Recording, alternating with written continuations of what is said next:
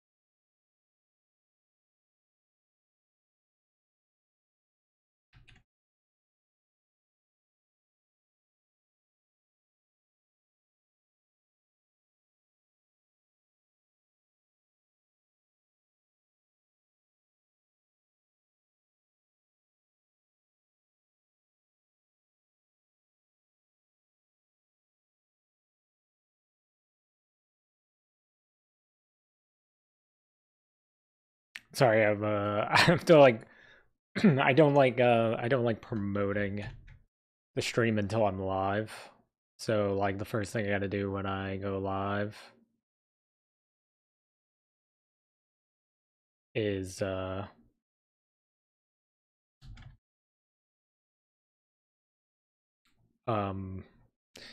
first thing I gotta do is promote it when I go live. So just give me, and now like there's so many different like avenues that I'm using to promote these things that it takes me a while.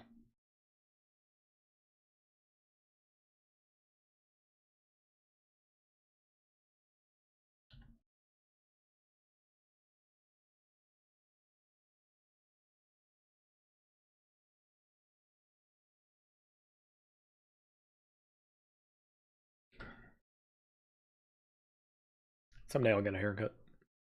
Maybe. Who knows? I know next time on Dragon Ball Z. Alright, just making sure my settings are good.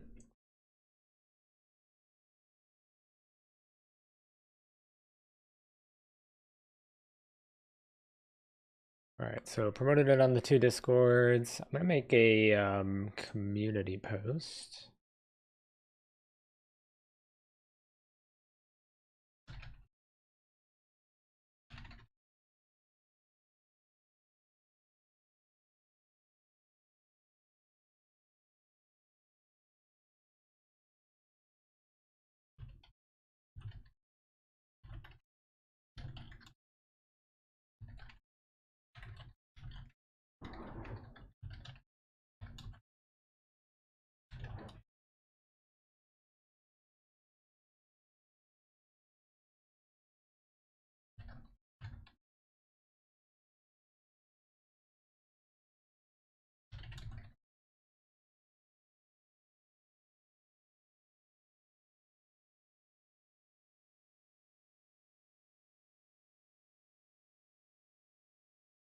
Alright, haven't done that much. I gotta plug in my phone.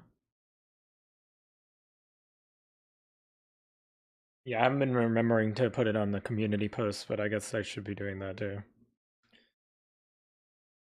I need my phone so it's easier to keep track of the YouTube chat, just in case people pop in there.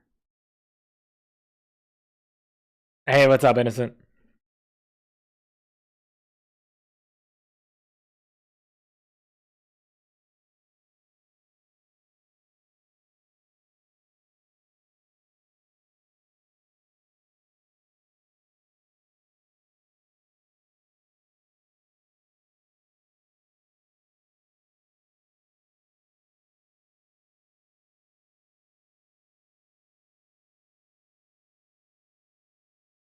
Okay. YouTube chat on my phone, just in case. Now I gotta do everything else. Facebook, Twitter.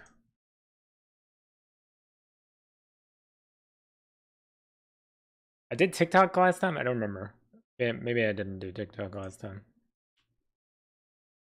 Oh my god, the Val Starlet.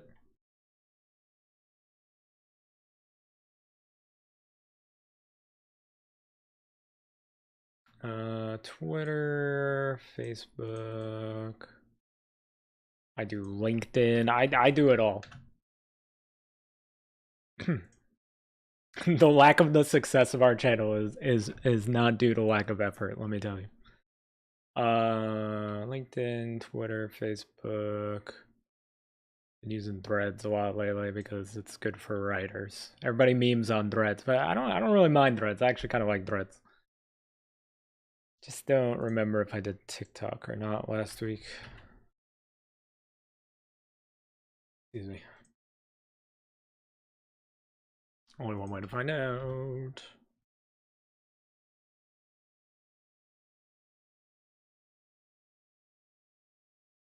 I did not do TikTok last week. I don't think we really need it. I'll save TikTok for like clips and stuff from the stream probably. And then if people want to come watch the stream, it'll be on YouTube.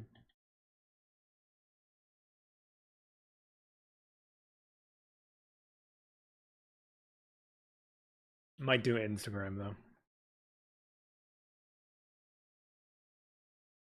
All right, let's do this. Boom. Sorry, just bear with me. This is like the longest like part of the opening of these streams. I just don't like promoting it ahead of time. I mean, I guess what I could do is maybe I could get them like ready ahead of time. I didn't have time today. I was actually later. I started later than I was planning to. I guess what I could do is like I could prep it and then as soon as I go live just like send them out. But yeah. I was very unprepared today. Still getting used to going live at these times because I don't ever.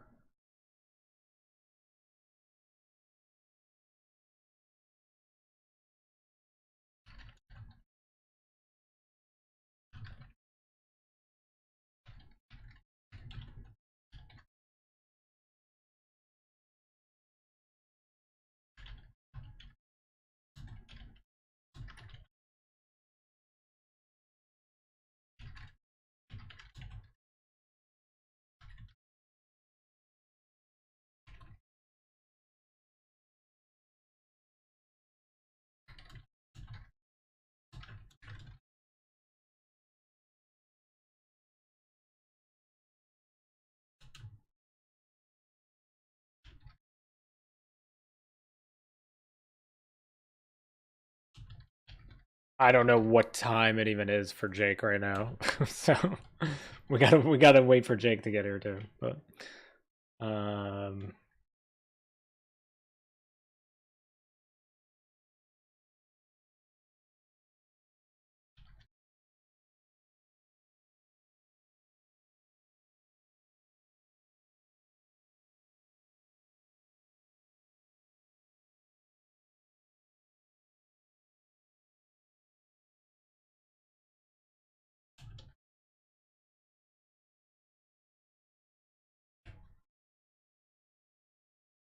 alrighty.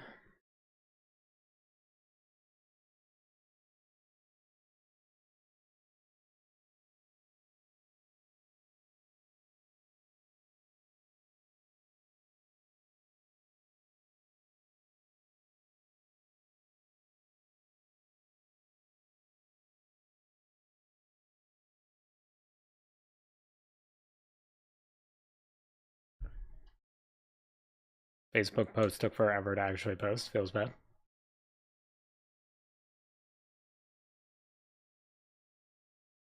The thing is, like, once I post one, it's pretty easy because I use basically the same stuff.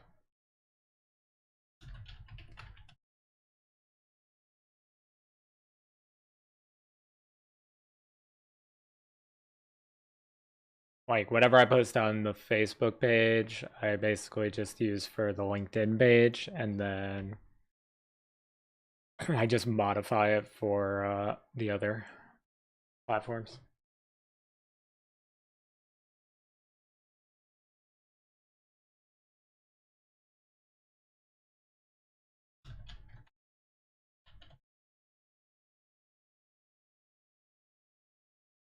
All right, that's LinkedIn, Facebook.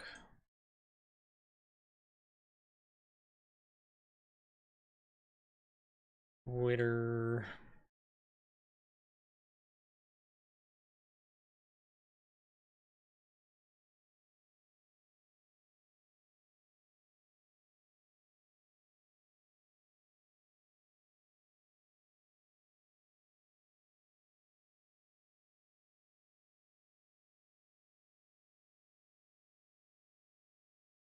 Jesus. I'm having so much trouble tagging people on Twitter lately. I don't know why. Every time I go to do it, it gives me a problem.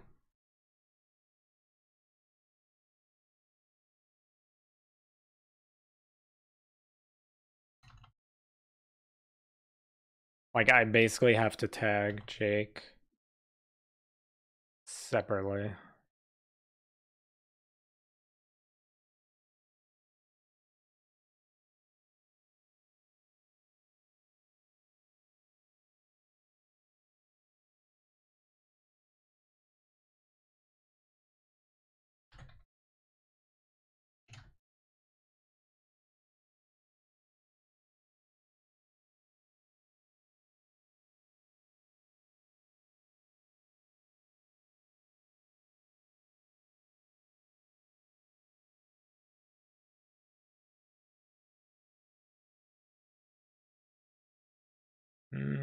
I can't even tag him separately right now. Why does this give me so much trouble?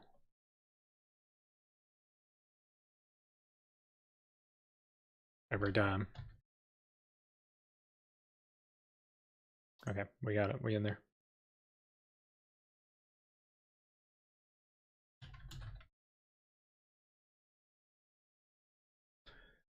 Okay. If for some reason Jake doesn't show up, we're gonna have some issues.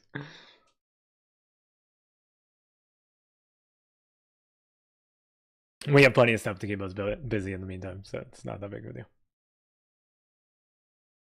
All good, Mistral, all good. We haven't been live for that long. I started late. We've been live for 13 minutes. But yeah, I've just been promoting the stream everywhere. You didn't miss anything. Pink is superior.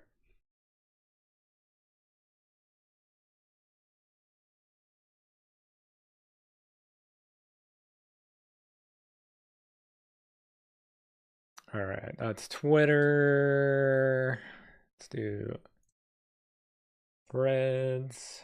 So for Threads, how to do this? Yeah, if by the time I'm done doing this, Jake is not here, I will we'll just start with some of my stuff and then we'll go into that. I have some fantasy distraction stuff to talk about before we do anything anyway, but yeah.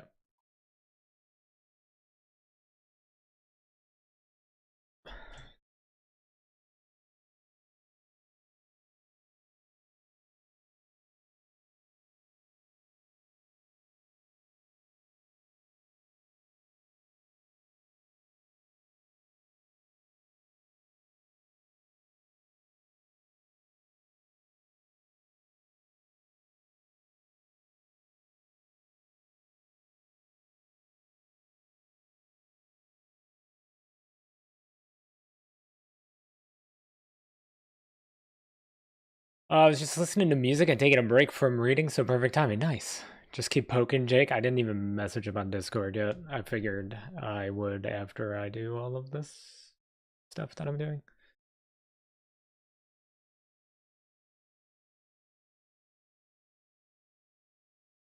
I'll send him one now before I do the Instagram post because that's going to take me a minute because I'm bad.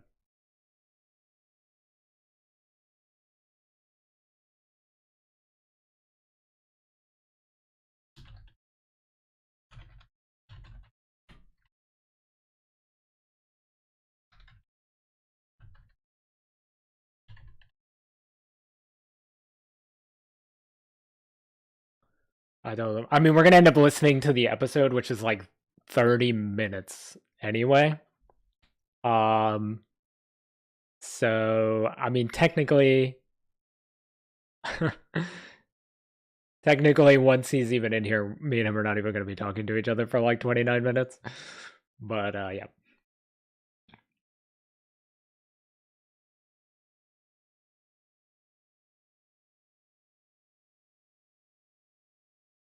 All right, that was Threads. That I gotta do Instagram. Instagram. My hair, when it gets long like this, it starts curling in the back, and it's really distracting me. Anyway, I should just get a haircut, but I refuse. I refuse. Okay, my Facebook done, Threads done.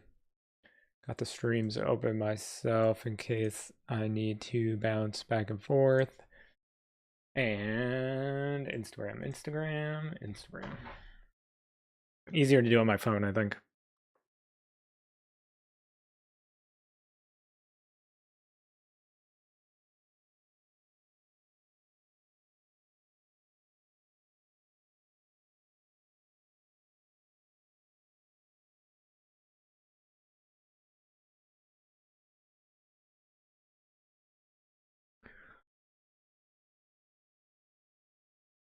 Yeah, I always do Twitter. I do Twitter, Facebook, LinkedIn. I'm doing Threads now. I do basically like everything but TikTok. Just because like I'd rather just take like clips and stuff from the stream and post those on TikTok than like I don't want to always make a TikTok video that's just me like announcing that I'm live, you know, and then like have to take it down later because it's kind of like silly after the stream is over. That makes sense.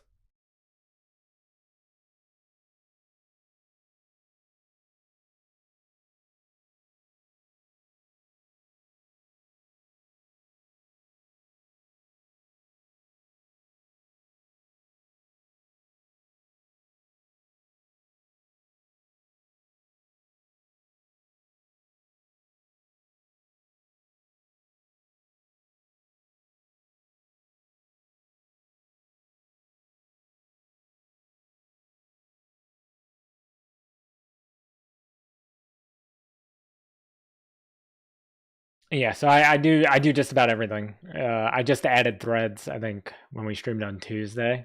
I just started posting on there, and but yeah, I do everything. The only thing I wasn't doing in the first couple of weeks was Instagram.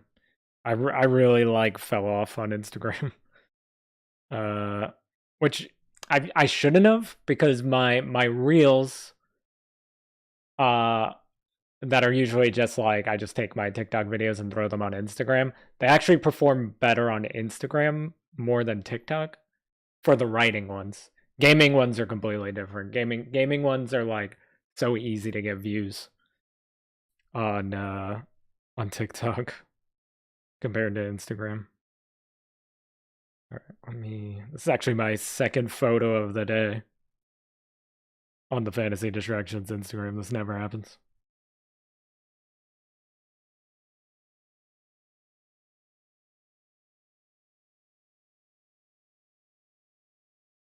Now the fun part, because I type very slow on my phone.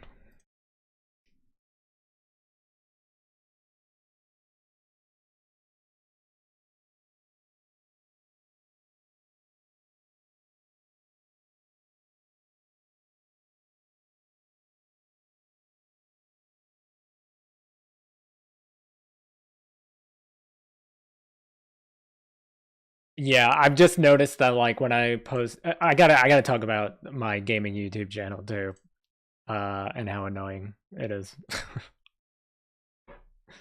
the look at, oh my god, look at this thumbnail on Facebook.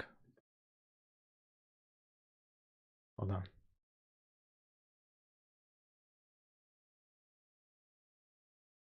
If this doesn't bring people into the stream, then I don't know what will. How do I look up at it? If this doesn't bring people in, then I don't know what will. Me blinking.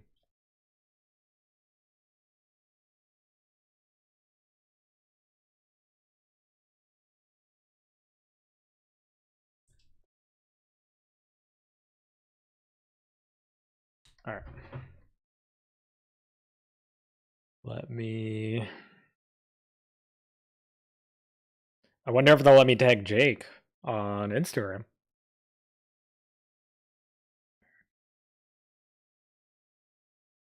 Watch me struggle to type on my phone. I type with two hands. Because I'm a boomer.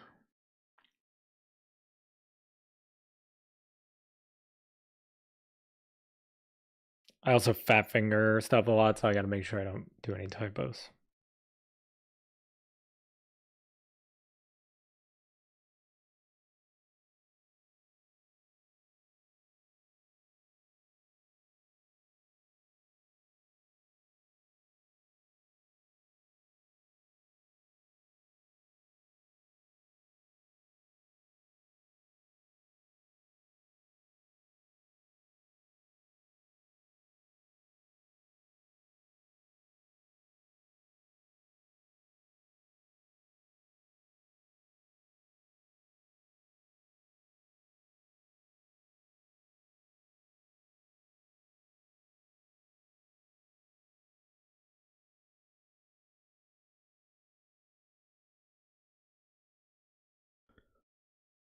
Uh,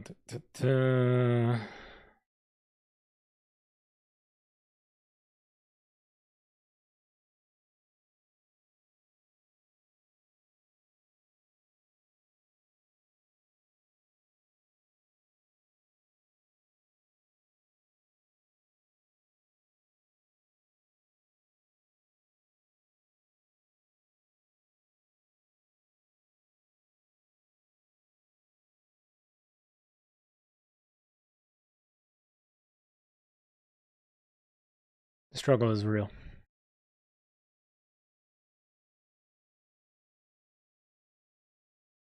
Uh,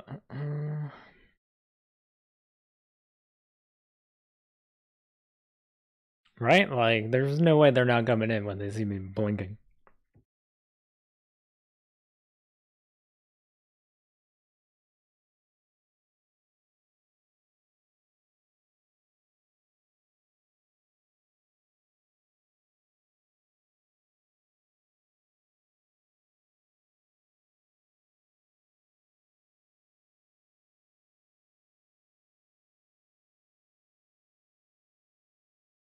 I honestly did every other platform quicker than it's taken me to do just Instagram. If there's anyone that I need to prep ahead of time, it's the Instagram one. Not that it really matters. We're just vibing until Jake gets here anyway.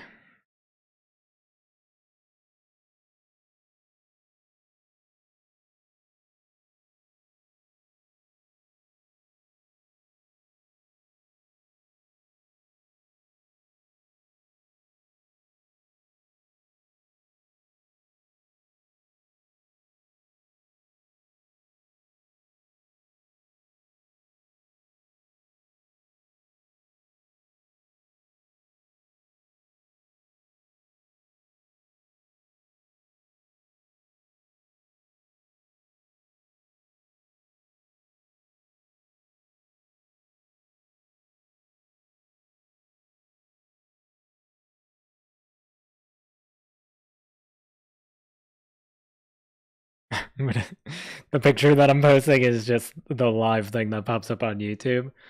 I'm gonna tag Jake as my PS5.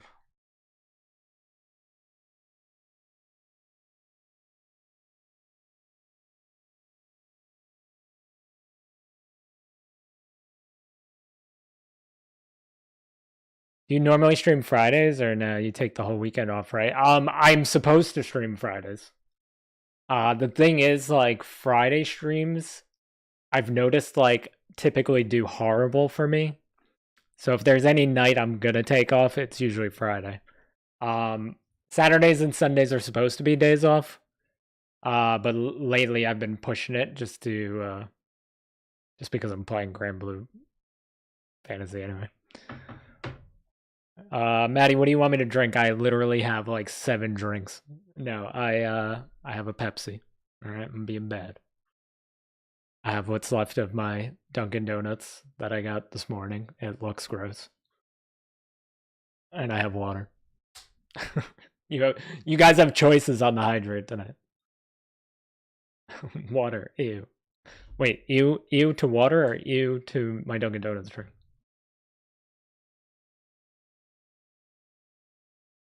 Okay, I'm assuming you wanted me to drink water because I know you.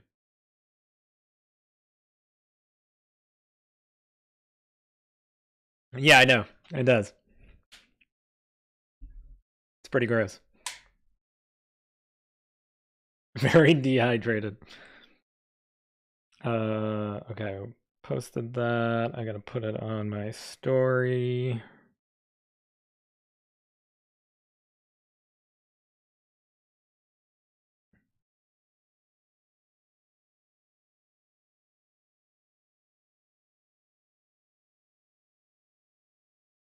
The only thing that annoys me with the desk standing is, yeah, there he is. What's up, Jake? He's awake. Um, my desk like shakes when it's like in the standing position,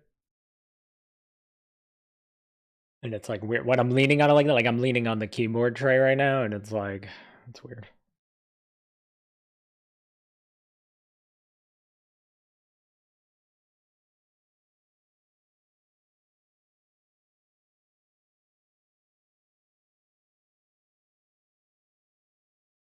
All right, I think I have shared it everywhere I could possibly share it.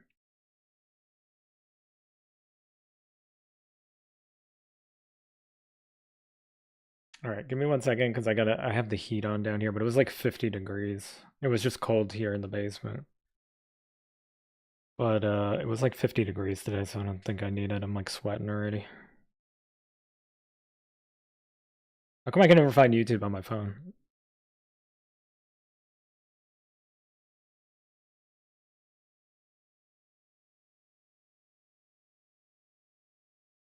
Okay, let me turn off the heat.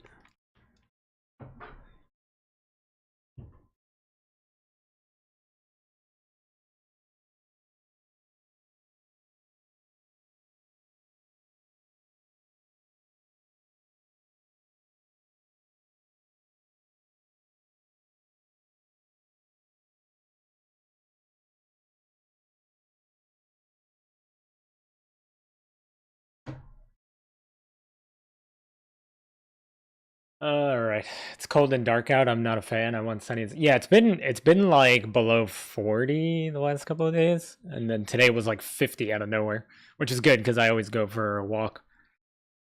Excuse me, to get this this lovely drink. Uh, on Thursdays. So it's nice. It was a nice walk. Okay. Now that that's done, just woke up. What I say, Jake just crawled out of bed. Yep. You hit the nail on the head. That is show. Okay. Facebook I don't need to open anymore. YouTube just in case. Drink the Dunkin'. It's not gross. Like I actually like the taste of it, okay? It's just from earlier today, so it's been sitting out for a while. I just didn't finish it. Okay, I got two things I just want to talk to you guys about, and then we'll watch GALAK. Can I open the link that you send me on the link you sent me on Discord, Jake? Can I open it like in a browser, or do I have to capture Discord for that?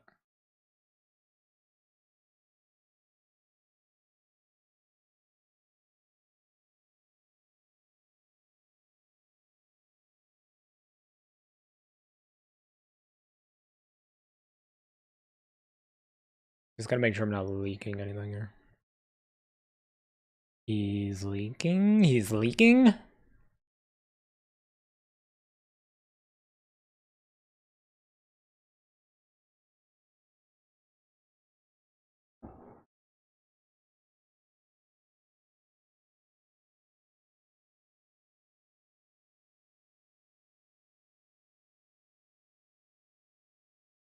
Uh,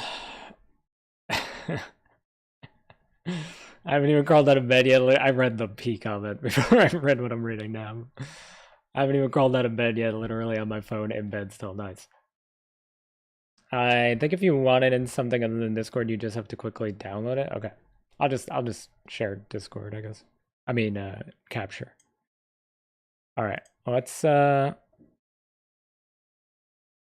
about these monthly recap emails that I get from YouTube real quick. Well, we'll talk about this. We'll talk about something else that I want to talk about. Quick little FD, what's coming up, what's next kind of things that we normally do, and then we'll give time for Jake to get out of bed, and then we're gonna all just I'm not gonna say anything. We're just gonna let GALAK play. It's about 29 minutes, so we'll just be vibing in chat. You guys won't hear me for 29 minutes, and then we'll talk about it with my man, the homie.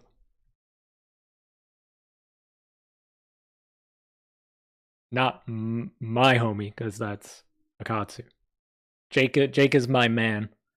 My homie is Akatsu, but he's the homie. These are very important things in my life that I need to get correct.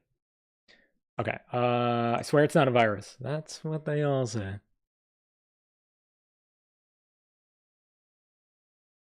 This just in, my feet are on the floor. He's doing it. He's evolving. All right, let's talk about this real quick. So I have posted videos every Monday and Friday to start 2024. We've kept up with that throughout all of January and the start of February. I've posted to Spotify every Wednesday. The written form of the stories on Royal Road every Thursday. We've done a writing/reading stream every Tuesday. We just added Tuesday and Thursdays. I don't know why I'm saying Tuesday, but Tuesday, right? So, I mean, it doesn't show new subscribers. We definitely got new subscribers. That was the other thing I wanted to talk about. We got a new subscriber today, 361. That's huge, because I didn't promote or do anything until just now. Huge.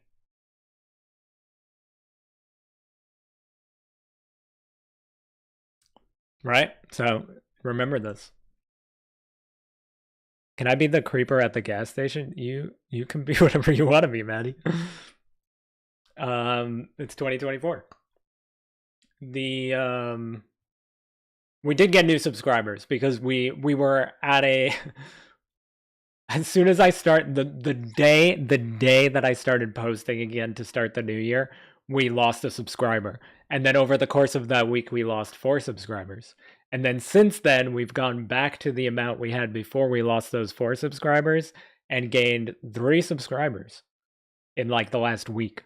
So we're on the up and up. It's not reflective in this email, but it's there, right? 116 views. Obviously, we wish that was higher. 454 minutes watched. That's probably because of the live streams. We usually don't hit 454. But the reason why I'm bringing this up, because it frustrates me. I have not posted a video. It's so hard to find my. It's actually hard to find my Val Starlight YouTube channel. Oh, not that hard. I lied.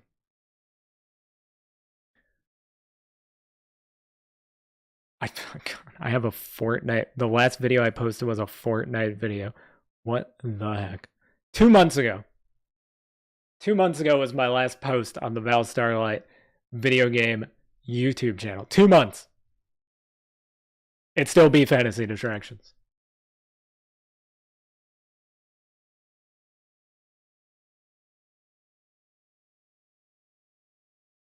This is the kind of stuff that keeps me up at night. Okay, I didn't beat it by much, but it's still 300 more views and about like 40 more minutes watched. That's all. Welcome to my thank you for coming to my TED Talk. That's all I wanted to rant about. I gotta the real moral of the story is I need to use my gaming channel more because like I wasn't even trying and I beat Fantasy Distractions, which I literally pour my heart and soul into every month. Okay, that's done. That is done. All right. I'll probably use it more once Final Fantasy VII Rebirth comes out. That's probably when I'm gonna start posting on there again. All right. Let's talk February. So tomorrow is the 9th. Tomorrow will be a Marcus story. This is another Soldier's Crest story. I should play some Fortnite. God. Fortnite. What a circle we've come to. When I used to play Fortnite on my channel, everybody would yell at me and tell me not to play Fortnite. But my viewership was actually pretty good when we used to stream Fortnite. And now you're telling me to play Fortnite. Sad. Yo, what's up, Monster Lord? How's it going, man? Chilling. How you doing? Marcus is cool. I have liked him in the book so far. Yeah. He was like in the first book, he was meant to have like a storyline that runs parallel to Valak's, but like Valak is still the main focus. So I essentially use Marcus just to like break up like in between the stuff that's happening with Valak, but their storylines are meant to like run parallel, almost like Game of Thrones style, like different perspectives, but they're just things that are happening at the same time, not not things that are happening at the same time, things that are happening at different times versus Game of Thrones where it's like sometimes it's happening at the same time. You know what I mean? You doing fine so far? Nice. There is a new Master Yi skin. I actually like the Diana one. The Heaven Scale Diana. Monday will be the re-release of Morska that Zaf recorded for us with the words on the screen. Obviously, Spotify, Fantasy Short number 7. Royal Road will have Fantasy Distraction number 17 up. And Friday will be another Soldier's Crest story about Secromancy, which is like the magical stuff. The magic that created Mira and Laika and orcs and goblins and the Dragonkin. So this story is pretty cool. It's like the origins of that magic and them experimenting to create those creatures and dragons and stuff. So that story is going to be pretty fun. Oh yeah, Ezreal had a skin in there too, which is actually that's pretty nice too. But I feel like Ezreal, like because of Heartsteel and everything, he's got like so many skins lately. Logging into purchase and then not touch it. I would do the same with that, so no judgment here. The 19th will be the Drew re-release that I have. So I re-recorded it. Wasn't happy with how it came out. I re-recorded it again. Still wasn't happy with how it came out. We recorded it on stream for one of our streams, if you remember, if anybody was here for that. Didn't end up using that one either. I re-recorded it a 5th time, and I think that's the one that I might have done a 6th time even. Whichever the last one was the one that I ended up using. The thumbnail and the background for this one, I really like. It's really dope when you guys see it on the 19th. Fantasy Short A, Royal Road. Barrier X Breaker is a Meryl and Tarjan story. So also Soldier's Crest. We got a Gerard story, a Tarjan story, and then on March 15th is when we return to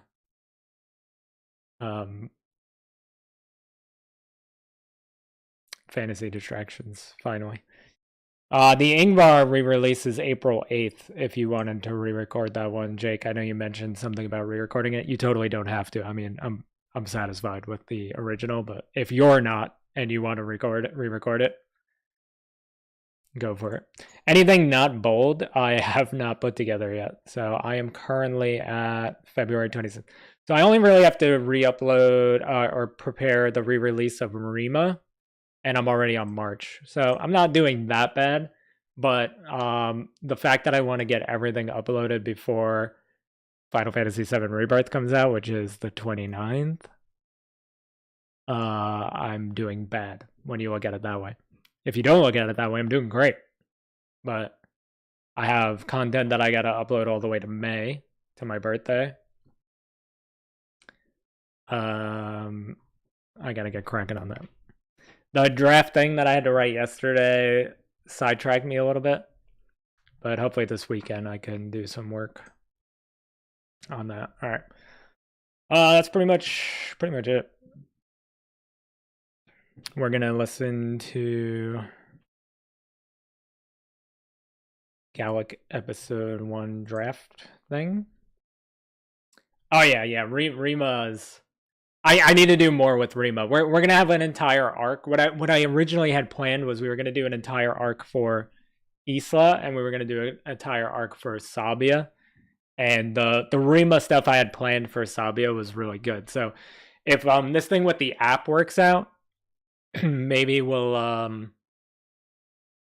maybe I'll pitch them like if it does well and I continue to release stuff for them, maybe we'll do like an entire like Sabia arc for them, because that would be cool to see animated too, because Rima is really fun to play around with. Yeeskin achieved. I'm proud of you, man. Congrats. I'll re-record it soon. Doing great. Thank you, Maddie. Okay, so let me set this up. Give me 1 second. Give me 1 second. I might just download this.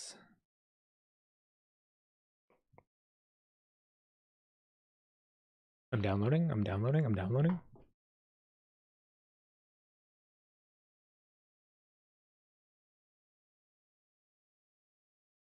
No spoilers?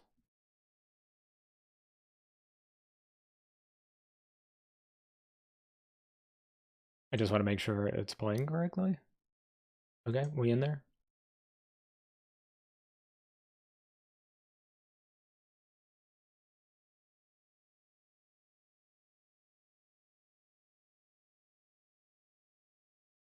Okay, you got it, Maddie. All right, so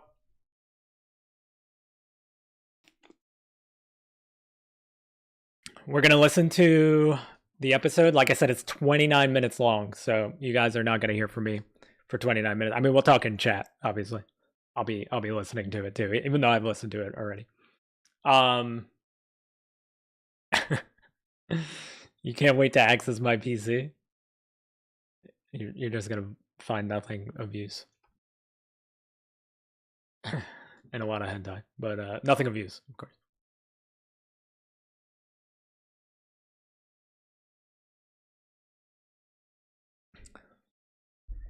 I actually don't have any hentai on my computer. You can believe that if you want to or not. But we should get some never mind. Anyway, I'm flexing. Wow. Here you go. Here's a flex. Wait, my arm actually looked like toned over here. I haven't worked out in weeks. I'm super skinny, okay? Like for me that was impressive, okay? Anyway. It's 29 minutes long, roughly. It's like 29 and change. We'll listen to it. Once it's done, me and Jake will talk about it. Feel free to ask any questions to Jake. I have heard the early versions of this. I mean I listened to this new version as well. I heard Jake has read the early version of it to me. And now this is the fruits of his labor. So feel free to ask him any questions. I had very little / nothing to do with this. So give me my points back. It didn't play. Does it not play when I'm in between games? I wish there was an easier way to give you points back. There will be. Oh, you're just gonna put hentai onto my computer. Okay, you're gonna hack me just to leave hentai. Does that not? We've had this problem once before. I do have sound alerts on. Maybe when I was on. Maybe I was on the writing stream. No, sound alerts are on there too. Why did that not buy? I'll figure that out. And I'll get your points back. You heard the wow?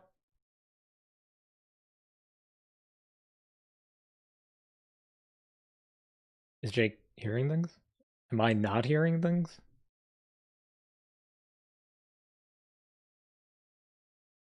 I guess Joe is the only person that may not have hidden not safe for work folders on his PC. Yeah, I actually don't. Like honestly, like you guys might think I'm trolling, but I actually don't. I'm a good Christian boy.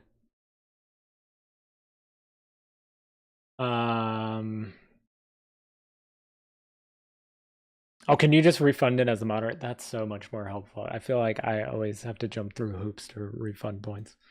All right, so we're gonna listen to this thing 29 minutes long. I'm gonna be off mic obviously for this. When it is over, Jake and I will talk about it. If you have any questions, ask Jake. Innocent is in it as well. Jake voices it. A lot of Fantasy Distraction people are in it. And there's some voices that are not on Fantasy Distractions, but they're really good too. So listen, enjoy, and we'll talk about it after. I'll still be in chat, so. I listened to it already though, so I might not be like super talkative unless you guys talk to me directly, but if you have questions, ask Jake. That blade. That blade. Because I'm deaf now. Alright, let me capture this. Doing all that talking, but not doing what I'm supposed to be doing. Pro streamer, by the way. Alright. Muting myself, turning my camera off, swapping scenes, because I'm totally going to remember to swap scenes. And then we're going to, you know what, let me swap it now. And then we're going to listen to this. I'll be back in 29 minutes. Listen, enjoy, ask Jake questions, tell Jake how great he is, tell Innocent how great she is, and I'll be back.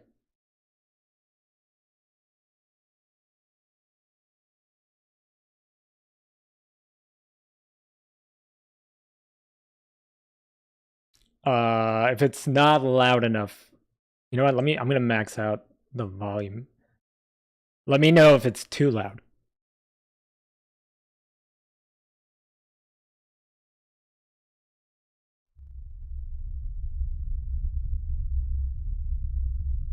Over 70,000 years ago, there was an organization of warriors that roamed the universe, known as the Hemdari. While they were deadly fighters, the main priority of the Hemdari was to keep the peace. If a problem could be solved without the use of a blade, they strove to achieve it.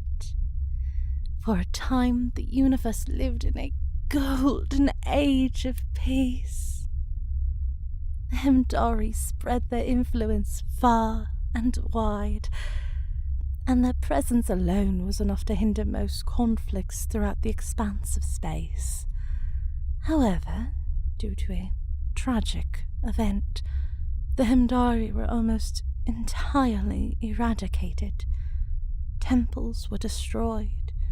Important documents and information were lost during the fallout. A handful of the Hemdari survived the conflict. But rather than rebuilding their once prosperous people, they went their separate ways, finding homes somewhere in the stars. Time passed. The Hemdari had vanished, and the stories of their exploits were only shared through word of mouth. Now in the modern age, it is unknown if they ever existed. There's very little evidence of their influence, and what evidence is found is often brushed off or described as something else. But in the ashes of their history, a faint spark is seen. The Hemdari who survived kept their own notes, and some even trained a few individuals in hopes that one day their knowledge would be used to bring about a new era of Hemdari. Many millennia later, that will to preserve comes to fruition. through that spark in the ashes. There, in the field. That's the one. Are you sure? I'm certain. Begin the landing sequence.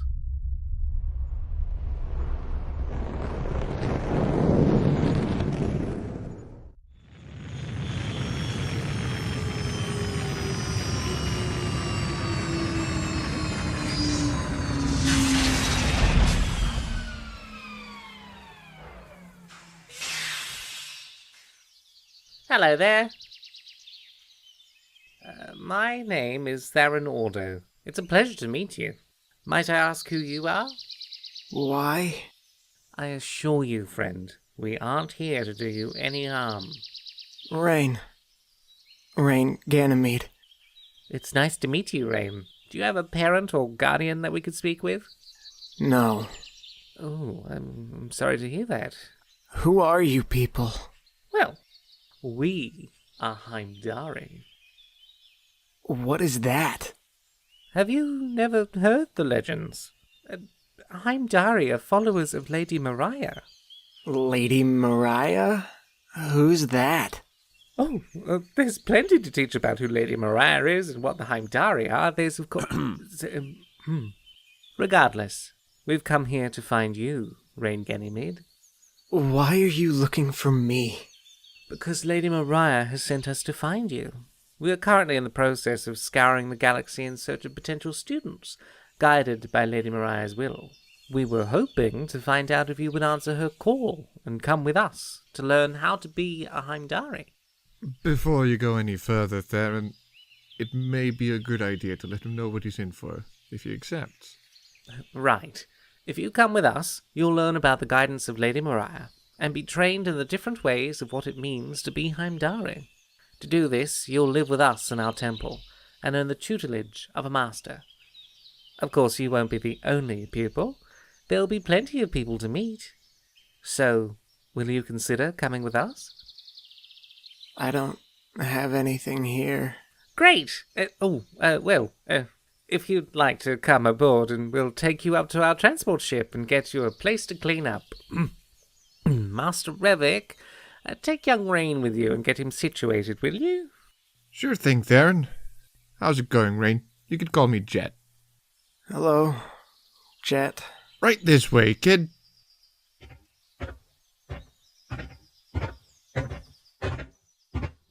Hey, one last thing. They gave you the sales pitch, but I hope you know this isn't going to be that simple. This isn't just a vacation. This is your new life and home. It's physically demanding, and you'll have to meet some hefty expectations. It's still basically a school, but not without a couple of bruises. Or worse. Still want to come with? Yeah, that's fine. Alright. Just wanted to give you a better idea, is all.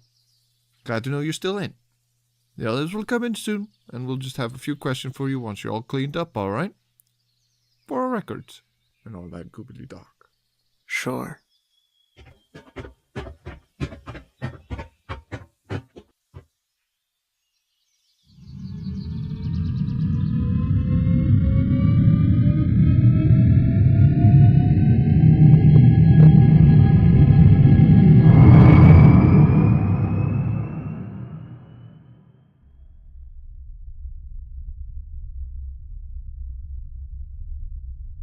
I don't like this decision.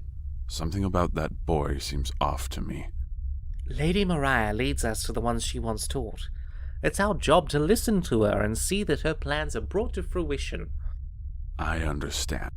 Still, we should keep a close eye on that boy. You worry too much, Master Omega. Do you not find it odd the position we found him in? A boy, alone on a planet like this?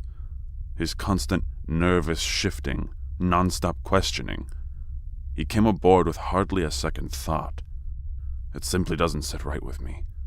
Master Omega, we are three complete strangers who came to his home, confronting him in the midst of the fields and asking him if he'd leave the planet with us. He has every right to be curious, defensive, and nervous. You're reading into this far too much. Perhaps I am. Forgive my nerves. No need to apologize. You're only doing what you believe is right. But let's forget about that for now. We're about to dock in the transport. Go make sure Rain and Master Revik are ready to go. Yes, Master.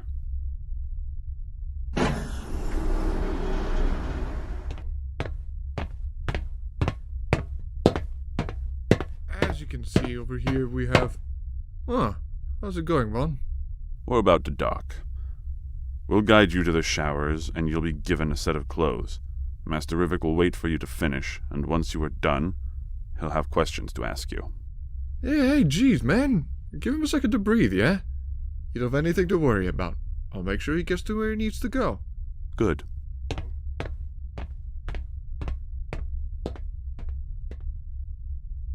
Give him a bit of a chance. He's a lot nicer than he seems. I swear. It's fine. Well, let's get you all cleaned up, alright? Sure.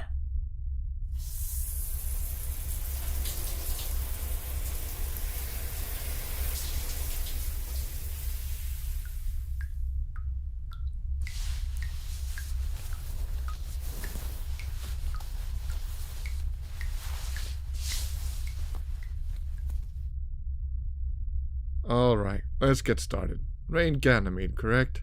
Yes, sir. Yeah, M-E-D, alright. And how old are you, Rain? 16. Yeah, that sounds about right. Alright, and you grew up on Revigi? Yep. Right. When were you born? The 15th of Gensel, galactic calendar year 100,010. Uh-huh. Alright. Let's get you measured in height. Will you stand up for a second?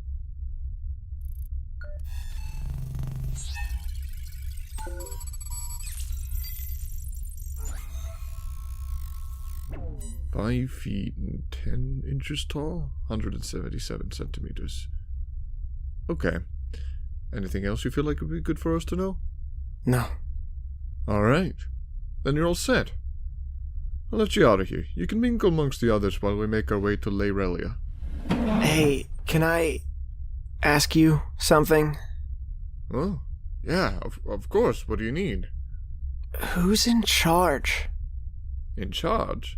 Like, in charge of me or in charge of you? What? Sorry, that probably made the whole chain of command sound way more complicated than it really is. Theron, the man you were talking to when we picked you up, is the Grandmaster. He's fully in charge over this whole operation. However, we also have a council of masters who sit right at the tippity top with him, consisting of me, that other master Vaughn, and the two others named Alessandra and Praxis. Okay. And the council aren't the only masters, right? Yep. Right. I think I understand then. Good. If you have any other questions, don't be afraid to hunt me down. Ready to head out then? Yeah, sure. All right.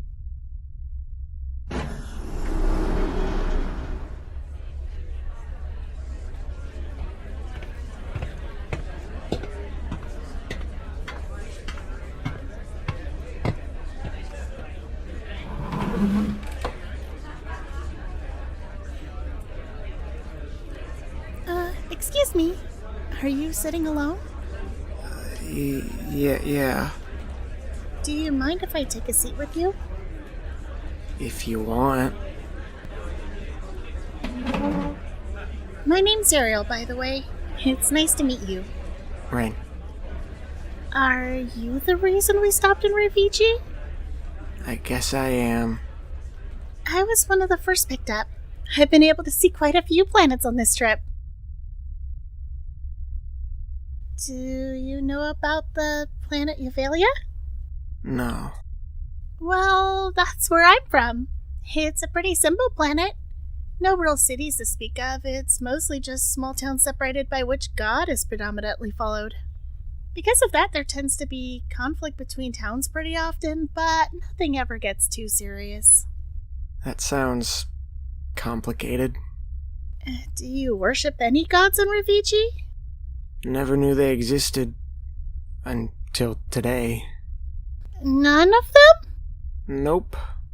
It's amazing you've never heard of them up until now. How did you manage that for so long? I don't get out much. Oh. Attention, everyone. We've come out of hyperspeed and are now approaching the Relia. You can see it out the windows of the ship. We'll be landing in about 20 minutes. Wanna go see the planet? Yeah, sure.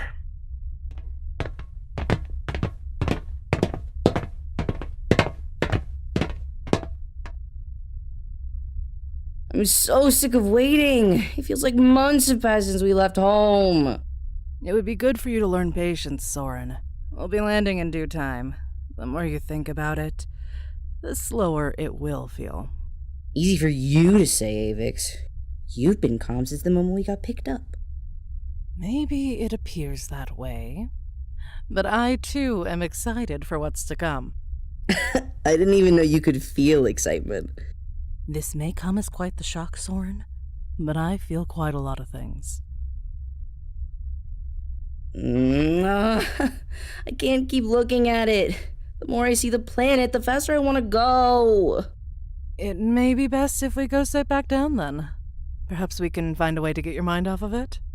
Doubtful. But I guess we can try. Very well. Let's go. All right. Whoa! Sorry. Didn't mean to bump into you there. Are you okay? Yeah, fine. Sorry. No, I should have been paying more attention. No, not your fault at all. Are you here to look at the planet?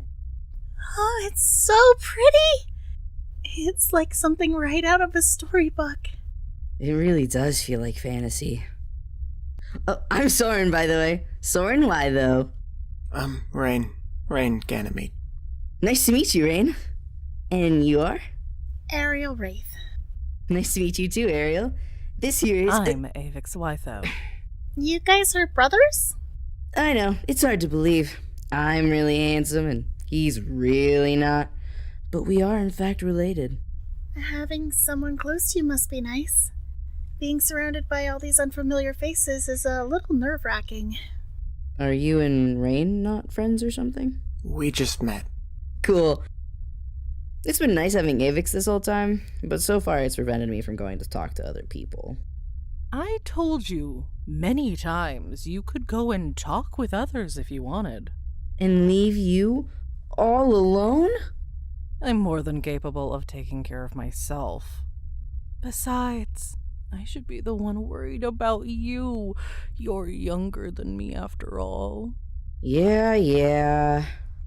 Even so, we still ended up meeting some new friends, right? So it all worked out in the end. You just headbutted him. You guys want to come sit with us for the rest of the flight? I don't mind. Rain? Sure.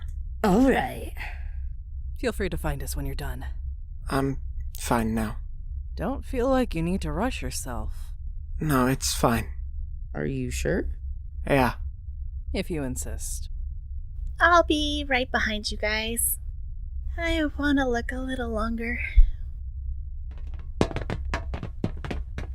So, where are you from? Ravici.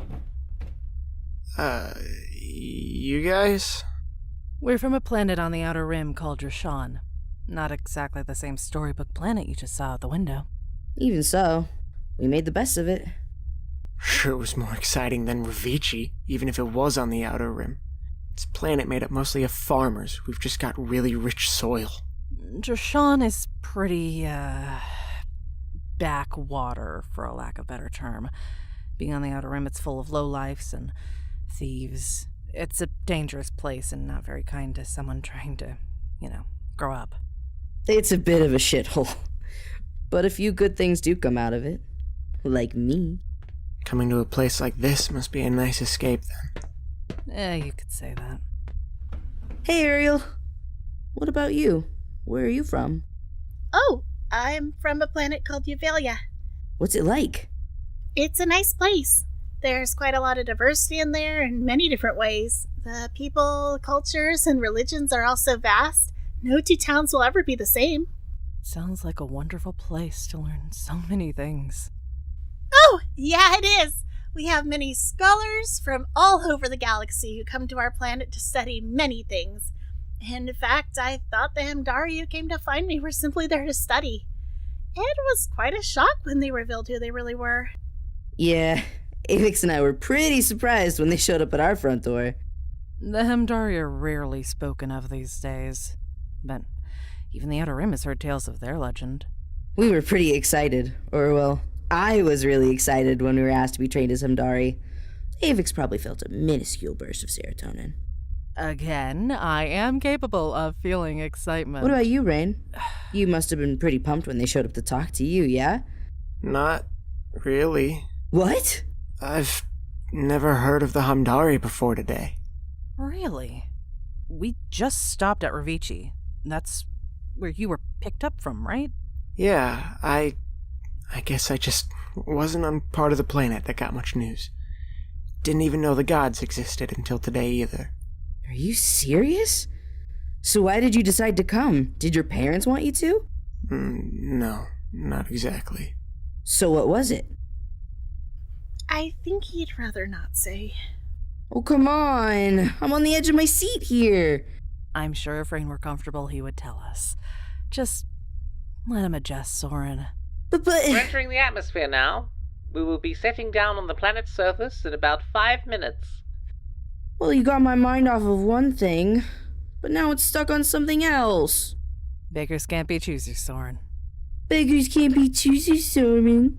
I'm gonna be up all night tonight thinking about all the possibilities now.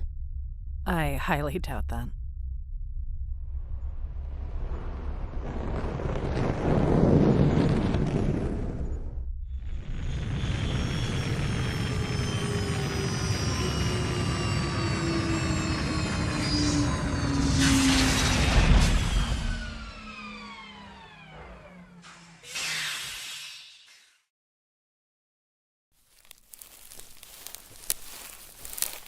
Come on, right this way. We got a few things to explain in detail before you're free to spend the rest of the day however you'd like.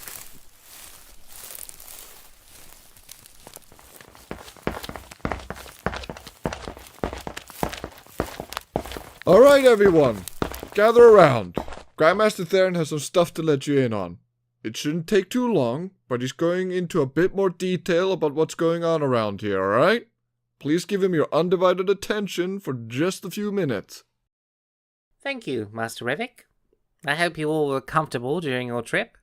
For some of you, I know it must have felt like it lasted quite a long time, but now that we're finally here, let me formally welcome you all to Lorelia, training grounds of the new generation of the Heimdari. Now, I'm sure you all have many questions or are unsure just what this training will look like. Each day, you will have 2 classes, one in the morning and one in the afternoon. Evenings and weekends will be yours to do what you like with. Make sure to study and train well. It will make your time here much easier. We are hoping to pair each of you up with a master, who will then teach you in a one-on-one environment. Tomorrow, after breakfast, we will be holding a trial of sorts. We want to see where you all stand in terms of latent talent and ability. So, be sure to rest well tonight. Thank you all for your attention. The masters will show you to your quarters, and from there you are free to spend the rest of your day as you like. Alright, boys, if you'd be so kind as to follow me this way. Ladies, follow me. I'll see you guys later. In case we don't see you until tomorrow, have a good night. You too. Alright, this is where all you'll be staying. You can pick your rooms. There are more rooms up those stairs. Each floor has about 6 rooms and a bathroom. The 4th and 5th floor are where the masters reside.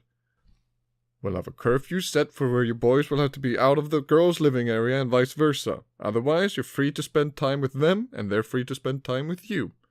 Each room has the exact same accommodations and size, so no one is getting a room better than anyone else. The night is yours. Just remember, we're starting training right away, tomorrow. Be smart about how long you stay up. Good night. Let's go up a level. If we get up there first, we get first picks.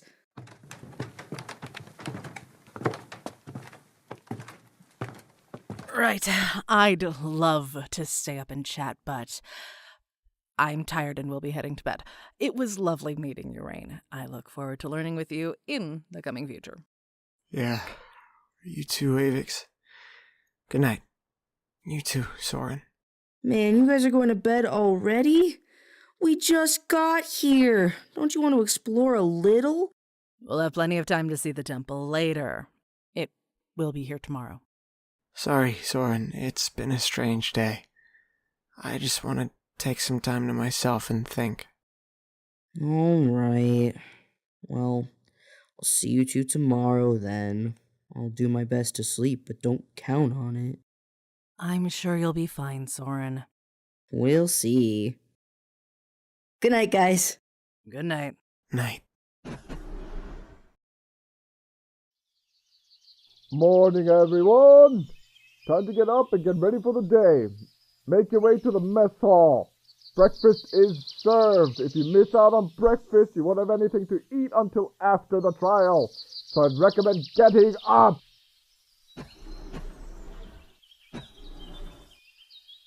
Good morning, guys. Good morning, Soren. Good morning, Rain. Yeah. Morning. How did you sleep? All right. The bed was really comfortable. My head hit the pillow and I don't remember what happened next. I told you you would be fine. What about you, Avix? Well enough, I feel rested and ready for the day. Man, I'm starving. I feel like I haven't eaten anything in weeks. You always feel like that in the morning. Maybe I need to eat more. Doubtful? Yeah, I'm pretty hungry too. You're speaking my language, Rain. Well, Soren, today is your lucky day. We aren't boarding a ship to go get breakfast. You simply have to walk there yourself. That's too much. Agreed. It'd be nice to wake up with breakfast already in front of me for once. Avix, why can't you be more like Rain? Already looking to replace me? If he's cooler than you? Maybe. Gee, thanks.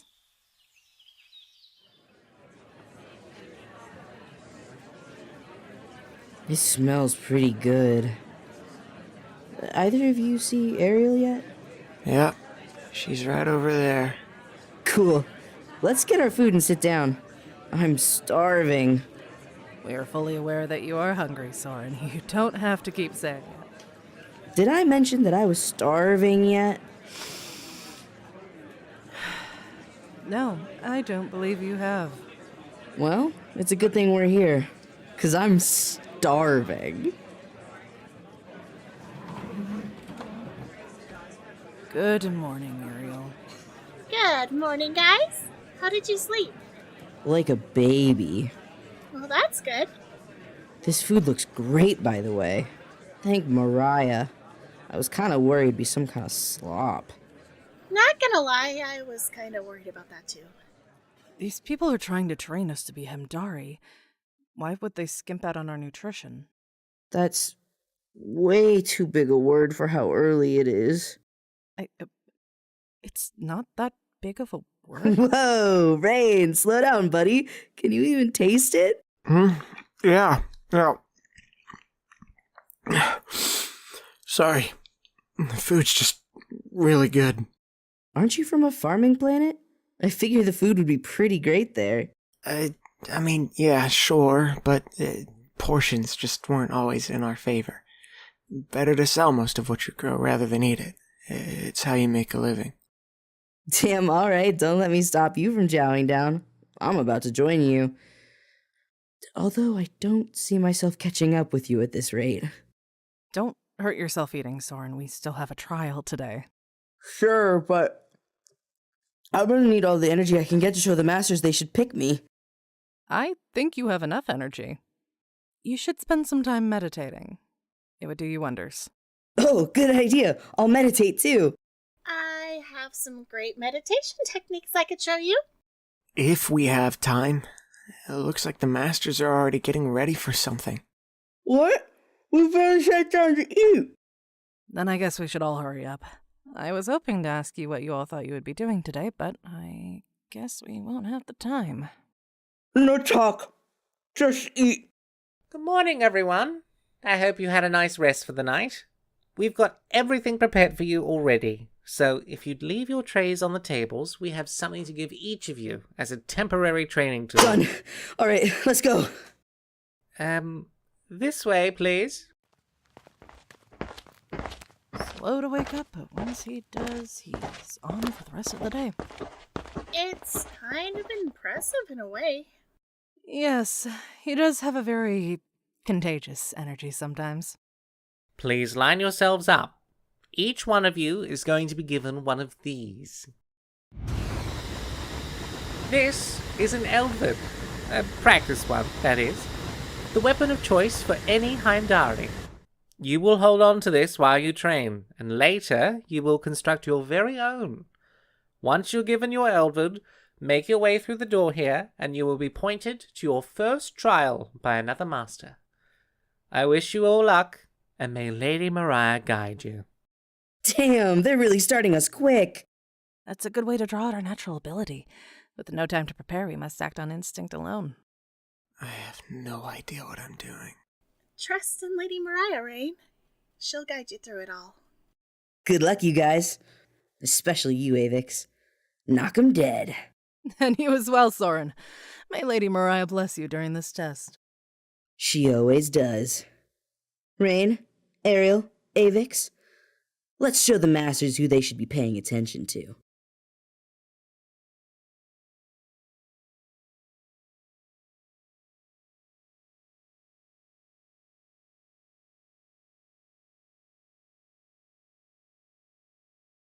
Alrighty, that was quick. It goes quick. It goes quick. I remember when I was listening to it, I was like, "That's 29 minutes already." It doesn't feel like a 29-minute listen, but all right. Give me one sec.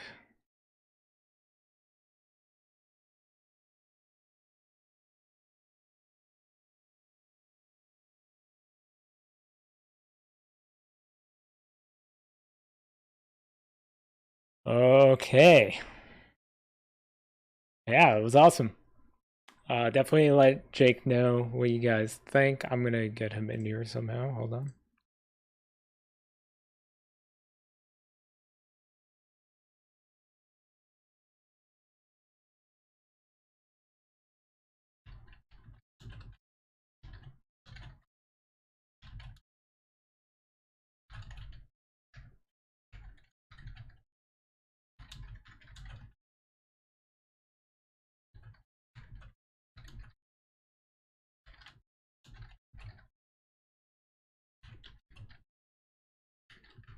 I'm typing.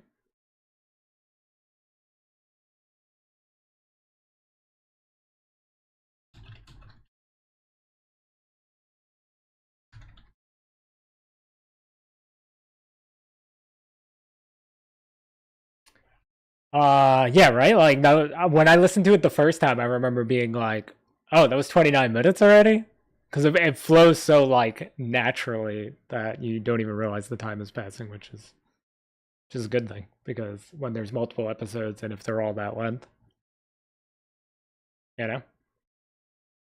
Jake, just call me. Is that the easier? I haven't done this in so long.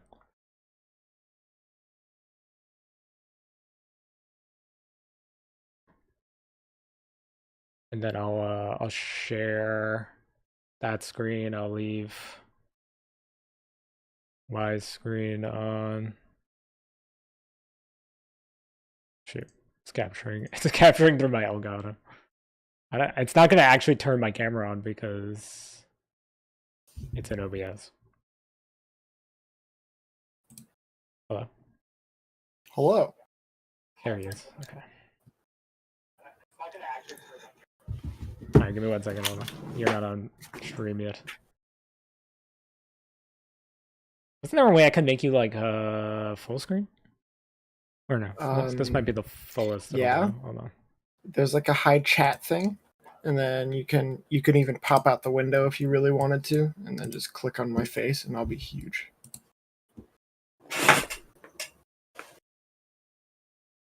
All right, hold on. Although I'm not gonna use this fucking string light. I want to look pretty. I look pretty. You're gonna be pretty. You're gonna see the pile of laundry.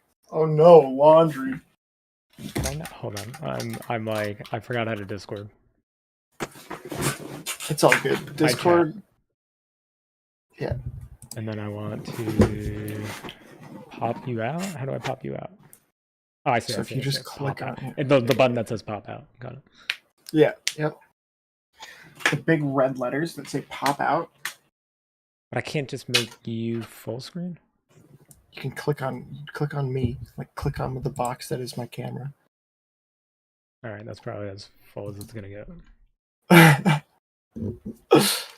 You could somebody correct me once I shared the screen. Getting excited for the training montage.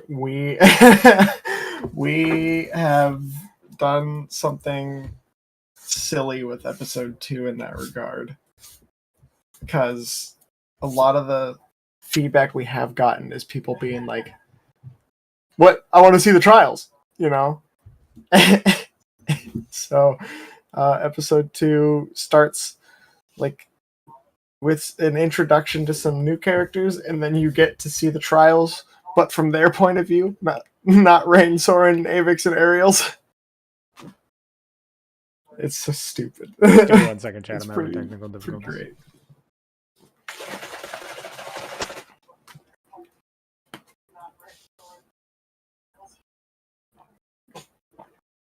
Are you drinking milk? No, it's iced coffee. Oh, okay. It's there, as Ino said. How dare. At least that's the brand. Just straight from the gallon thing, the 2-liter thing. What do you call these? Jugs.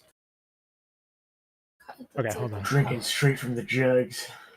Drinking from the jugs. It's a jug. Yeah. Hold on, this might end the call We don't because call them I'm jugs, dumb. though. No, it's all good. Yeah, What? we're I still think we call them alive. jugs. Well, start. I think we just straight up call them bottles. It's not a bottle. Does this put you on the screen? A bottle of milk.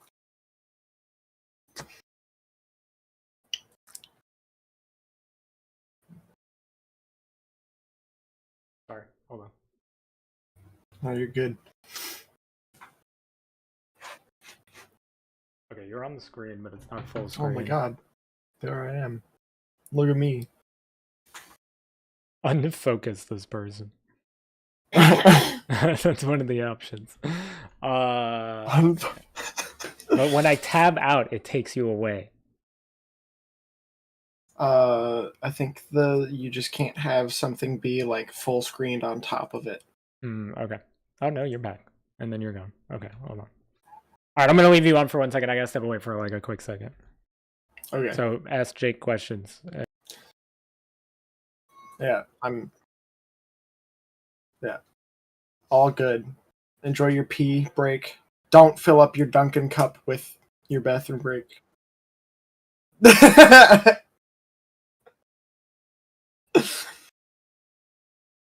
Discord has to be on top. We like something that has to be on top, right? Is that allowed? Hi guys. Thank you for the comments. The feedback. Appreciated it. Mike absolutely makes Vaughn way more likable than he's meant to be just by having a chocolate voice.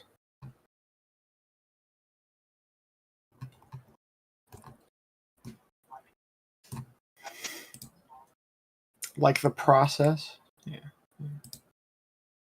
We've already done some editing to the script since like making that. I definitely think that our adjustments have made it just that much better, you know.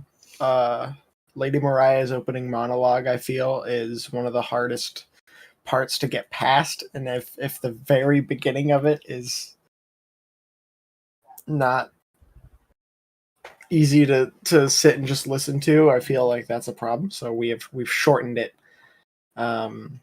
streamlined it a lot more. There's a couple other things that we've adjusted very subtly.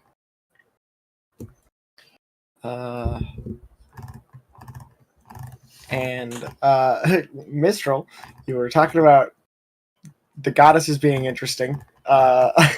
We actually mention more of them by name now in the adjusted and updated script.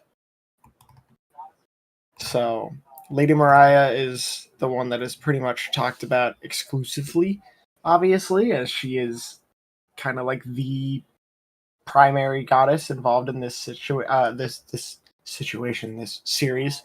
But there are others, and there are a couple others that are important to the story, but don't really interact with it in the same way that Mariah does. But I do have a pantheon. I'm trying to remember all of them. I don't have the pantheon memorized just because I don't need to.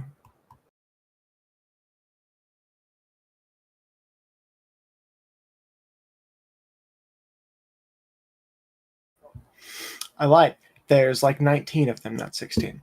Mariah is the center, like the main. Yeah, Mariah is the main goddess for this story. Technically, so there's like primary gods and secondary gods. Creation of the video. Yeah, writing took a while. The creation of the video took a long time. Piecing everything together just was wild. Like it took way longer than I expected it to. But yeah, there are primary gods, secondary gods, and like tertiary. And Mariah is actually in the secondary category.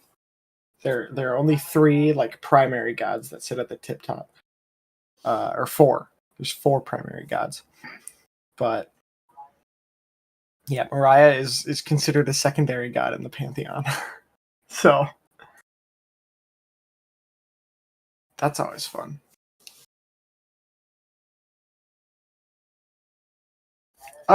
So Mystic helped me a lot. I wrote pretty much all of it. Like I had the entirety of I pretty much have the entirety of season 1 written. We're currently working on updating it and fixing it up and whatnot. Val helped a little bit when I started it, and then Mystic has come through and help out a lot with his suggestions and ideas. Hi, Val. Hi, yeah, I don't want to interrupt. I just watched. No, you're good. I just watched you like walk up, put your headset on, chill. I'm trying to open the YouTube chat on my phone again. Just to keep track of that, just in case. But yeah, both Val and Mystic have helped in the writing process a little bit in some way. So yeah, otherwise I saw it in the very like early stages, and you read it to me.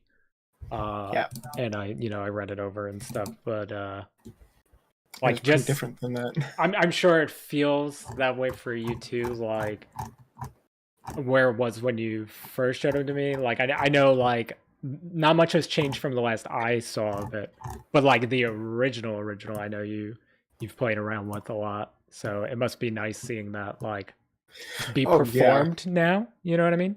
Right. Yeah. So the original, I shouldn't say the original episode 1. The episode 1 it was before I started reworking it into what it is now. Literally started more so with the conversation between Avix and Soren on the transport. Yeah, I remember like when you had told me that you made changes and then we went over it again. I remember like how much different it felt, like yeah. And it's not necessarily that like the original was was like bad or worse necessarily. It Yeah. was just like a different atmosphere, I guess. Right. Well, and it's like there was some extra stuff in the initial episode where like I think Braxis spoke in it, and the trials actually started to take place in the initial episode. Right. But I think that how it is set up now is so much better in the sense that like you get a cool intro. I liked the idea of the opening monologue, and then you get this cool introduction to like the Hamdari like picking up some kid, Right. being like, "We're gonna Yeah. train you. Want to do that?" And he's just like, "Sure." Which gave us a lot more leeway and flexibility in terms of personifying Rain properly from the get-go, because he's obviously an important character to get right at this point. Yeah. Avix and Soren, I feel we did super well. Ken's also just killed it as Soren. My God. Yeah, I think that was like the first thing I messaged you on Discord. I was like, Soren is amazing. I was like, yeah, who's Soren is voicing so Soren? good. It was so good. I fucking love it. Yeah. like it's one of those things where like you picture it in your head, but like and you picture it a certain way in your mind, and then like when it's performed even better than you were even thinking about it, like that's insane. Right. Like it's very rare that happens, but it was like the way I was picturing him was like one level, and then it was like the actual performance was an even higher level than what I was expecting it to be, you know. Yeah, Ken's killed it. Because really, I don't know if I remember explaining to you how I envisioned Soren, but like, or at least how he sounded. It was very Ezreal from League of Legends, you know, like typical anime character who's just ready to kick some ass. Yeah, I'm the main character. And then Ken's just came in and was like, I'm gonna do that, but like way better. You know, phenomenal job of giving Ken's directions. Because I know Inno helped with that. Inno, I think, helped give direction to Ken's and Winter. And Winter was Ariel. Right. Mystic just like killed it on his own. Like he didn't have me directing. He didn't have like he just sat down and did it. And it's like, my God, okay, man. Which is great because it's basically the first voice you hear and are introduced to. Yeah.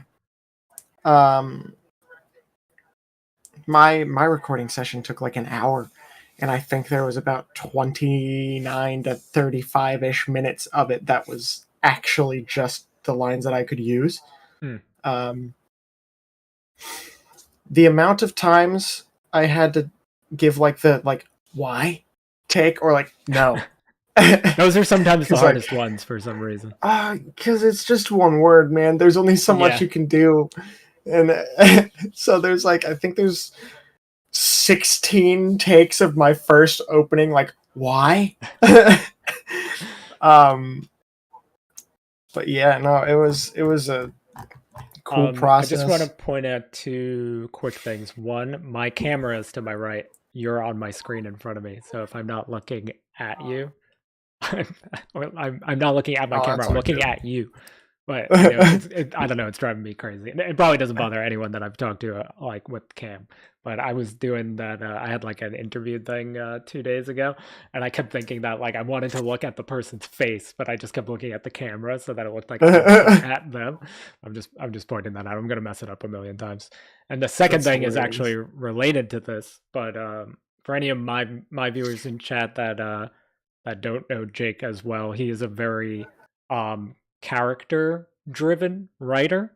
So I think a lot of what was changed from when I saw it the first time to what it is now is you wanted to dial back the number of characters so that you can really explore the personalities and the character traits of the characters that are in this version of it.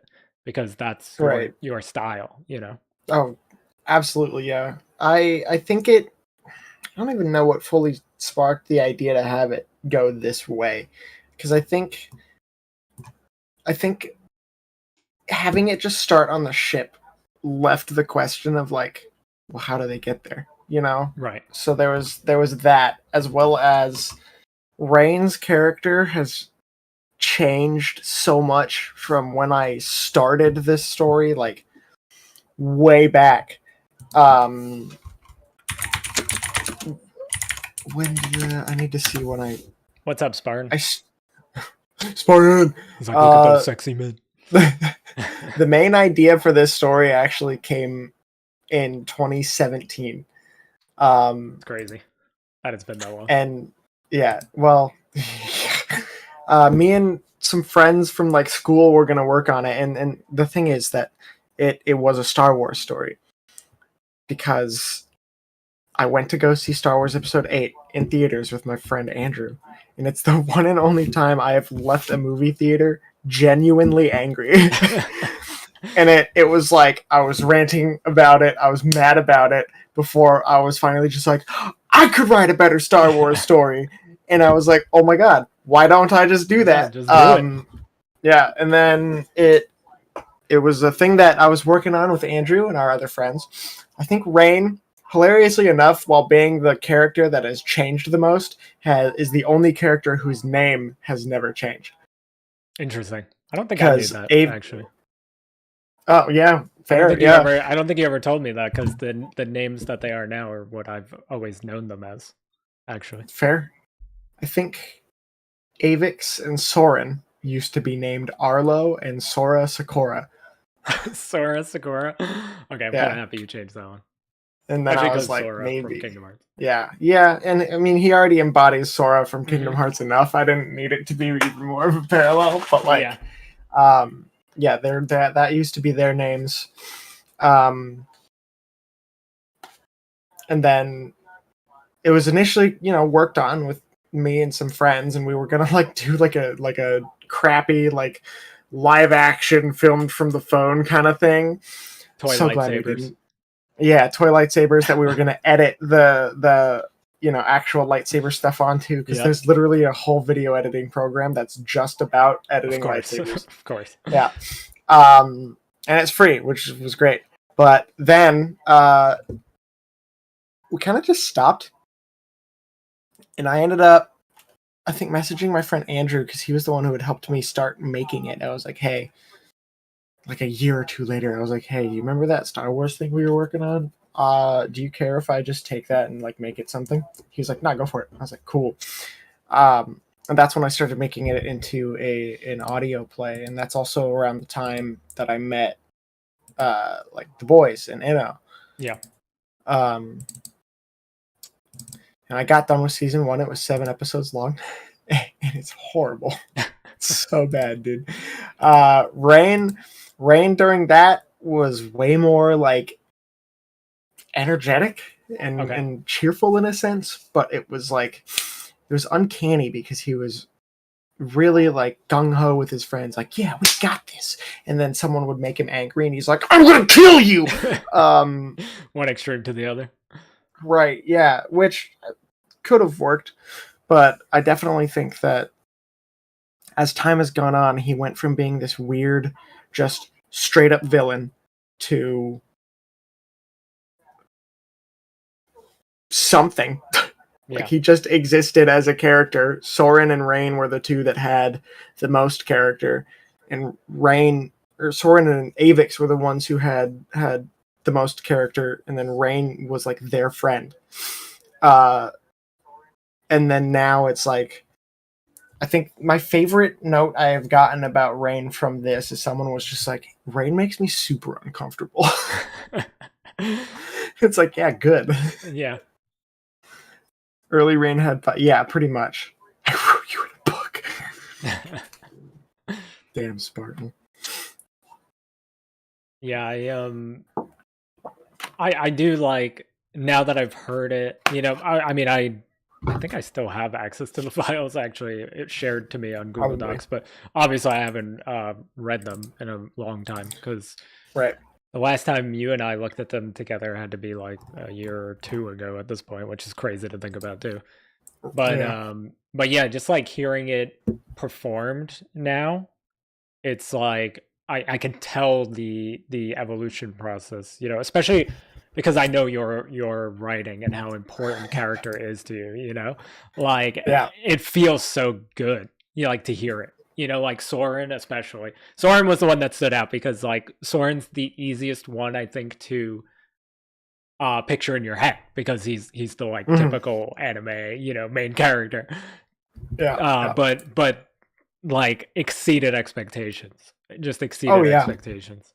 And I mean, all the performances were like that, though, you know. So it's like hearing it now, like I can't even imagine how like you must feel about it because like me having only read it like once and heard you read it to me once, you know, playing every character. Right. You know, for me, it's like, wow, this really has come a long way, and it has the potential to be really, really great. Yeah. I'll. First of all, Spartan, I would have loved to have one, but PG hasn't finished drinking her Gatorade thing, and they don't have the same sippy lids that we do in Australia. It sucks. Anyway, um, yeah, it was when I finished piecing the whole thing together, and like actually got to sit back and listen to it because we listened to it in full. I think it was me, Mystic, and Olive in the call when we watched it for the first time, like as the video it is now. Yeah. And it was so weird because like I've made projects before, you know, I've pieced stuff together like that before in terms of like voice acting stuff. But oh, Anna was there. Yeah, sorry, I couldn't remember. I was so focused on watching the thing and being like, whoa. But it's like, yeah, I've pieced projects together before that I've worked on with friends, but it's not usually been like my writing. And I've done table reads with people. I've done stuff like that, but it's never been a fully kind of realized, put together thing to this caliber. So it was really like such a cool feeling to just be like, dang, that's like my work. And Yeah. it sounds like something that is something now. And like for a week and a half or 2 weeks, every single day I would listen to the episode once at least. Yeah. And just listen. And which I thought was good because it gave me a lot to work with. And I heard a lot of things that I could be like, I should change that. This could be different. Oh, I need to add a direction line here. Just little stuff that I can make super minor adjustments to the script with. But yeah, it was. I don't know how to describe the feeling. It was really cool. Yeah. Hearing everything put together. Yeah. So, I mean, I totally understand like when we do the bigger fantasy distraction type stuff. like episode 50. Like episode 50, like we were talking about yesterday. Yeah. Mistral Vaughn is the same voice actor who does the newer Ingvar. We were talking about that with Mistral yesterday, but the Mike. yeah, like the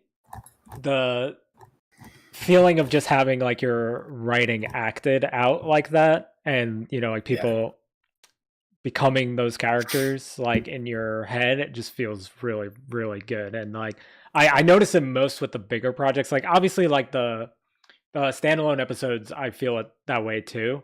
But I think what happened with the first season is we were like sometimes we were barely making the deadline. So I didn't have time to appreciate them as much. So like when I go back and listen to them now, I'm like, wow, this one was actually like really, really good, you know, or like, you know, any of those really the older ones. When I go back and listen, I'm like, I don't think we appreciated it as much at the time. And then, but the bigger projects were a little different because when it was the bigger ones, I mean, Muno was a little easier. That was number 50 because it was the last one of that set. So I had like a chance to just like breathe and you actually put that one together for me, so I didn't have to do as much. So I was able Right. to like appreciate it a bit more. But like even when we did Transmissions, which was like the first one we ever did with like multiple people on it, Yeah. I remember hearing that one and being like, this is so awesome. And like those characters, other than the last scene, don't even really interact with each other. It was just like Yeah. all of us on it at the same time, which was cool. Mhm. And I just remember like loving those because it was like something that we really worked hard on, and the Yeah. end result was really cool. So Just cool. having it in like audio play format. I mean, even episode 1 of season 2 that we did release with the whatever audio we did have that we were able to piece together, that felt really awesome. But Yeah. but having like an audio play with like of this caliber and this quality, like it's got to feel right. And I know you're a pretty emotional dude, so I'm sure you were like, I didn't cry over really. it yet. Okay, you didn't cry over it yet. Maybe when it's done. Didn't cry over it. When Yeah, it's done maybe- and it has all the character art and the dialogue and everything set, maybe Oh the my final God. product. But Maybe, yeah. I think having like if I know anything about myself, I might get a little sentimental, like piecing the last episode of a season together and like actually finishing it, and I'm just gonna be like, oh, because there'll be the exhaustion of just like I've been working on this for so long, and then it's like, oh my God, it's done. yeah. So, but yeah. Oh, hold on, Mystic. I got the show. I forgot to tell you this yesterday. Val, you might find this pretty funny too, because you know how I write. I showed that episode to Ashley's dad yesterday, and he didn't offer too much in terms of like, I really like this thing, you know, and didn't get into specifics. It was kind of just like, yeah, it's good. It was a good listen and stuff. And after it ended, he was like, so does anybody die in this? And I was just like, ha! Yeah. Which was just like, have you met Jake? Have you met me? Bro, half these characters are made to be expendable. So, yeah, Mistral, if you don't get attached to anyone. Actually, no, do get attached to everyone. Yeah, I know you like to kill people off, so you know, sometimes they gotta go. Sometimes they gotta go, man. I really love. I don't know. It's such an important part of storytelling to me because of the weight it has if you do it proper. Yeah. And I also have just been like, I will never kill a character unless there is a good enough reason to. Right. Yeah. You don't want to I need to unnecessarily kill people off. Yeah, because like it loses its effect if people just die for no reason, especially like characters that are named and you get to know and you get to like and stuff. Like if they die and it really doesn't change that much or it doesn't affect the characters in any meaningful way, then there's no point in doing it. You know, Right. There needs to be a reason behind it. Otherwise, it's just shock value sometimes, and then people just move on and forget. Yeah, and then it becomes like hollow if you just start like killing people off for no reason. Mm-hmm.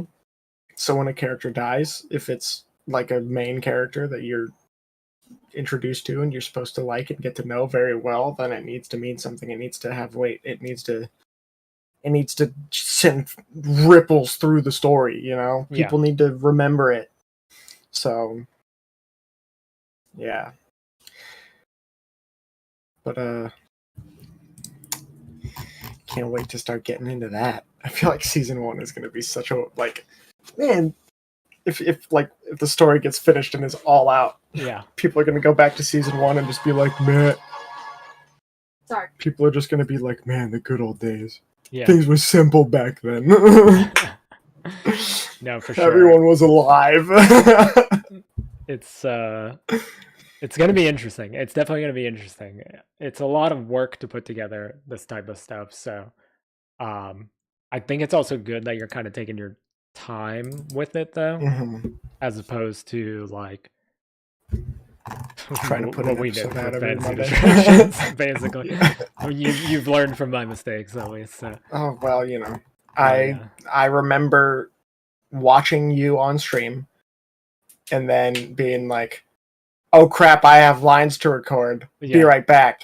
Disappearing for about 30 minutes into my closet to read a short story at 1 a.m. Yeah. And then sending it to you to be like, "Here you go, bro. It's ready. Just put it together. Sorry it took so long. It'll be out tomorrow, right?" The toughest part was that final stretch. We keep bringing that up, but like I knew I wanted everybody to be on the final one. So that final stretch was the hardest because I felt bad to ask anyone to do anything else. So Right, like I yeah. was writing, recording, releasing, promoting every single one from like if you go listen to like 40 to 50, it's just like me recording all of them. Because like I felt Yeah. bad to ask anybody else to record anything. I think Mhm. Janine has a few lines in like 48 and 49 and that was like it. Because I Yeah. didn't want to ask anybody else to do anything. I was like, I want everybody to be on 50. Even though I was Right. talking about this yesterday, I somehow did not write any character lines for Cecilia, and that like haunts Yeah. me to this day. It's wild. Yeah. She was in like every fantasy distraction. Like once Yeah. she joined the No, team, and then Give her a break. That was her break. yeah, and then she was not in the finale. Yeah. But Mistral, so the second episode is written.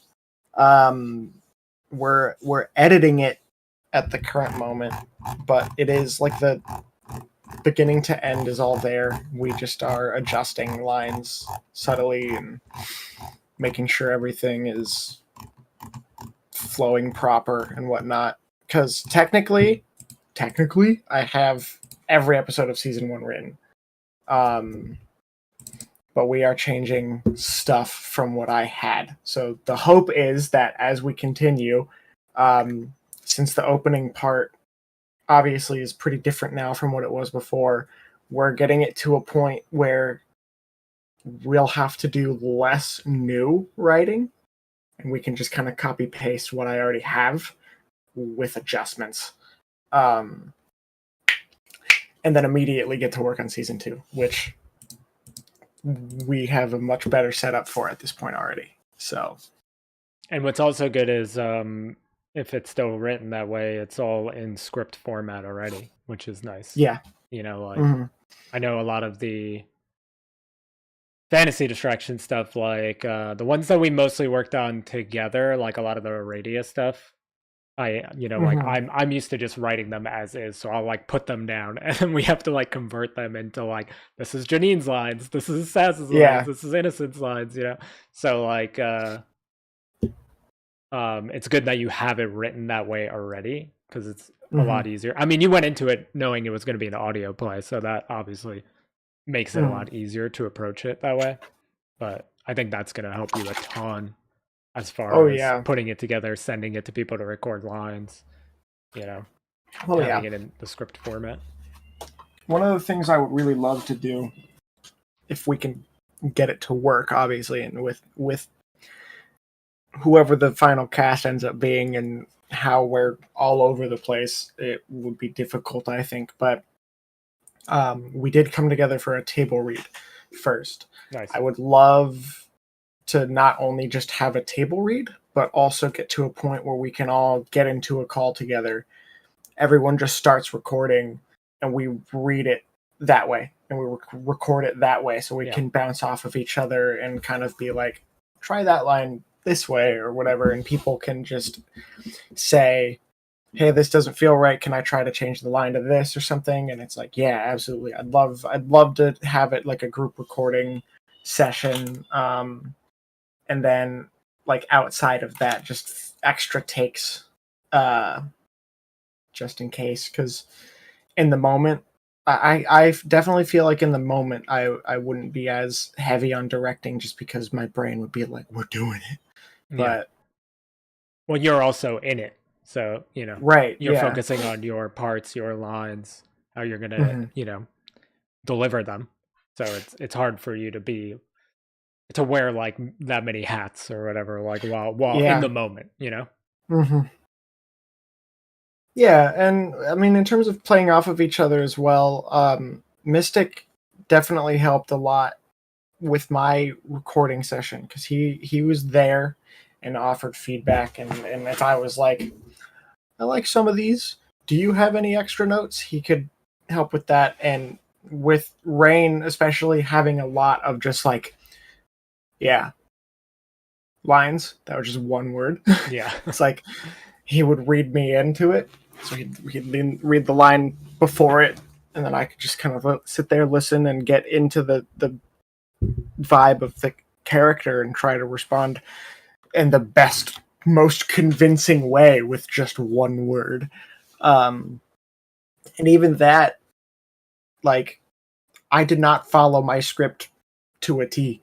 There were lines that I just very subtly changed and phrased maybe in a little bit of a different way. So it was super wild. I've never deviated that much from something, but I was like, fuck it, let's just full send. So Sometimes you got to do that. yeah.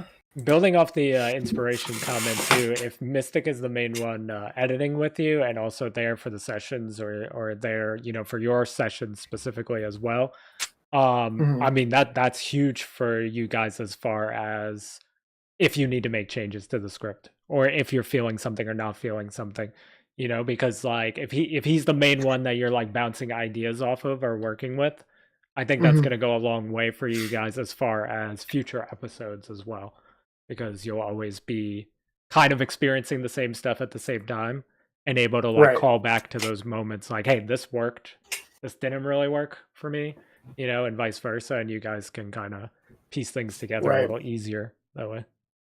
Yeah, and it'll give us a good sense of how, like, the more we work together in that regard, the more we'll understand how each other works. Right. I mean, honestly, I think Mystic working with him has been great because he came in and I don't know, it felt very natural.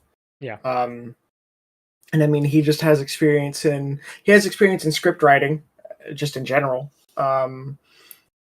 And it's cool because I haven't told him everything. Right. So he still gets to kind of sit down and think about it in a way that is, I'm an audience member, right? I have told him some important stuff. He knows a bit, but there are definitely just minor things or parts of characters that he just doesn't know yet because I haven't explained them to him. Right. So when he's reading over an episode and leaving comments and leaving notes to be like, ask questions or this is good or this could be changed, I'll say this, and I'm not going to say what my answer was because it is something that I don't want to spoil. But in episode 1, he asked the same question Vaughn did. Why did he get on the ship so easily? Like, why is he so okay with this? And when he asked me that, I was like, so this is what happened prior to the episode starting. He was like, oh, never mind. So, yeah. But yeah, hearing the different perspective is helpful because as much as I need to be able to sit down and write a story without the feedback of someone looking at it as like someone who doesn't know anything, having that extra feedback or being able to see like this works is great. But in a project like this that is so much bigger than just like a novel, you know, it's so much harder to convey everything I want to, especially because I have to convey it all through character dialogue or just implication. Yeah, and very few sound effects. That's all you get. Yeah. You know, like you can't describe a scene necessarily. Yeah, I can't just be like, the ship is landing now, and he walks down the ramp and waves to a boy in the middle of a field before going, hello there! And it's awkward. So it's a whole different animal. It is. If if I can bring up like as far as novels go, or just the writing process in general goes, I've learned that sometimes you just need people that will question like why certain things are Mhm. happening. You know, like Yeah. when I was writing my first book and I was working at the anime store, I had two girls that worked with me that were interested, and they Yep. were Yep. very, very critical on a lot of my the stuff that went on in Soldier's Crest. So they would be like, "Well, Uh-huh. why does this happen?" Or why does that happen? And it's like when you start Mm. to think about that as the writer, you're like, oh well, maybe I need to flesh this out because everybody's going Right. to be asking why on this. So just having somebody to like bounce ideas off of and just ask you like why something is the way that it is huge. Right. Like Oh it's a yeah. game changer. Because I actually have a very specific example. I had a friend read like my initial draft of Israel's story, and Yes. one of the first things that happens is he ends up going to the school, despite it being a constant thing that when he talks about it, he's like, I hate that place, Yeah. you know? And he was like, so why does he just go there? Like, why is this the decision he makes? And I was like, because I needed him to be there. And in like the current version of it, he doesn't choose to go there. He's forced to. Right. And then he gets stuck. So it's like, even just like I remember sitting down to write that portion of it and being like, why does he go? Because he wouldn't want to.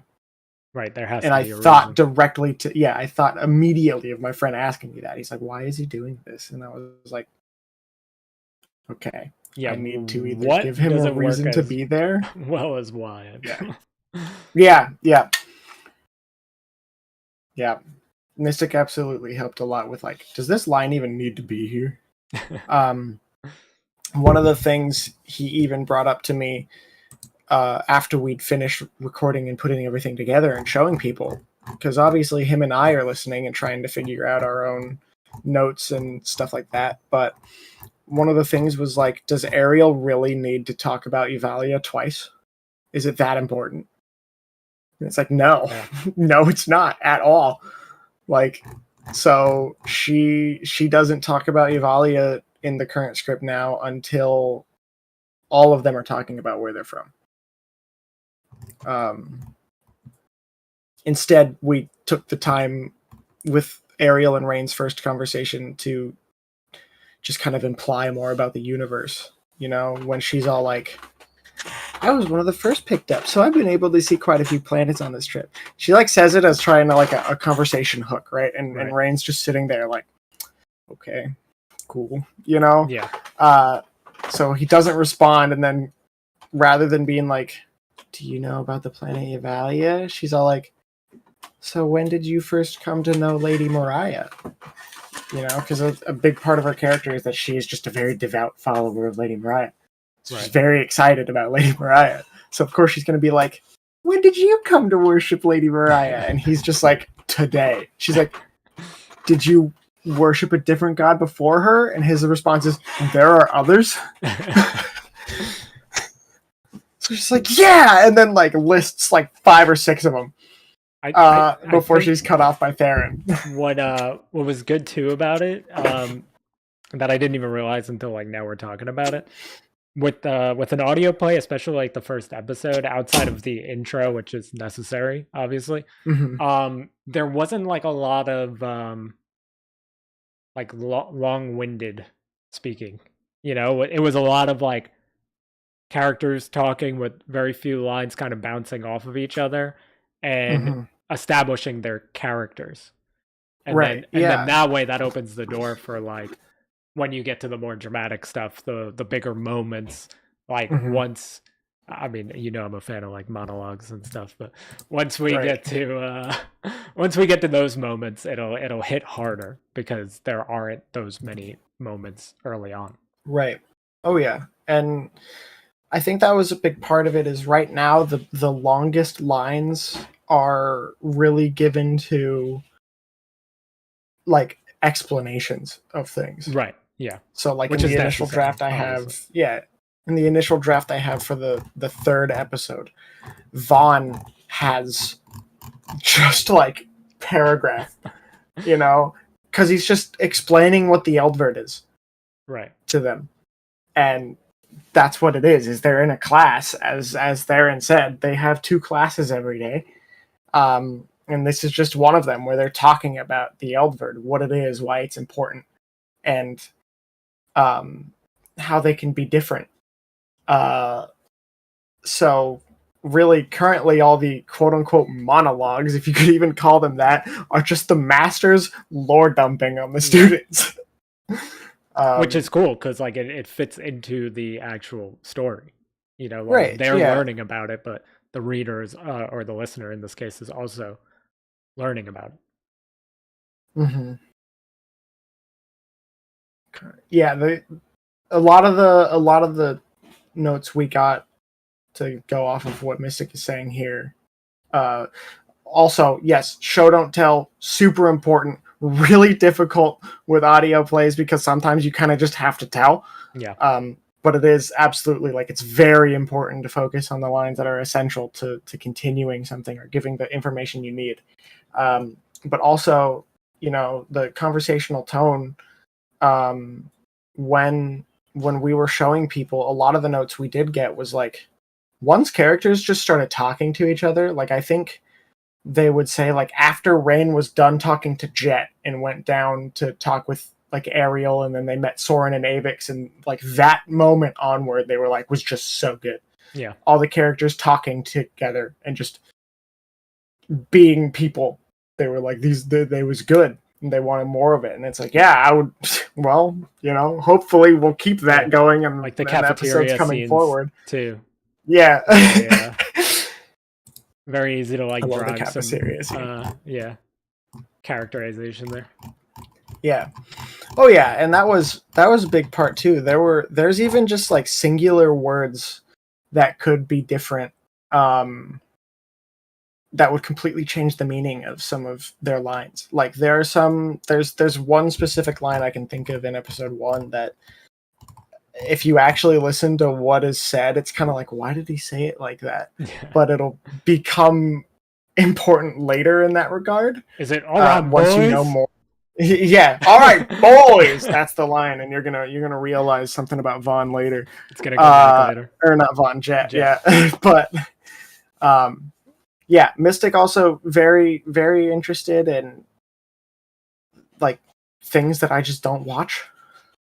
Like we definitely come from 2 different, like our interests interlap, but we've got things that we're just both super into that the other is kind of like, yeah, I think that'd be cool, and then we just don't watch it or know it, which is great because it just adds that much more depth to what we're writing and how we can put it together. So yeah, what's an anime? What is an anime? I don't know, man. It has a long title. Yeah. Which I still have written down. It's literally the first document that shows up. That one time I fell out of bed and couldn't get up, but then I finally did get up, and then I was transported to another world where there were demons, but the demons didn't like me very much. So then I ended up having to go to a tower to talk to some dudes, and on the way I recruited a bunch of other dudes, and then we went up into the tower, and now we're in the tower and stuff. I'm going to write that one day. That's my next big project. Yeah, it's a good one. It's going to be great. Yeah. I haven't put it in any folders, so it's just when you go to like my home, it's 1, because I titled it 1, Val's anime title, and there's nothing else with a number in it, so it just shows up. Oh my god.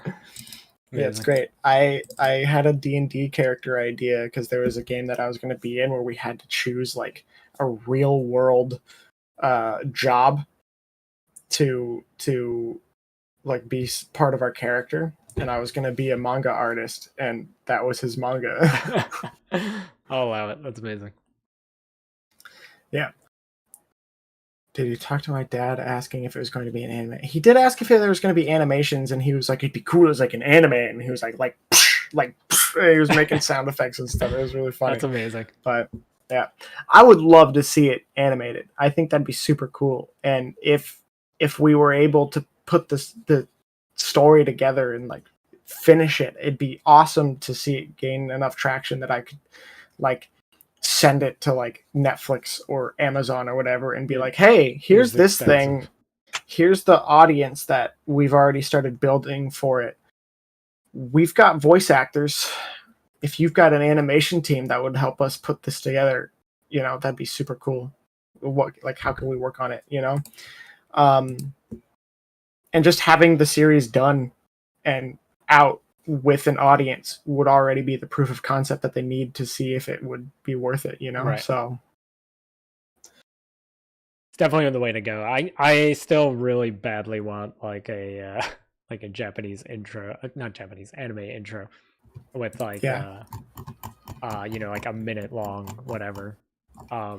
Yeah. Well, I originally wanted one for fantasy distractions, but I had an idea because we've kind of started to take the channel toward more of my like all of my works. So like we have Soldier's Crest characters now in fantasy distractions. I still have Moa on the channel, stuff like that. So I wanted to get one with like all of them, and I wrote out like the script for it. And I found this animator, and I asked him, and it was like, "Oh, it's like $2,000, but if you want to like add more characters, it's like." I was just like, "Nah, I can't afford that." But yeah, for a minute. So like, imagine if you got episode 1 animated, it's insane.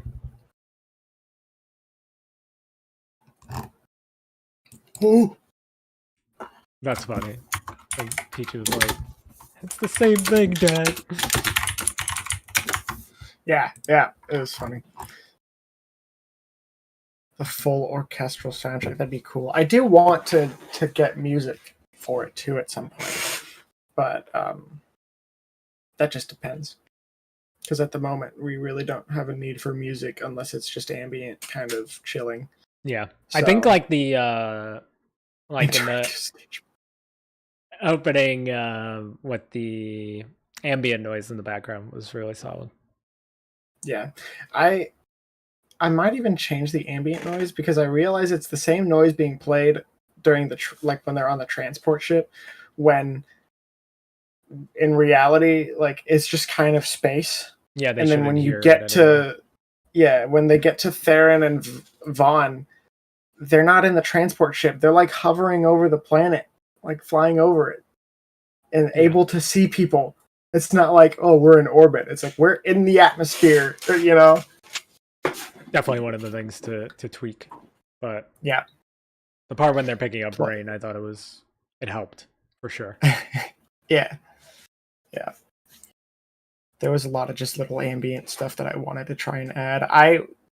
I sometimes also, like, if I'm just out and about for whatever reason, like Peachy and I went on a walk not too long ago, and there was just noises that I was like, oh, okay, hold on. Hey, Peachy, stop. And then I pulled out voice memos and just recorded. You recorded it?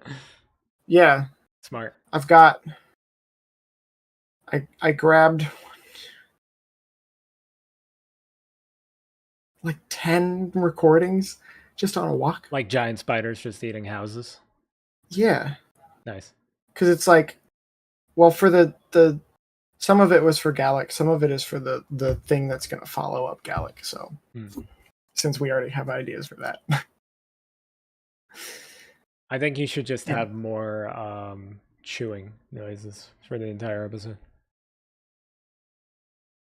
I did indeed ask Peachy to make me a bagel and have multiple lines of me just food in mouth. What?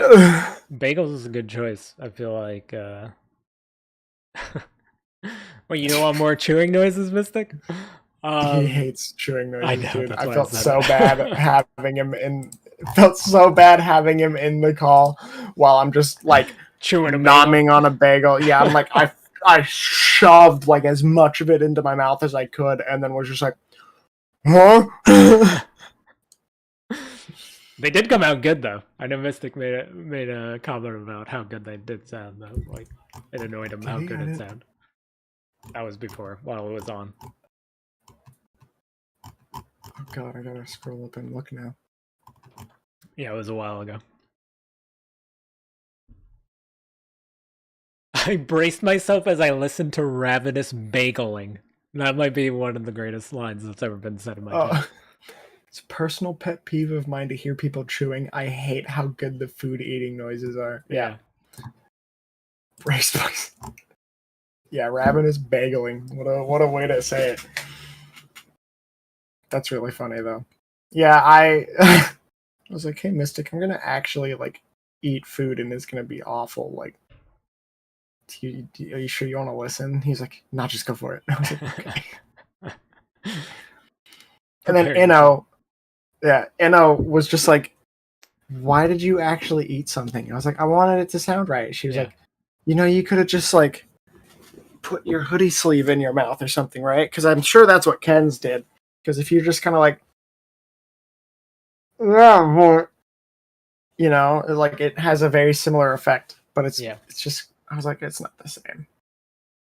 It's not the same as just shoving a bagel in my mouth. Plus, I just wanted to eat something, so you gotta get the like chewing of it.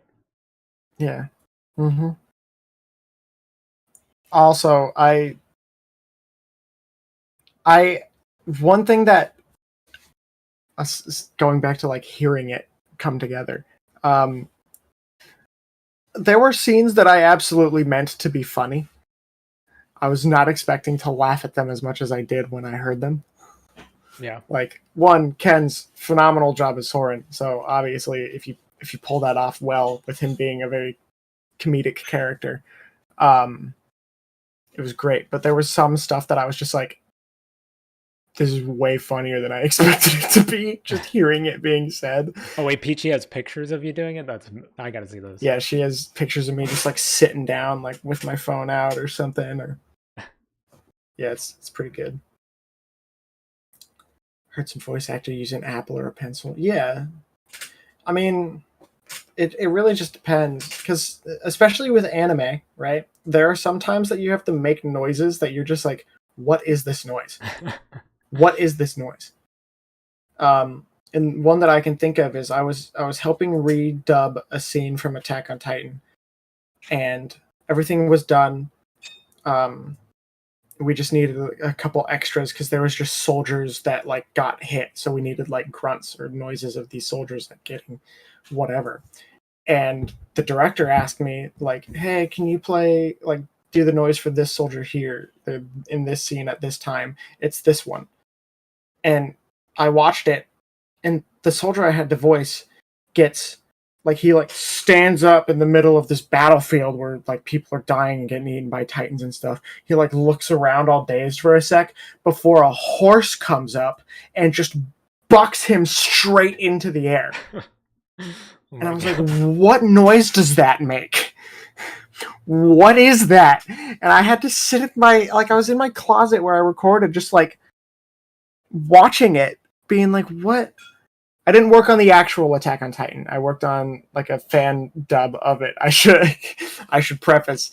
If I actually worked on Attack on Titan, I would cry because it's my favorite. But I've done fan work as Aaron. A lot of people like to cast me as Aaron, which is awesome. But yeah, I had to be like, what noise does getting bucked straight into the air by a horse make? You know?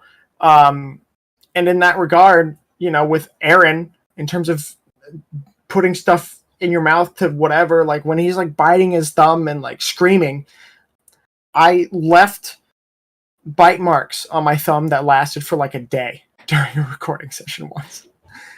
I remember you telling me the story. Yeah, well, because he's like sitting there biting it, just going like trying to transform because he can't, and it's just like, it makes a, yeah. I feel people like tell me I sound like Bryce, and I don't know how to feel about it. Cool factor went up to like 1 million to Mistral and then went back down to like a 10. She's like, you worked on Attack on Titan? Question mark? Exclamation mark? I wish, man. She's like, oh, it's still cool. Oh, fan dub, those are still really fun. It's still cool. I guess. Yeah, still you could right, be cooler. Jake. Yeah, you could be cooler. Buy a ham to protect your thumb. No. I haven't voiced Aaron in a while, so. Too busy making audio plays. Aaron, yeah, dude, Aaron's interesting to voice. There's a lot of situations that he's in that's like, what is this? I think there was one time that I actually just shoved my hoodie in my mouth, but it's because he was gagged with cloth, and I had to make anime noises while being gagged with cloth. So it was just like, you know, a lot of abridged anime. Fair. Yeah, voice acting's weird. I never thought about how hard it would actually be when I got into it until I've started doing it. Yeah. I mean, even the narration part of it, Mhm. like we do for fantasy distraction and stuff, I had very little to no intention of doing it myself. Now that I'm kind of like forced to Right. narrate a lot of things myself, it's a lot of work. Yeah, yeah. Well, because a big part of it, I mean, in terms of the narration at the very least, is I character voice work is a lot different than narration, obviously, Right. because whatever. The cool thing about fantasy distractions was it was almost both. Right. Yeah. You know, like when you for example the Tabor story, it's from the perspective of some guy who deals with Tabor and his antics, and so getting into the mindset of just some dude who's experiencing this bard who's like, hey bro, uh we're going places and I'm gonna hurt your brain a lot, and bye.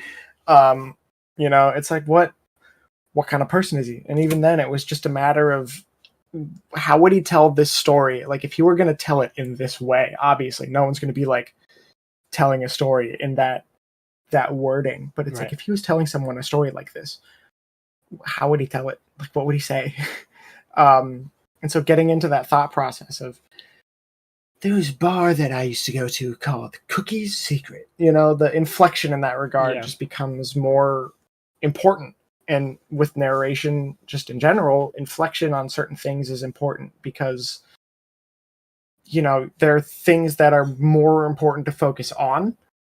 And then there's just, here's the story, important thing. Here's the story, important thing. And so you want to know kind of how to get that proper thing of expressing that and making it sound more important.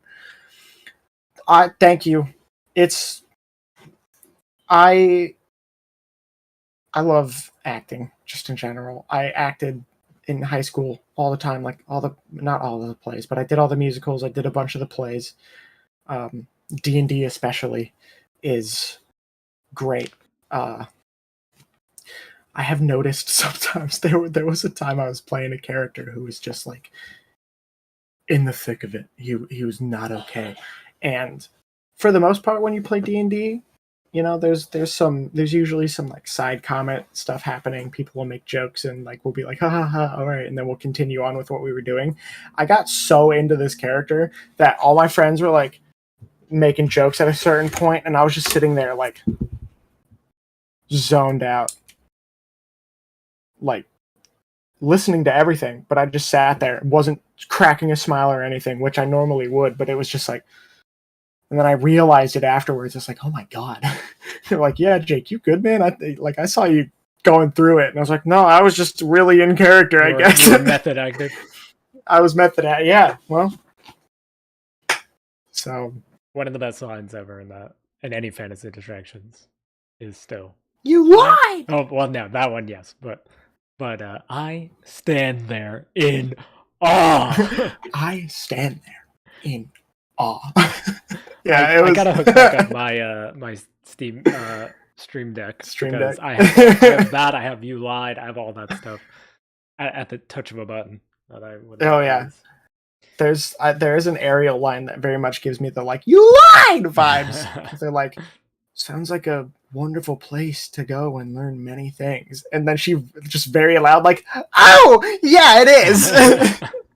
It just caught me so off guard because it was Cecilia doing Jakari, So he's like Yeah. the elf god or whatever. So I wasn't expecting her to like bring it to that level, and I was like, oh my god, this is amazing. It's so good. The Tabor Oh. one is one of the first one. I mean, it's number 6, so it was like literally. I actually think I wrote it before Kazai, but I just placed remember- it after. Yeah, I remember that being like pretty much the story that you had the most ideas for when you like first pitched Fantasy Distractions to me Yeah. and the boys. Because I only had I had Eden, Natalai, Kai, and Tabor Mhm, in my mind when I pitched it to you guys, mhm. which is crazy to even think that Ingvar and Kazai aren't even in Right, yeah. the original. They're like thing. the main characters pretty Yeah. much at this point. But Yeah. I was so I contacted these guys that are coming out with an app in March that's like a short story animated thing. And they got back to me and I wrote a draft for it. And the draft I wrote was all like Ingvar and Kazai based, but I was telling Of course. Mistral earlier, like it's so hard for me to write not from the perspective of someone telling the story anymore. And it was Right, challenging yeah. for me because I haven't done that in so long. So I was so when I was, because a lot of it ended up being stuff we've released already, and then I just like wrote Yeah. stuff around it to piece it together, you know, into like a coherent story. But and then I just changed like the tense of it because a lot of the stuff we write for Fantasy Distraction is like told like in the present almost. It's because it's somebody telling you the story. And it's a lot of like, you know, you or, you know, like I was experiencing this. So I had to modify it and chop it down a lot into like an actual just regular third person story. So it was like really hard to do. But it made me think of it earlier when you were mentioning about like cutting out lines or like repetition in lines. Because what ended up happening was because I was taking from like just about every story we wrote about Ingvar and Kazai and like piecing it into there because it's their backstory essentially. Right. And I just ended up mentioning like I actually sent it to Mistral to look over for me and she pointed out like Red Nefed came up like 20 times. I had to cut out some instances of like mentioning Red Nefed because it's like every story I mention Red Nefed. I don't mention Cold Knight nearly as much, but Red Nefed is such a big part of like who Kazai is at that point. It was like I needed to cut out some of the mentions of Red Nefed because it was just too much. I feel like you heard me and how I pronounced it, and you were just like, "Oh, more of that." Because I remember you saying like, "That's not how I heard Red Nefed at all." Yeah. Yeah, I don't even remember how I pictured it in my head, but I can't picture it any other way now. Yeah. Dude, the Kazai short, I think that might be the one I listened to the most, actually. The one that's like from his point of view? Yeah, when he's like chained in the cell. Dude, that might be some of my best writing ever. And your performance is amazing. Mistral, if you haven't listened to that one, it's Fantasy Short 4. I think it's like Lord Kazai Stalwart Lord Leader. Kazai Stalwart Leader. Yeah. Listen to that one. It's amazing. No, I mean it helped. I mean it's way better with those edits. So I'm honestly surprised that Red Nefed was the thing that you had to cut down on. Because I was waiting for it all to build up and be like, dude, do you know how much we talk about Mount Shire? Well, funny you say that. Okay. I was like, they're probably not gonna want to call it Fantasy Distractions because that's my YouTube channel, and it's going on their app. So I named the story Mount Shire, actually. So it's just Mount Shire like draft because to tell their story, you have to start with Mount Shire because that's the basis for their rivalry for the most part outside of. It's Fantasy Short number 4. Yeah, there you go. Jake's got it. I don't want to tab out because then Jake's beautiful face disappears. That was me vanishing into the ether. Yes. Anyway, yeah, I do remember getting a message from you at one point and being like, dude, Fantasy Short 4? Yeah. Oh my god! Because I And listen was to like, it all the time. I listen Yeah. to it way more than I probably should. But I just remember you messaging me about it to tell me. You're like, I listen to it so the much. other one Like, I it's so good. mentioned was Merc, because I came upon Merc. He's the like guy who sells arrows in Midport, Mhm. and you did like a southern twang for him. Did I? Wait. Yeah. Is it a short? It was a short. It's called Merc. I think it's the Fletcher of Midport or something like that. Oh, hold on. Wait. Yeah. I don't remember doing this. It was one of the ones we did. Like, I literally was like, oh man, I need to record this thing for tomorrow. And you recorded it at like 3 a.m. for me. And I slapped it together and it came out the next day. And I was happening to go through like the old shorts and it came up and I was dying, dude. We have like a arrow to the knee joke in there. Oh, it's so good. Wait a sec. I don't even think I have this in the VA I've done playlist yet. Okay, I could play it. Oh, you're gonna disappear. No, I found it. Oh, you found it? Yeah. Do you want me to play it on stream? No, it is there. It is. What? I completely forgot about this. I think I sent you a DM one night, and I was just like, "Dude, this may be the greatest thing I've ever written." I love how it starts. Howdy, friend. What? I don't remember recording that one at all. That is wild. To be fair, I recorded a lot of lines for it, but like this one just gone from my brain. Yeah. I forget about that one all the time because I think I was just listening to. Sometimes I have to just go like listen to them to remind myself, because there's so many of them now, and there's so many that kind of have like Easter eggs and crossovers and things like that I have to like go back and listen to them to make sure I don't mess anything up. Mm-hmm. So like sometimes I'll literally, like, if I'm doing something on my computer, I'll just run like the playlist in the background and like refresh my memory on things in case I need to use them again. And that one came on and I was dead, dude. I was dying. Howdy, friend. Consider yourself a bowman. Yeah, So that's good. hilarious. There are some that I've like gone and just listened to multiple times. Obviously, Crow and Regit I've listened to a lot. Yes. But I do remember after you told me about listening to Fantasy Short 4, I listened to it the next couple days and was just like, oh my god, he's right. You know, like, it's so good. It's so good. It's so good.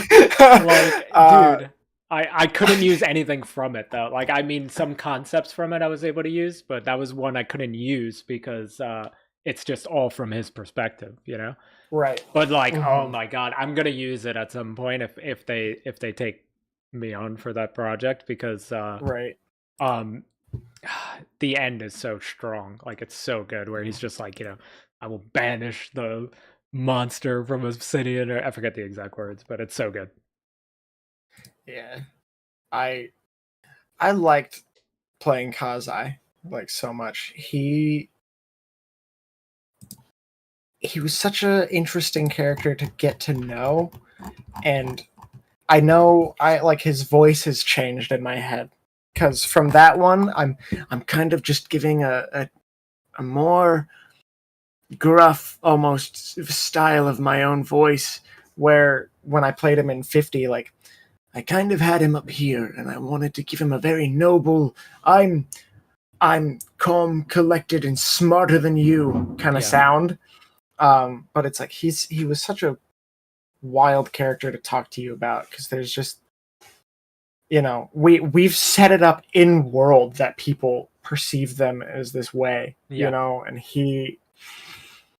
you and I obviously were like, yeah, to an extent there's parts of that are true, but like Kazai and Ingvar are such unique characters in the sense that I'm sure they know about the stigmas surrounding them.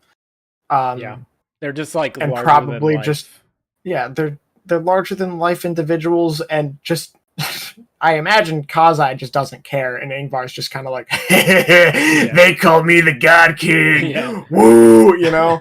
But he was just such a fun character to learn about, get to know, and play, because he's just they're so fun to write because so wild. they like they're so different and so the same at the same time, because it's like right, like neither of them care about their, like, I refer to it as their celebrity in the draft that I sent these guys.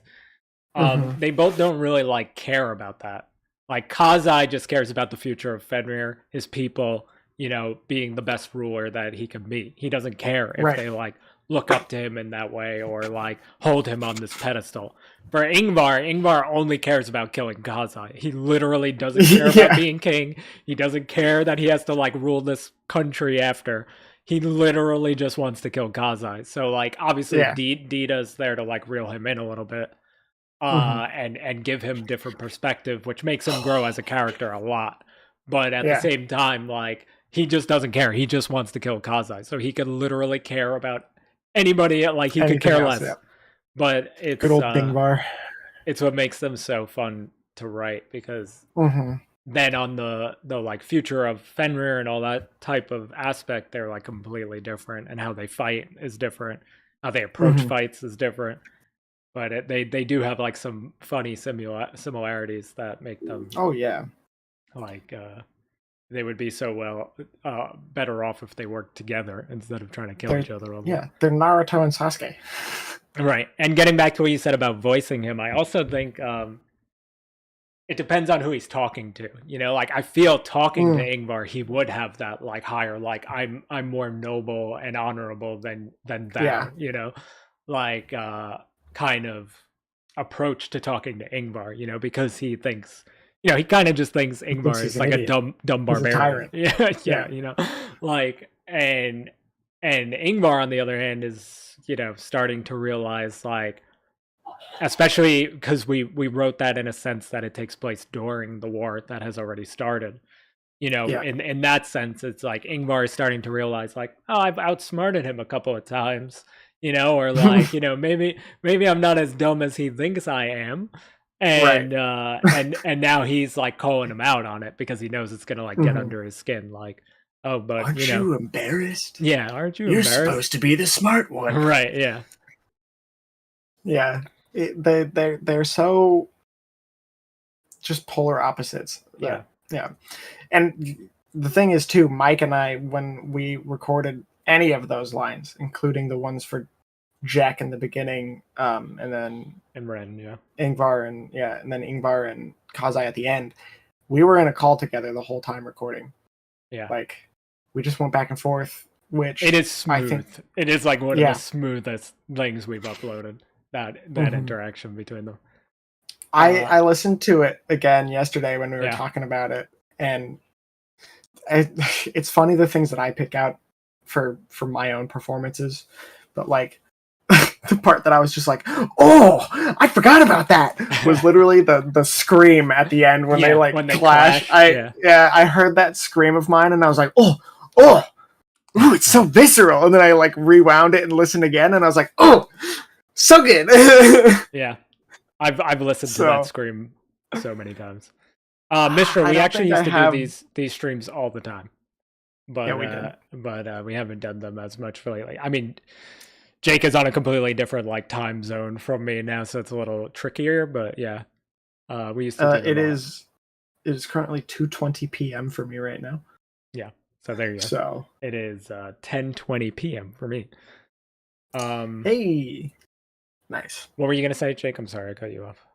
I have no idea. All right. Cool. Probably just. When I listen to my own voice acting rather than the delivery of the lines, I'm always more interested in my anime noises or my screams. We could definitely make it a point to, you know, like anytime GALAK episodes come out or if there's anything new Jake wants to share or is ready to share with us, we could definitely do these more.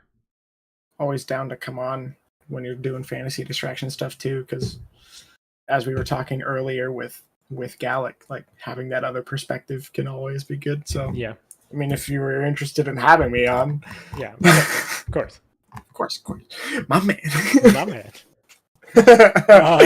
Yeah, but like the Ingvar Kazai stuff. So like the draft that I wrote, I hope it's good, man. Like I probably shouldn't even be talking about it that much, but because I don't know. But yeah, This is like what happens when the man and my man get together. that's right. It was just tricky to bring it all together in a way that like there were so many things that we wrote that were so good about their backstory that I really wanted to include, but it was hard because of the way the stories are written. So I really had Right. to like break things down. I had to like add a couple of things. And I think it came out pretty good. But it was like a trip down memory lane for me because it was like so many of those stories have backstory on them. I had to like really like dig into some other stories, into like current stories and things like that because they are like the backbone of the series. Right. So Yeah. it's tricky.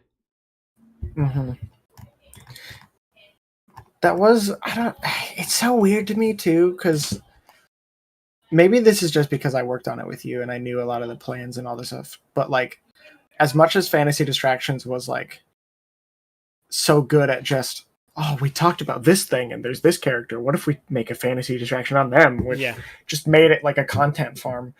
Kazai and Ingvar very much just felt like the main characters the whole time. Yeah.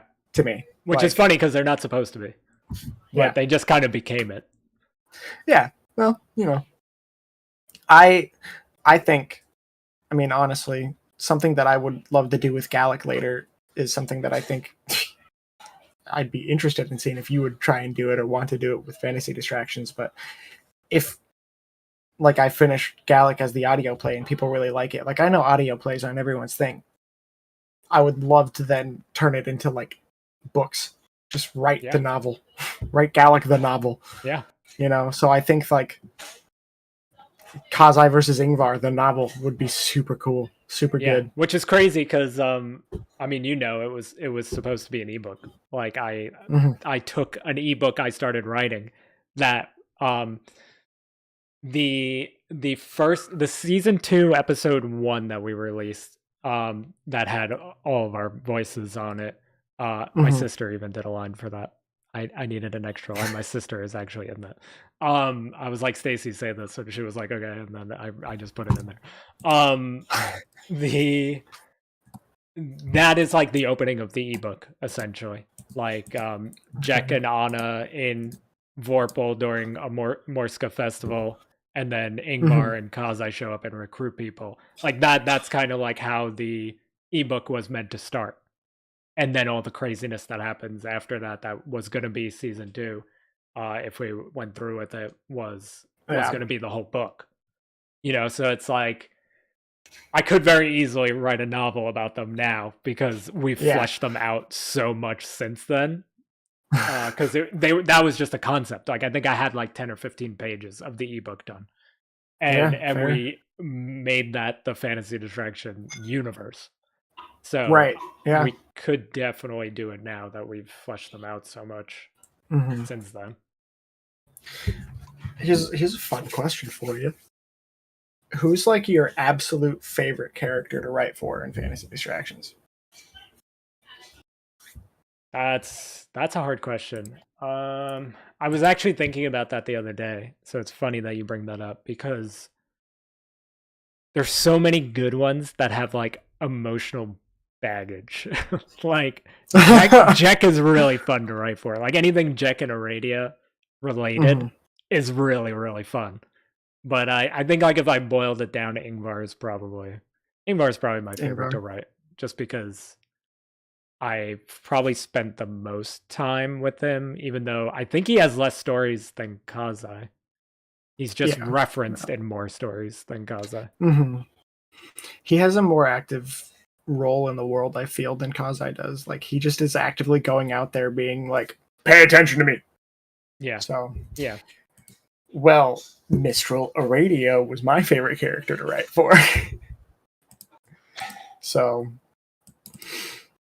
yeah, I thought about it because I was just listening to Fantasy Distractions yesterday when we were talking about him, and I was like, I looked at some of the ones I wrote. I listened to some of the other ones that I voiced in and whatnot, and I was just like, man, I loved just doing stuff in the bog, in the Deadlands. Aradia was Aradia like made for you, basically. She's such a wild character. I think I just also have a fascination with writing godlike figures who just like I could not possibly comprehend. Yeah. And maybe I have some bias towards Aradia since a lot of her interaction has involved Aaron. Yeah. And Aaron is also just like incomprehensible. But Aradia was always so fun to write just because it was like she doesn't care about anything in a sense. Like how do I portray this feeling of like I'm just living my best life while at the same time she probably is kind of bothered by the fact that she's the only god around still. Yeah. And then just like what I didn't want her to seem so just heartless because obviously what happens to Jack in the Deadlands is fucked. Right. And pretty much of her doing in a sense. And I didn't want her to seem so evil when I wrote her. So you get to see a lot more of that kind of twisted side of her through the eyes of Jack. But when she's talking to Aaron, when he's interviewing her basically, or like interrogating her about like, what is all this? What, why, what not? Like, you're kind of just realizing that as the only god that's still around, like nothing's happening. Yeah. And she's just bored. Yeah. She wants something to happen. The other thing that I think gravitates you toward her too is that maybe not so much your writing now. Like you've always been very character driven. But like your older writing is psychological horror basically, and like she is the goddess of that. so pretty much, yeah. Like she is like perfect for you to write. Like she was made for you to write. She's definitely fun to get into the mindset of, because it's like obviously I think one thing that we have talked about is like she didn't just like let Jack go easy, and even still there is a hold that she has, which is still even implied in the Aradia Halloween special of like a mother's hug lasts long after she lets go. And it's like he's out of the bog and she's still holding on to him. Yeah. So I was so I think the stuff that I was the most excited to work on when we talked about it was when, and I don't know if I should say much, but when there was the war to like essentially retake Fenrir from Aradia. Yeah. I mean you could talk about it because I still don't know if I'm gonna even get to that anytime ever. Yeah. Fair. But yeah, like that whole concept was really fun to play around with, like because it's like post the Ingvar Kazai stuff, and like a little bit past that as well, because we were planning to do the space stuff after the Ingvar and Kazai stuff, and then come back, and like once you come back to like once we bring everybody back to Fenrir, something is completely off, and you slowly get the feeling that it was Aradia's doing, and then you finally realize like she's just bored of being in the Deadlands. So things get really weird and evolve over time because of that. But yeah, that concept when we were brainstorming that was really fun. Yeah, Aradia's fun. She's so weird. I liked a lot of the behind the scenes stuff. Yeah, the brainstorming. Like well, not even that, but like a lot of the stuff that just was happening in the world that we didn't really express. Oh yeah. There was just a lot of things happening that weren't at the forefront that probably weren't going to be talked about too much, but a lot of that was stuff that I just loved talking about or like coming up with or just creating, because it's just those subtle things that push a character or an event in a certain direction, and no one knows why. Yeah. You know, I loved when we finally sat down and were like, we should probably come up with what happened on Mount Shair. Yeah. Like, we should probably have an explanation for what happened. That was and then another sitting tough down. thing. Yeah, sitting down and just, I don't know. It took a while. It was probably just one of our late night calls where we were just talking for hours. Yeah. And it just was like, let's do this. Like, it just finally, both of us were like, what if this? It was hard writing that draft and dancing around that, because their app is designed to have storytelling and animation. Mm-hmm. So they were very like adamant on like try to make sure there's a lot of things that can be animated like throughout the story, basically. Right. So I can easily see one thing that you could do. I basically was trying to make Shair like something you could animate, but at the same time keep the mystery of it, you know, because like the mystery of it is such a big part of their story. You know, like will we reveal it eventually? Probably. Maybe. Yeah, but like them coming down from the mountain with no rhyme or reason, no answer, no explanation, no winner. Nobody wins. And it just being this part of the like mystery and the magic of it. We've alluded to what actually happened. Yes. Yeah.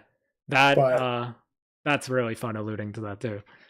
Yeah. But I can tell you right now, I already have an idea of what it would look like to keep the mystery while still showing the scene. Yeah. Because all you have to do is have them coming in to clash, and then it's them holding the clash, and it shows one of their faces with their weapon, and then it shows the other's face with their weapon, as if they're just staring at each other in an interlock. Yeah. But you never see the full image of them clashing. The way I did it was, I actually mentioned the clash because of number 50. And when I was pitching it to the guy that I interviewed with, I was like, well, we have like a teaser trailer, essentially, that sets up like their fight, their like main fight, and it kind of ends with a clash. And I even like banged my fist together like that. I was like, it ends with a clash. So that could be like an animation like transition. That could be how you end it, etc. But when I ended up writing the draft for it, I think I explained it in like almost like a flash of light kind of experience. You know, like for the normal people on Fenrir watching from the outside, you know, like obviously they're not watching them fight, but like they're experiencing what's happening to the world from the outside. Like for them, it was like a flash of light over the mountain that made like time stand still, you know, and like you could tell because I described the air on the top of the mountain as very like thick, you know, like it's like hard to breathe up there, and I made it seem like that same thickness of the air was like spreading to the rest of Fenrir. You know, like normal people could like feel that something was happening, you know, somewhere on the planet. And when that flash happens and like time is basically standing still for a few moments, that weight of the air is like lifted, you know, and you know from that moment like the world we know is never going to be the same, and that is basically the premise for which their rivalry is based on, is that they come down from that mountaintop and Fenrir is never the same again because wartime and recruitment and, you know, never ending struggle to get to each other. Yeah. And just how it affected, how them coming down alone has affected everything. Because we've talked a lot about characters discussing mystery. It's like no one knows what happened up there. And people still talk about it. Yeah. That was really fun to like immediately put in the Crow story. It's like there are a lot of mysteries on Fenrir. And named a couple. It's like, Yeah. what happened on top of Mount Shair? So, but its ramifications have been huge, and so much of, even if it has nothing to do with Kazai and Ingvar, I feel like when I did sit down to write something, the few times that I have, that was always a thought, like a present thought. It was like, this battle happened. Yeah. So it's kind of like the looming, like I always have pictured Mount Shair as like, well, it's not visible from everywhere. It's like, it's kind of visible from everywhere. Yeah. Like I everyone actually sees it. opened because I want their opening animation. Like I wasn't told like tell them where the animation should go. I was told to Mhm. have like basically like story beats where the animation would be. So I thought like opening with the mountain as like the main animation would be really Right. cool. And I even described it as like the backdrop of Fenrir. So like Right. it is kind of like looming in the background of what's happening, even if you can't see it. Like everybody knows there's this magical mountain up there, but like nobody wants to go up there. Well, you technically can't go up there after Ingvar and Kazai's battle, but we mentioned that in a different story. But like that is such a big part of it. Like the mountain being back there is really the backdrop of the continent that they're on. So Right. I guess the best comparison I have in my mind is like the Citadel in Half-Life 2. You can always see it. Yeah. And That's that's a like really the good final example, area of the game. Yeah. It's like, to me, yeah, Mount Shair is Half-Life 2's Citadel. Yeah. It's just always there. It's just ominous. That's a really good comparison, actually. Mhm. Thanks, man. You're welcome. But yeah, I just their characters are just so much fun. Yeah. And writing the over exaggerated, like far fetched things, but some of them are kind of true and some of them aren't. But I included a lot of those in the draft where it's like, their weapons tore the sky apart and the heavens wept. And then he's like, it is kind of weird. There was some blood rain in some parts of Fenrir. It's like, yeah. I also I never reference it again, but there's like we mentioned that a volcano like erupted during the fight. Mm-hmm. But the description for it, which I put in the draft also, was like the volcano in a mirror like erupted in fear, like it's afraid of them fighting. Yeah. And I was like, oh, that's such cool like imagery, and I don't know, I just like playing with that a lot because it's so like ridiculous to think about, but it's cool at the same time. Yeah. So much going on in that world. Yeah, and it's I just like that when we finally started working on it together, like the idea was you can literally take like a town with a story that's interesting and like grab like a farmer from it and write a story about that farmer, and it would still be interesting for some reason. Like it made no sense, but it worked. Well, I think it was just one of those things too that was like, these characters that are telling these stories could have a story of their own, So it's like, what about them? Has anything unique or interesting happened with them? Like, one story that I've thought about a couple times is like, what happened to the guy who's the narrator of the Crow story? Yeah. What does he do?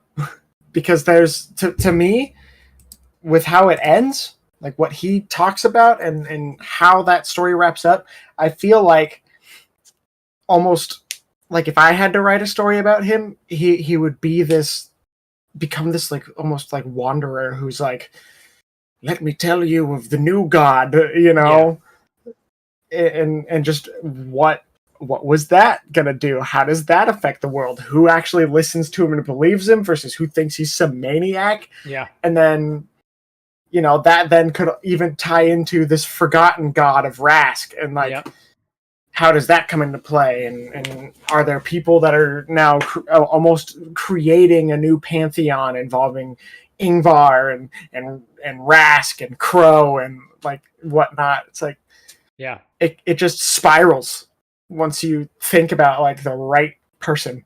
It's like, how does he just impact everything? It's true. So it's fun to think about like the normal people on Fenrir at this point. You know, like if you're not part of these stories, or you're not one of these like fighters in Kazai's or army, or like barbarians recruited by Ingvar, like these normal people are going to be like mad damaged, dude. Like they are very vulnerable and very damaged off of everything else that's happening. So you take the people in that story, especially that were like basically mind controlled by demons until they're liberated.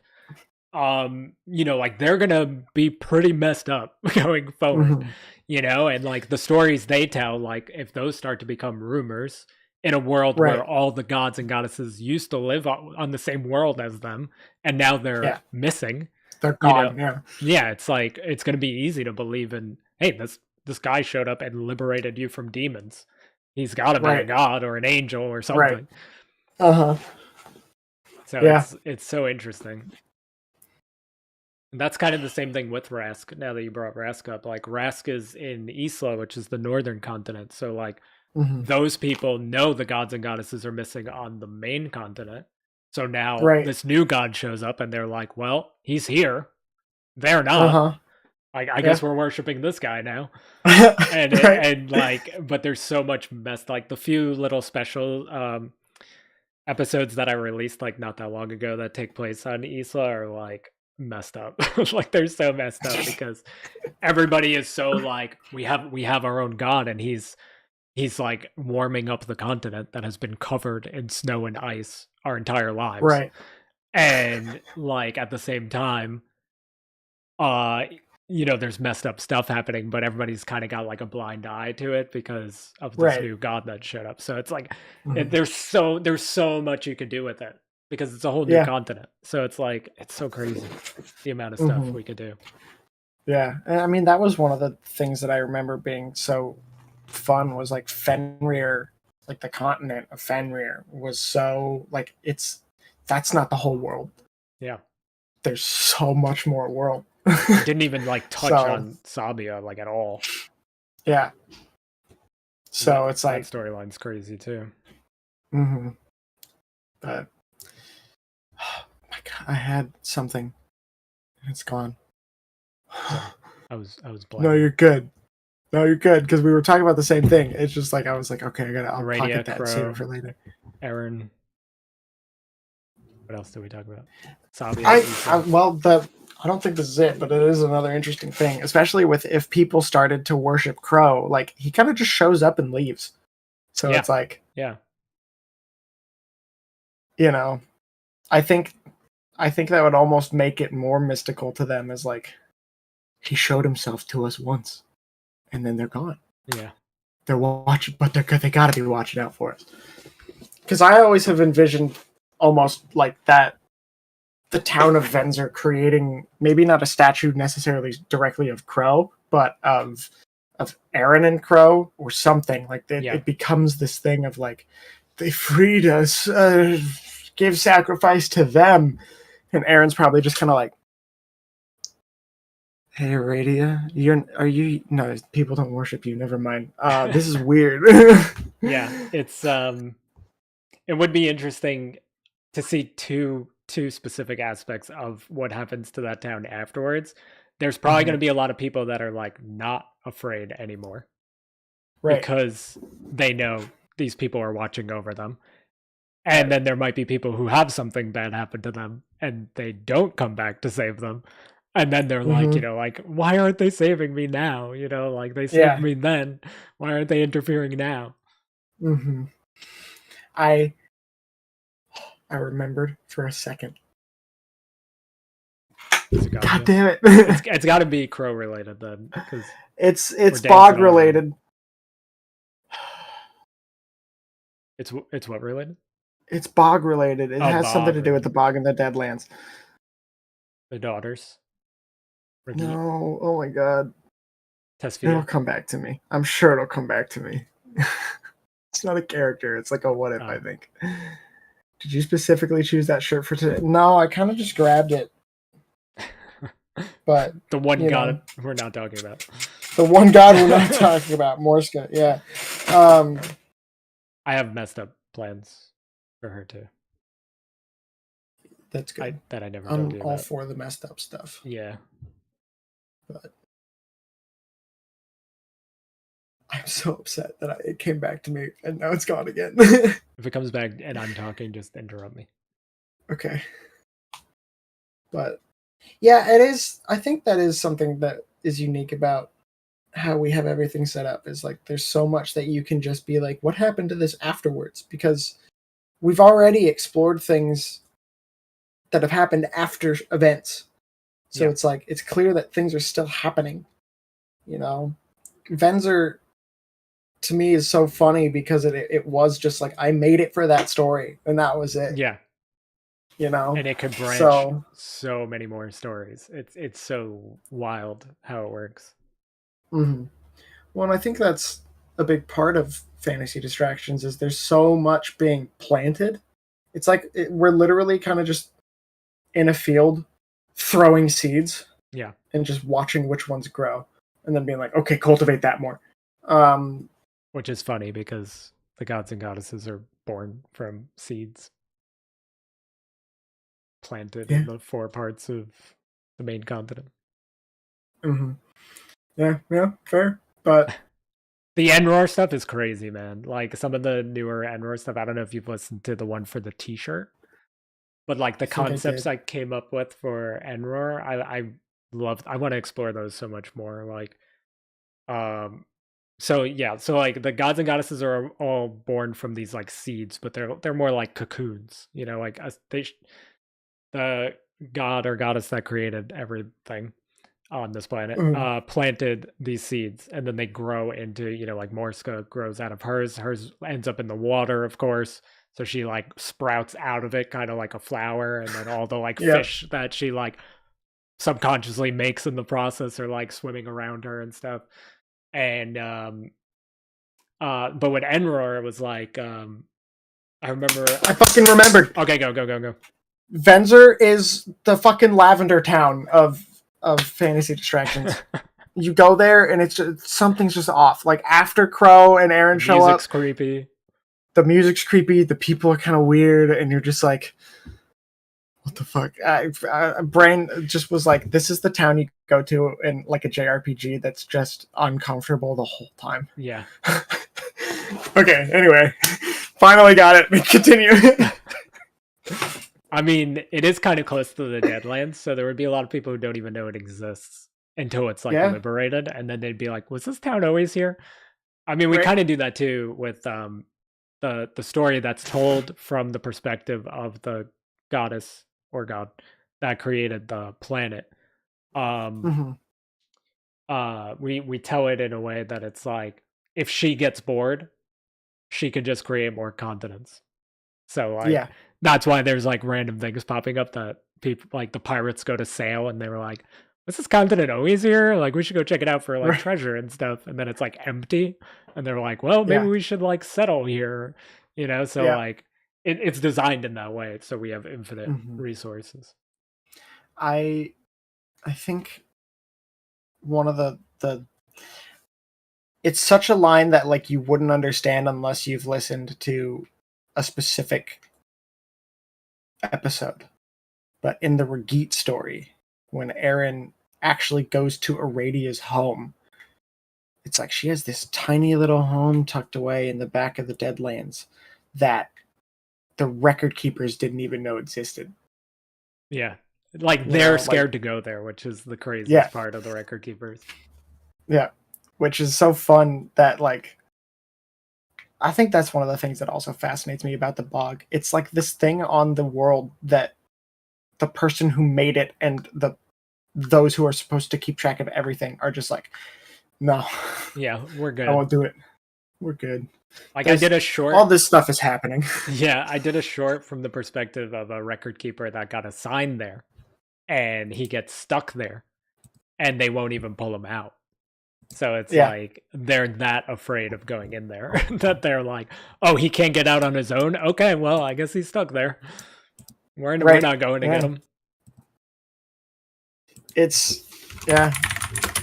I always picture Oh, Radia's now- little like hut or whatever, like very poison ivy decorated. You know, like she's got like living plants and. Oh really?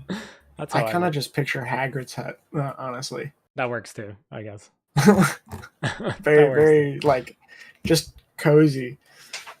We So- did describe it as very cozy, like when we were brainstorming it, not actually writing it. Like she's 'Cause just been I think chilling. I asked you. I was like, "Does Radia have a house? Yeah. Like, does She's she just live chilling. in anything?" When I was writing the Regit story, you're just like, "Yeah, probably." I was like, "Okay, all right, yeah, I'll just continue to make random shit up and Yeah. hope that people are like, man, they thought of everything."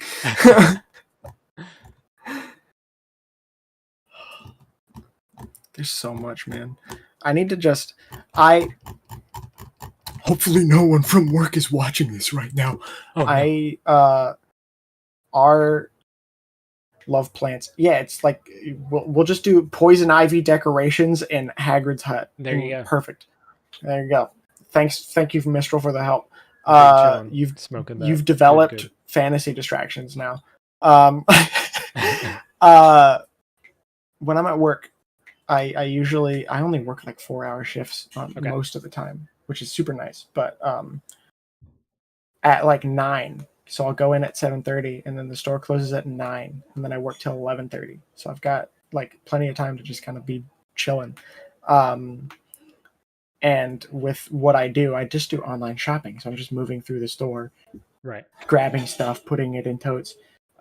Once the store closes, I tend to sneak one of my earbuds in and listen to audiobooks and stuff. I need to just grab the Fantasy Distractions playlist and just listen to it at work again. Yeah. Just have it all in my mind because I haven't listened to it in so long in its entirety, or like all the stuff that's come out recently. It's not a bad like, idea. Like it really gets Yeah. the creative juices flowing. The juices. I like getting my juices flowing. And there's creatively. there's some really good gems in there too.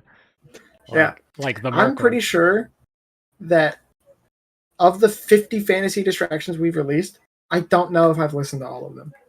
Yeah, and I mean since that 50 I've released a lot. So many, yeah. So you probably haven't heard a lot of those either. Yeah. Like the ESO I stuff tried, you'd probably maybe, like. I think you would like writing some of the ESO stuff because the ESO stuff is also very like mysterious and mind gamey. Mm-hmm. So I think you would dig a lot of that stuff too. I love writing. Hi, Olive. Yeah, Olive? It's been a while. I need to just listen to everything again. That is the nice thing too with fantasy distractions is if you were just like, hey Jake, you want to write something for this? It's like sure, and I can just write a page or two, and it's good, and it doesn't take much away from like if I'm writing GALAK or trying to. Yeah, they're quick and yeah. Especially when I was doing the more recent stuff that's come out is fantasy short length. So it's like it's like 2 pages instead of 4. You know, so like writing like a 2-page story, like it can be hard sometimes to like fit in like what you want, but like it's so easy. Like it's like doesn't take you that long, and it's like a nice little. You can listen to it quick, and that's that. You know.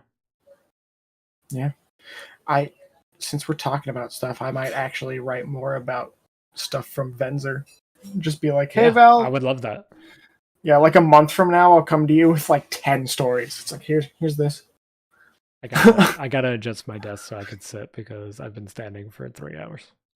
You're all good. I need to use the restroom and get a soda because I've been sitting here talking a lot and my mouth is dry and I can't keep drinking this coffee or I'm gonna like destroy something. So we could take a quick break. I could use another. I've been drinking water nonstop. I could use a bathroom break.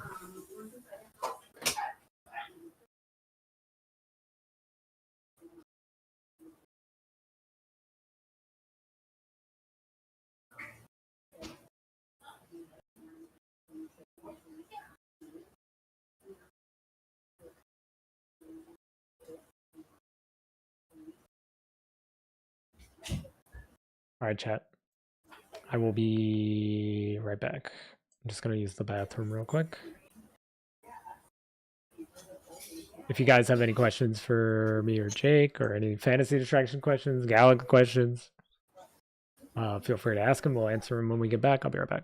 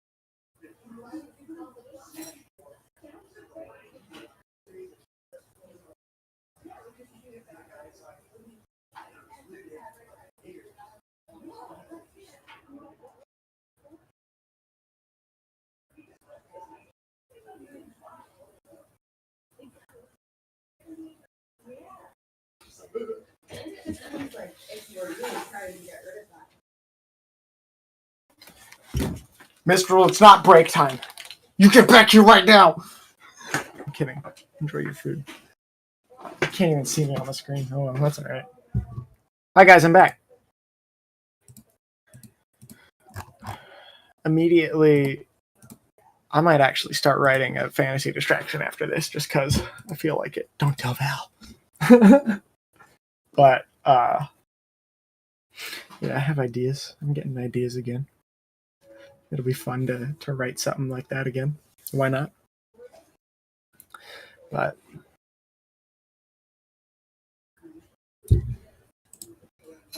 it's been a good time vibing, talking to you guys.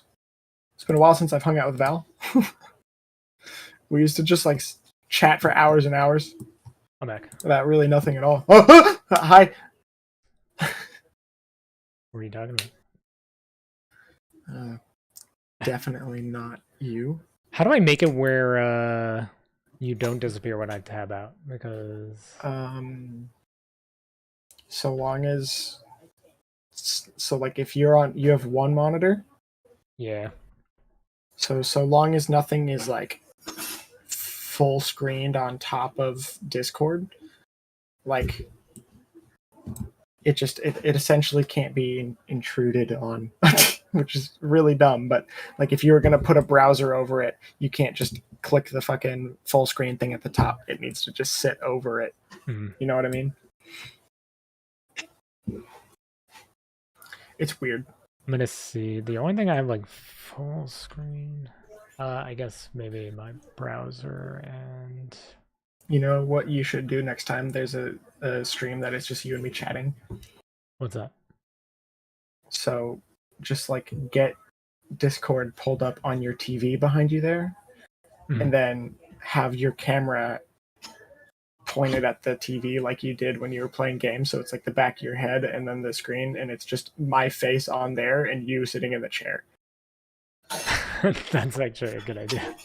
I was told not to even put my camera on anymore when I stream like that, so people are not just watching. Yeah, but that's like a hilarious joke.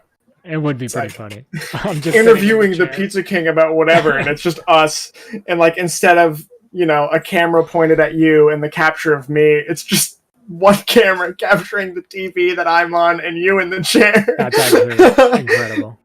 I think I solved my problem by minimizing everything, like you said. That's fair. Okay. But that would be pretty fun. We should try that one night. See if people like react. See what people do. Yeah. There was a story I was thinking about just now that I always forget that we did because we did it spur of the moment, really late at night, if I remember, and it was the Galaxy Federation one that we did, where it was just me and you. That one is awesome, dude. Like we gotta continue that one too. I feel like the best interviews are where the guest speaks to the back of it. Yeah, it could just be you in the chair like it is now, but I'm on the TV looking at the back of your head. No, I feel like my fantasy short episode 4 is that, like, Galaxy Federation episode 1. Like, I listened to that way too many times. Yeah, that came out when awesome. it came out. It was so good. It was such like a spur of the moment. Like, I don't even remember why I wrote it, and I was just like fiddling, and then you edited it together, so it had like the like the sound door. effects and stuff. My camera tracked me, dude. If I'm just like, I talk with my hands, I'm Italian, bro. There needs to be an Italian setting on this thing. Wait, if you can, oh no, because you're not in the room. I was like, wait, if you put your hand up, is it gonna track you? But no. Maybe if we do it when I'm on the TV behind you. Oh yeah, when you're maybe it might do that. It might actually do that. And I'll make it zoom in on me. I'll make it zoom to the TV, and then you hold your hand up, and it'll just track your face at the TV. We gotta see if that works. Now I'm curious. That'd be really funny. But the Galaxy Federation episode was so cool. I just remember reading it and being like, it's like a fantasy district. It's like 2 fantasy shorts in one. Yeah. Which was kind of neat because it's like the first part is from the Starlight Samurai's perspective, and then the second part just some guy, you know, and it felt I don't know, it just felt different. It was really I just remember fun listening to it multiple times and just being like, this is cool. I can't wait to do more of this one. Still can't. Have been. Still can't. I started I'm trying to do away with like numbering things because like it's like an anthology and they're standalone episodes, but I numbered the first season 1 through 50. So like a lot of people be like, oh, if I watch or listen to like number 40, am I gonna be lost? And I'm like, no, it's its own story. Like, I wish I didn't number them. So like that's why when I'm re-releasing them, there's no numbers. Yeah, I think something that could be good, because you have here like the Isla stuff. There's just Isla number 3, you know. Yeah, I think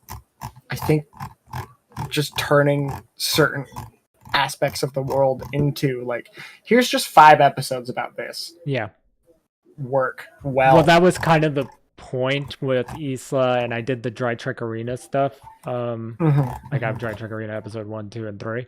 I had planned to write 5 of them, and I did the same with Isla. Actually, the Isla ones are out. So Eye of Rask is 1, Wolf King is 2, and then The Voice of Rask is 3. But when the new year started, I also released the Jewel story and the Nouvelle story are actually episode 4 and 5 of those.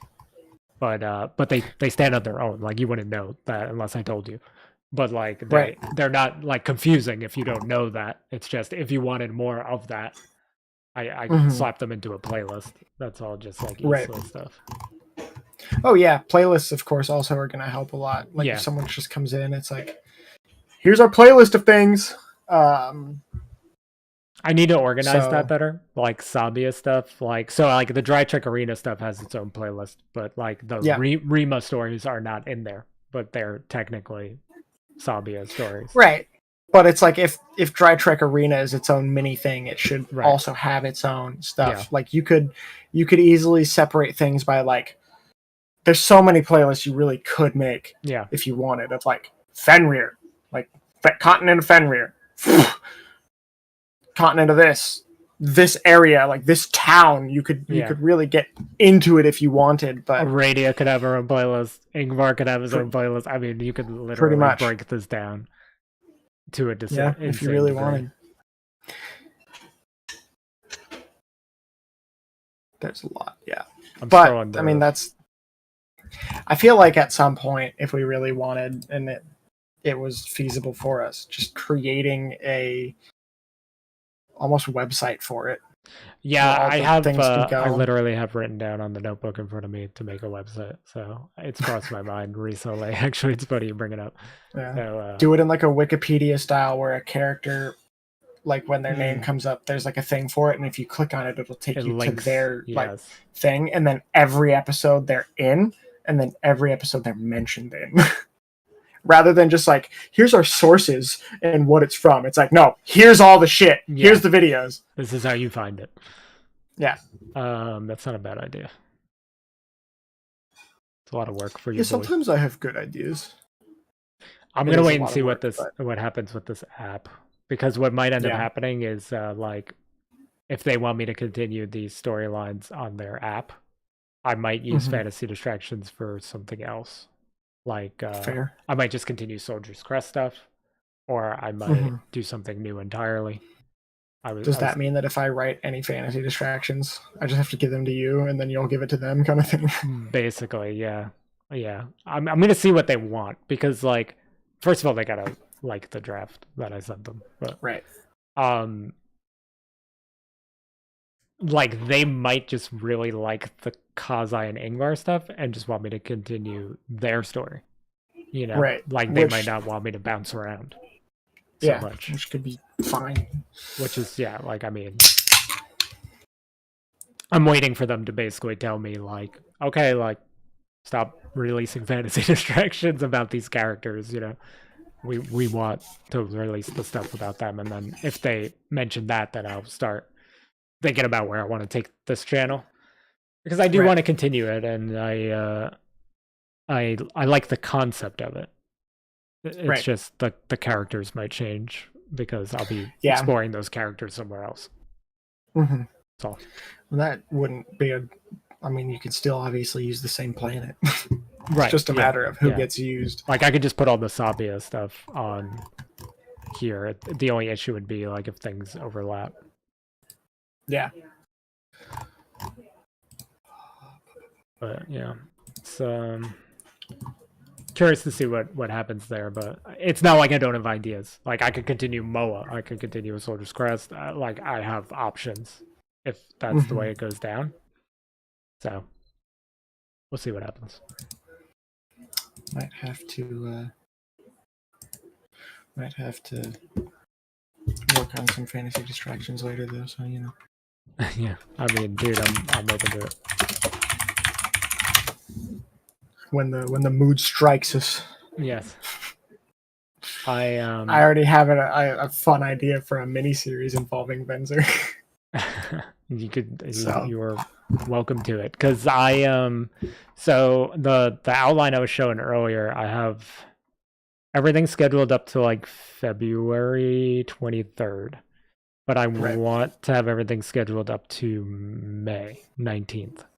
So me adding more stories is a good thing.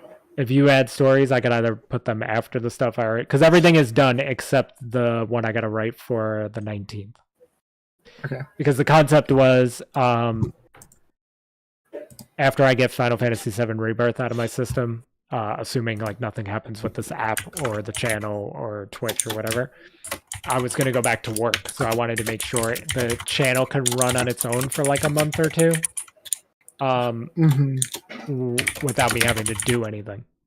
So the stories that are scheduled other than the May 19th one are done. The one I'm going to write for May 19th is going to be written in a way that it either like, not necessarily is like a send-off, but it's like a, it's a good spot for us to take a break if I need to take a break, you know, if I'm back at work or, you know, like I can't write them for whatever reason. So that was the plan. But, you know, worst case, like if you write them sooner rather than later, I'll just replace some of the ones that were going to be coming out more Right. like soon what those versus because I haven't fully put them all together yet, so I have to do that still, and I Fair, have to yeah. record a couple of them still,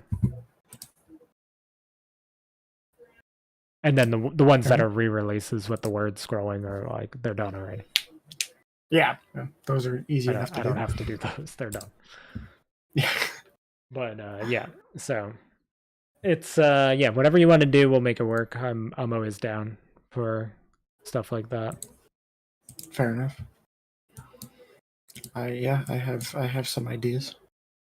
I'll let you know.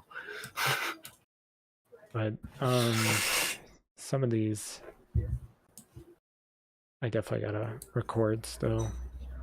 There's this really cool one I think I recorded already with there's like this town that has this like mysterious like you would like it because it's like mysterious fog around it, like Silent Hill style.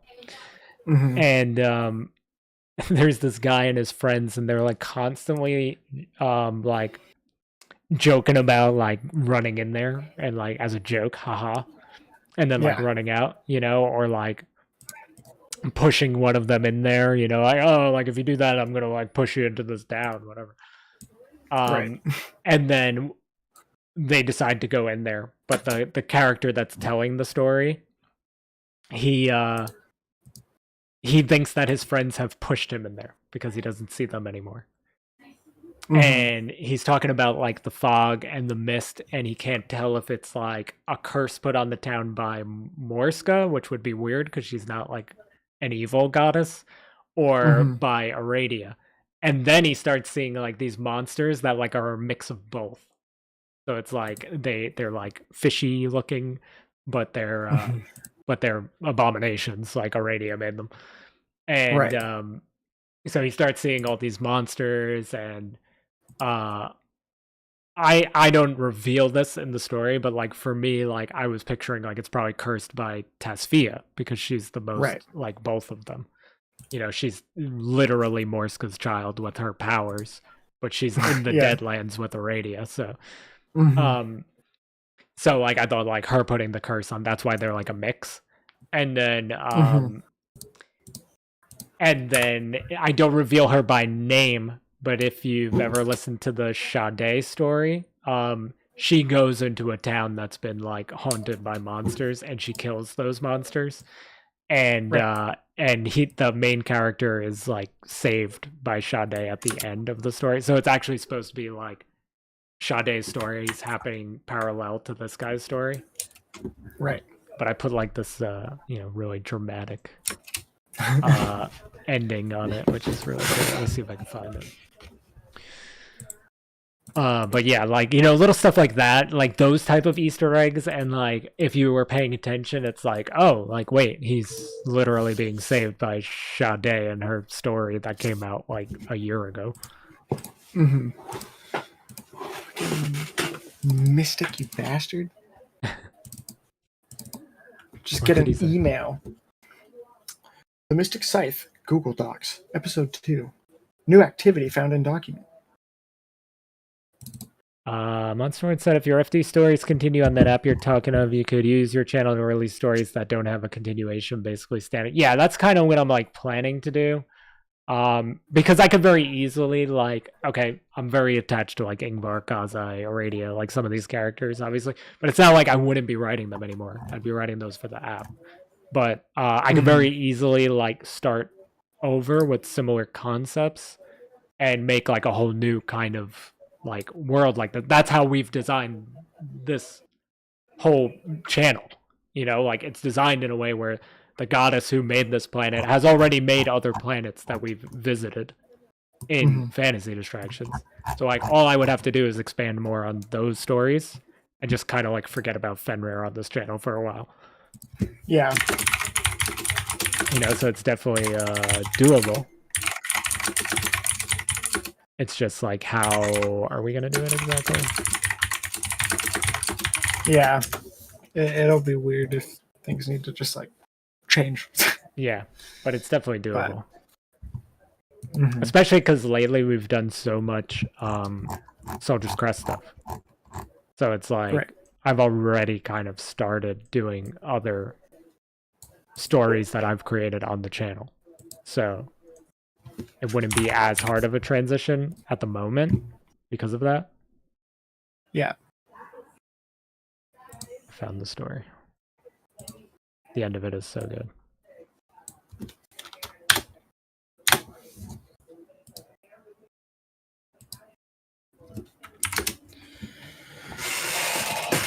I've got so many ideas. That's You're killing me, the, Val. that's the danger of fantasy distraction. It truly is. Mystic and I have also been trying to come up with a name for like our quote unquote production company, I guess you could say. Nice. I thought of Down Under Blunder Brothers. Okay. Because then it's like dub. Okay. DUBB. The Yeah. Down Under Blunder Brothers. And then it's, self-deprecating. But that's also a lot to say. So. Well, everyone will just have to call you Dub. Yeah, just have to call us Dub. Oh, that was made by discussing it and Dub? thought of some funny stuff. That was made by Dub? Hell yeah. Did?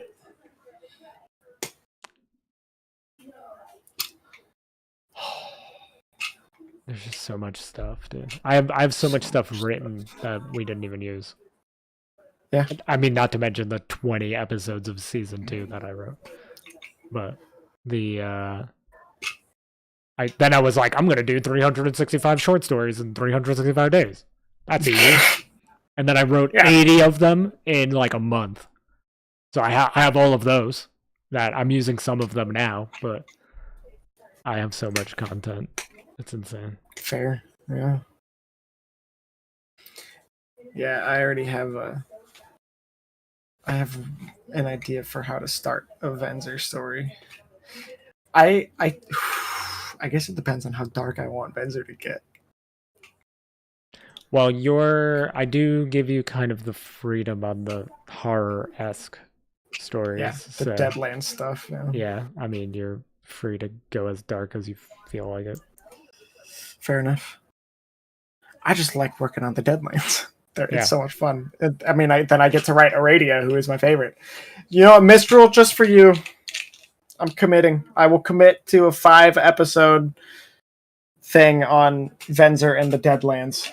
Just for you. And me, The because I Deadlands like so fun. Aradia. It's so fun. Writing that, I should say rewriting the Halloween special. Yeah. Was so fun. Oh, Mistral just got back. What happened? Mistral!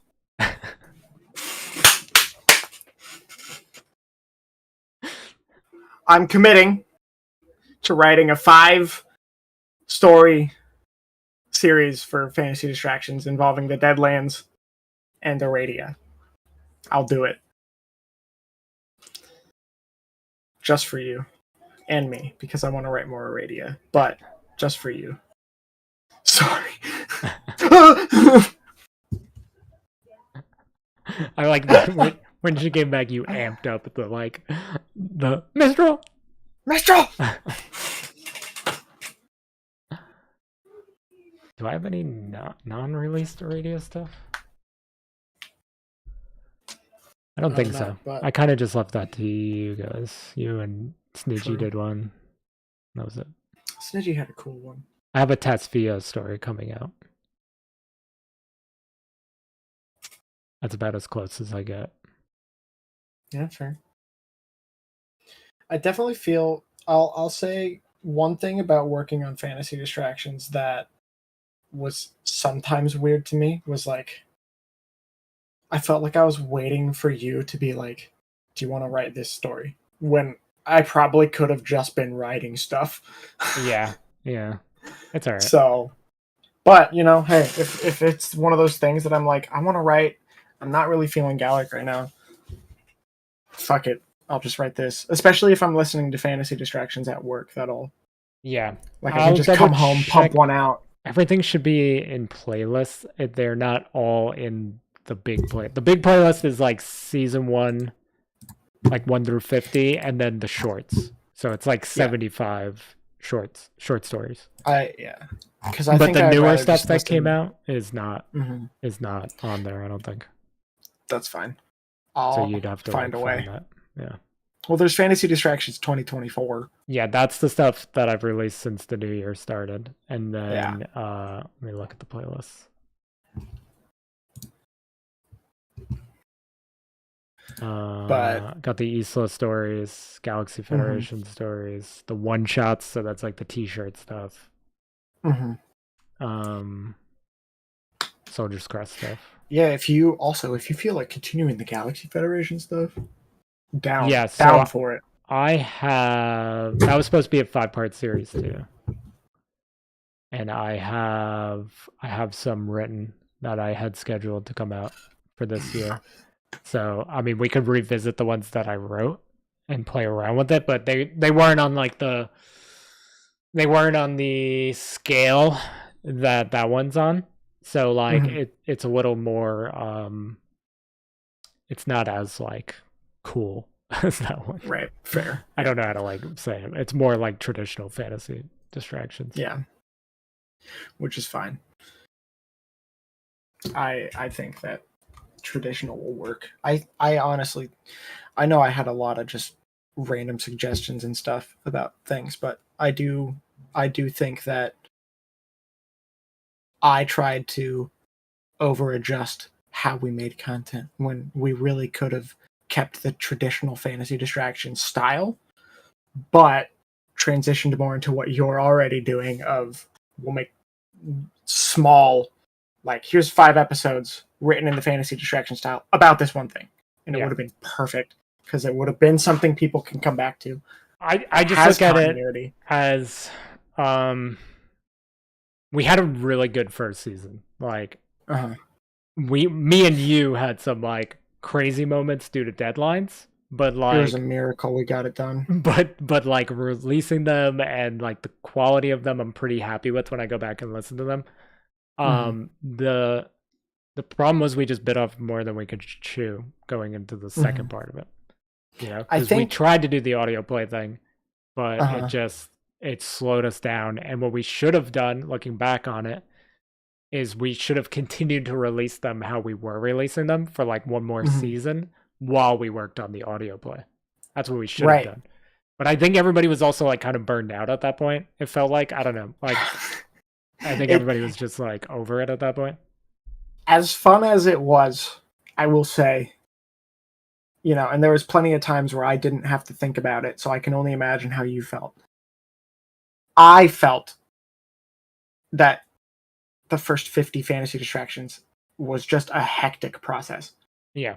You know, like it didn't have a whole lot of structure. And I think one of the things that I've also said to some people, like I've talked to Peachy about it, I've talked to other people about fantasy distractions, because I still show people fantasy distractions. It's like, hey, here's this cool thing. Yeah. But it's like one thing that I've said about just the lack of work that we had done once we got to like block 2 was just kind of like, this was never meant to be the massive project that it is. Yeah. Like Val pitched it to me as, here's 10 things I want to write. And it turned into 50.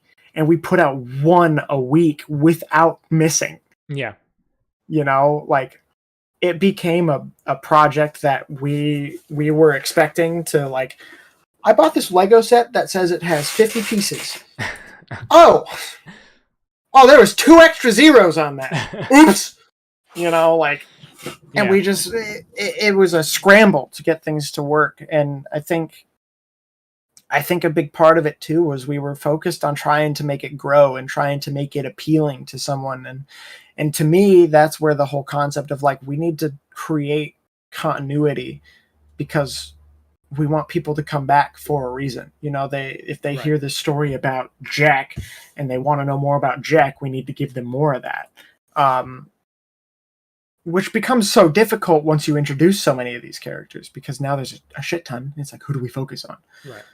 Which is why I think at this point, the thing that you've been doing of creating these kind of mini series works really well, especially because if you're uploading more than one video a week, there can be more than one series going on to draw an attention of people. And because there's such short listens, if you want to get into another one, and we're consistently releasing maybe 3 to 5 episode long miniseries, it's so easy for someone to get back into and just be like, all right, I finished the Isla stories. What's Dry Trek Arena? There's 3 there. Sure, let's listen to that. And it creates a good balance of the quick to pump out, or I say that as if it's not still work, but like they're rather quick to write for individuals who are used to sitting down and pumping out 20 pages of one book in a day and then being like, can't wait for the next 800.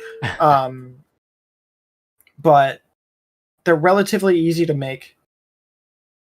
And because of how we have the world set up, it's so easy to just sit there and be like, all right, I'm done with this. What next?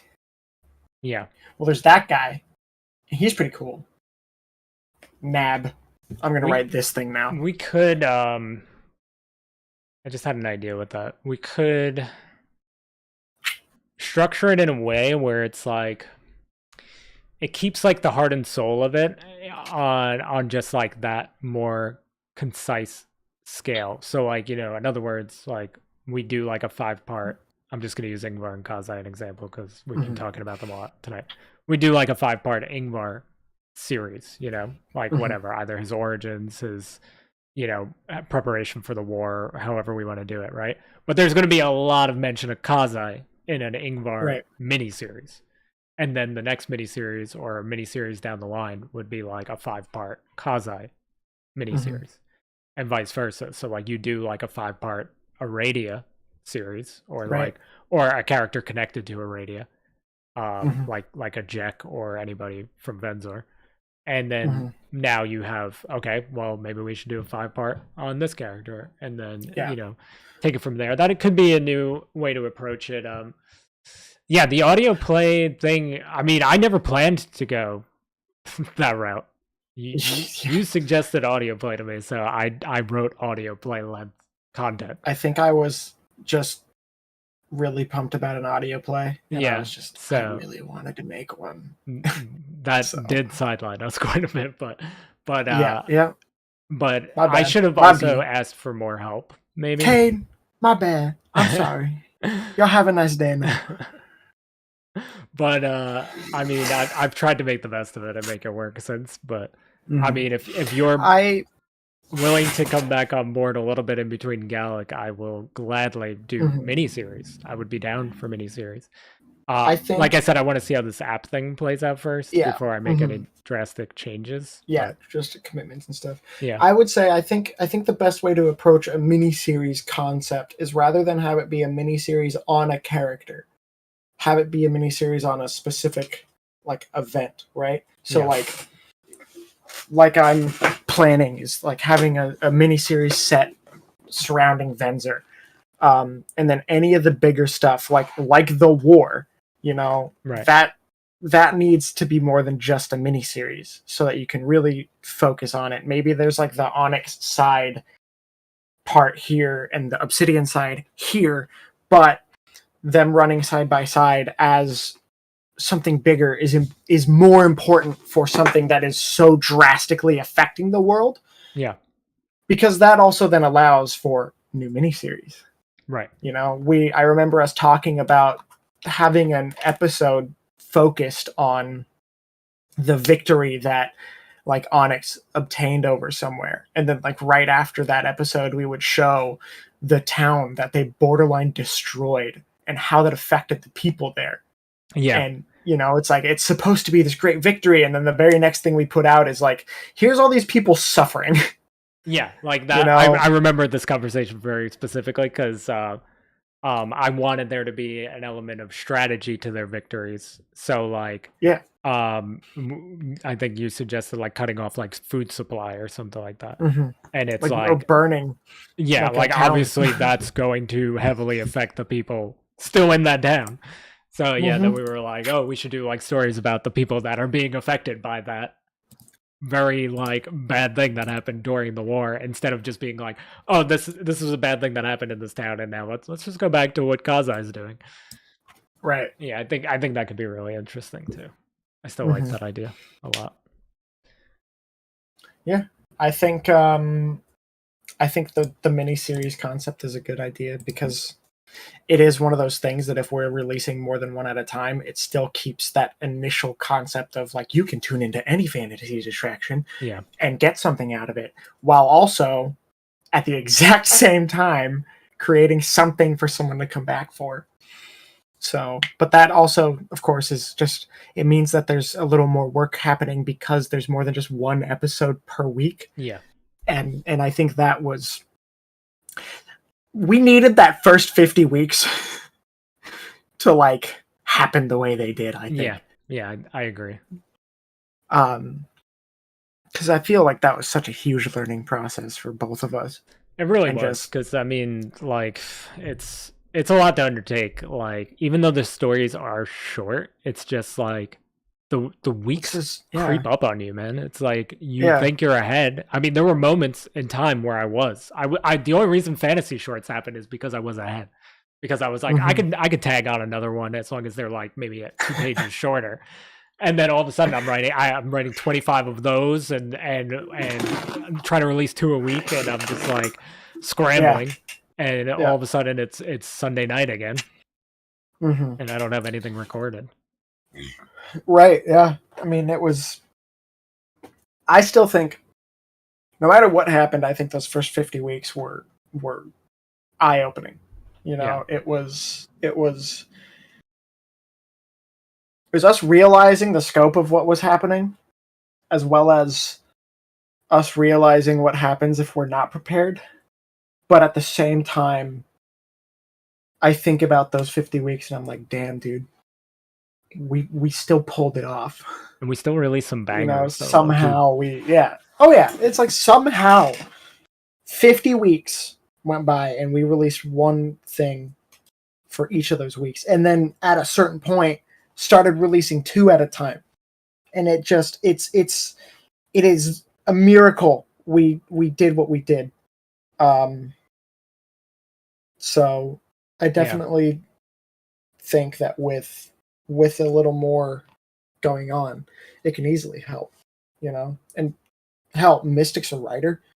I could talk to him about doing stuff for Fantasy Distractions. I mean, you know how I feel about guest writers and collabing. I'm always down. Yeah, well, that also just makes a workload so much easier, because if, you know, him and I are working on GALAK together, like that's a really big thing. But it's like if there's a night that I'm just not doing anything, or that he's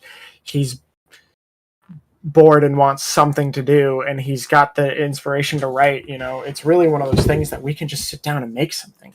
And the beauty of it is there's so much freedom in writing a fantasy distraction, I feel, because if you don't want to focus on any of the stuff that's already been established, you really don't have to, and it can still very easily slot into the world. Yeah.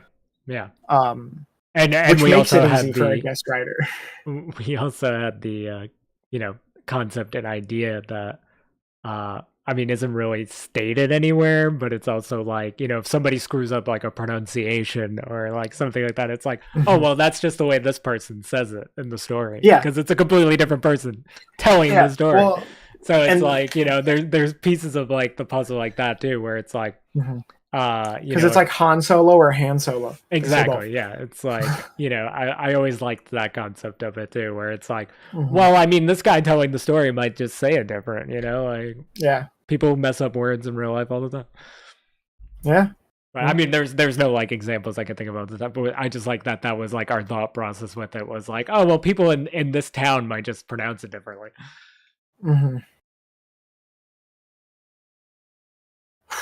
I think I'm gonna make Venzer like fucked up.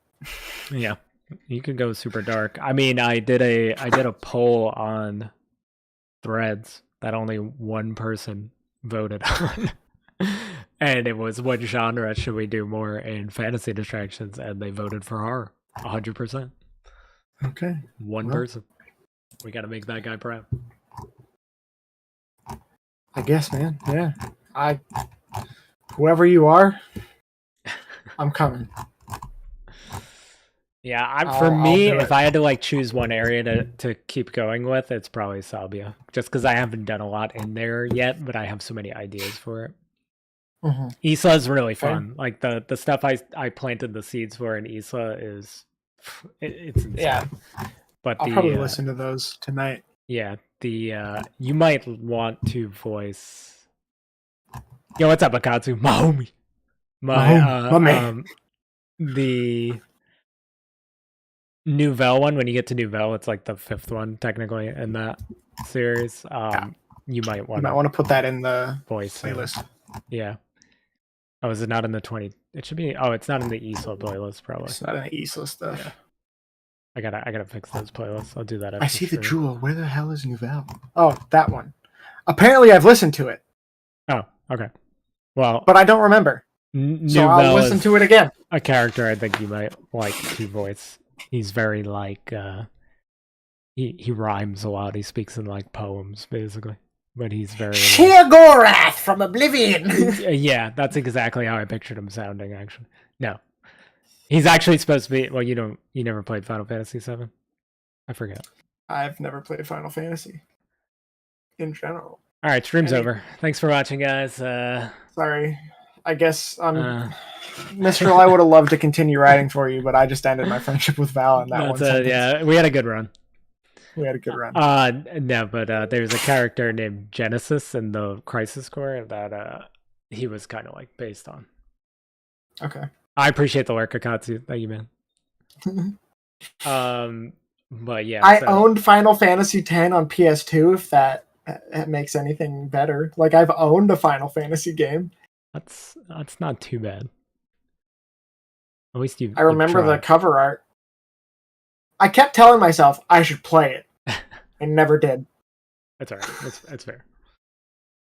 But yeah, that was like the inspiration for that character. So even if you just watch like a YouTube video on that guy, you would get it. Yeah, fair enough. Hide no jutsu. Thank you. GALAK was. We're not actually ending Mistral. If you thought I was, We're not actually. I was just trolling. No, he said he didn't play Final Fantasy. Any of them. Always in the shadows, hide no jutsu. I'm keen to start working more on. July to me. July to me. July to me. Yeah, I'm keen to work more on GALAK. So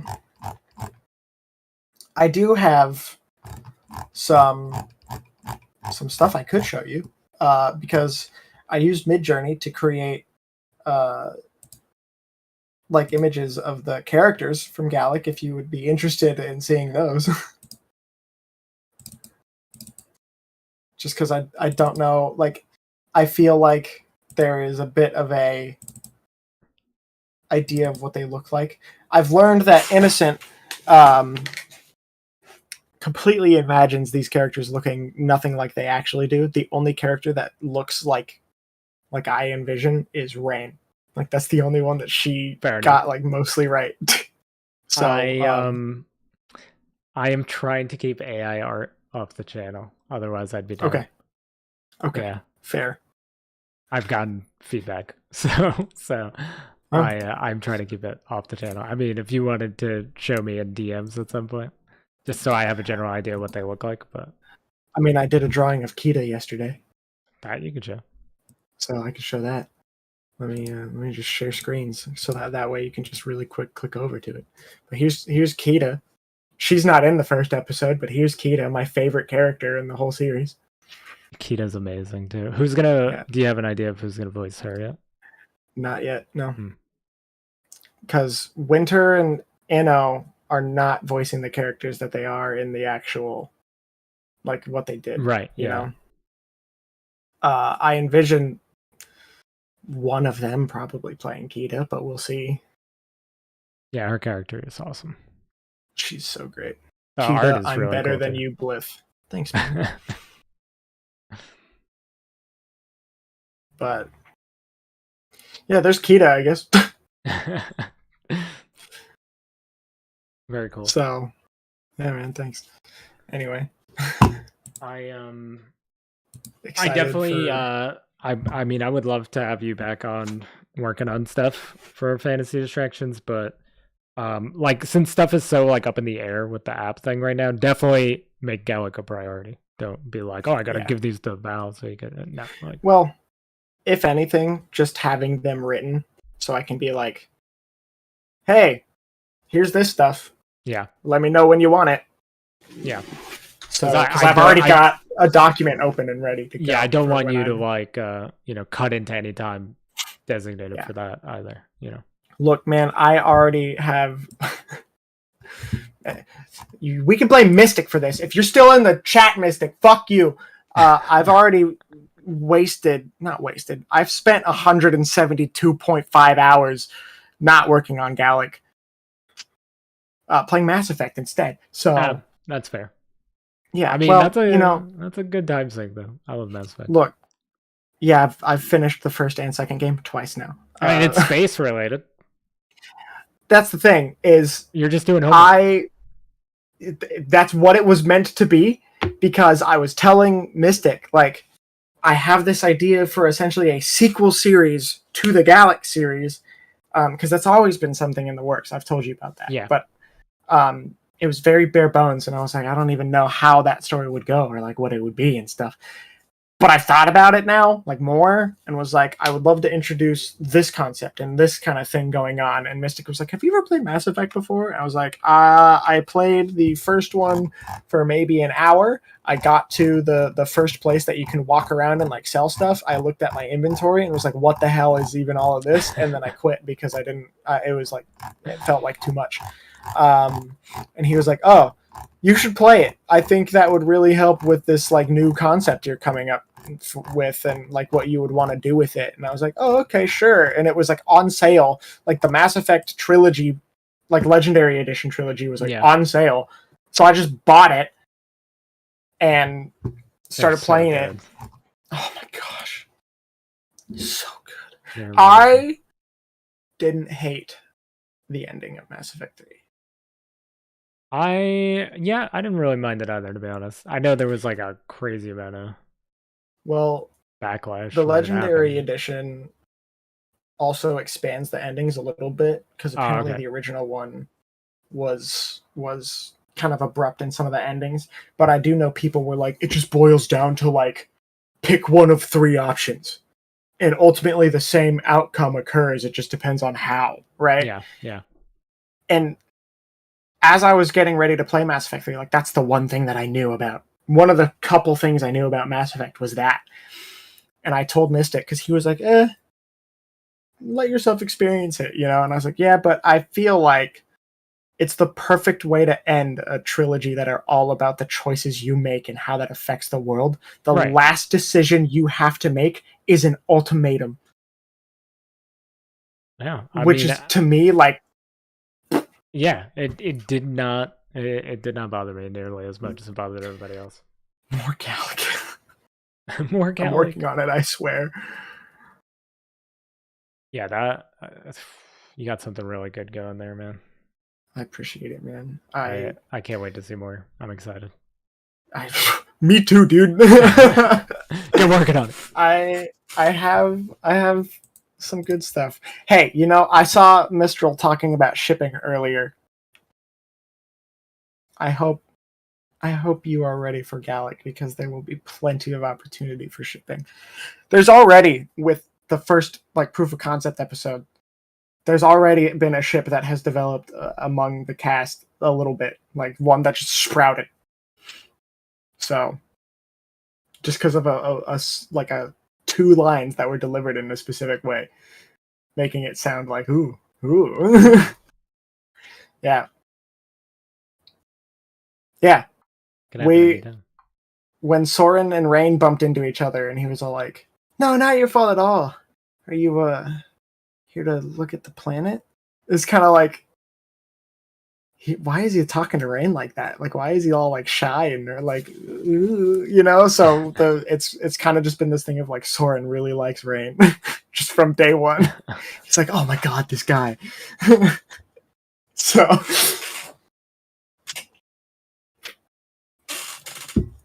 Trying to see I if feel I'm like Rain is using- going to be the most shippable character because I already know people are going to ship him with Avix, guaranteed. Ariel has a crush on him. Then there's the canon ship that happens. Like so much shipping. Dingbar, you know. Stop it. When's the Mistral Dingbar story? doesn't know about Dingbar yet. Mistral, you should know about Dingvar. The fact that that Val has not told you about Dingvar is a crime.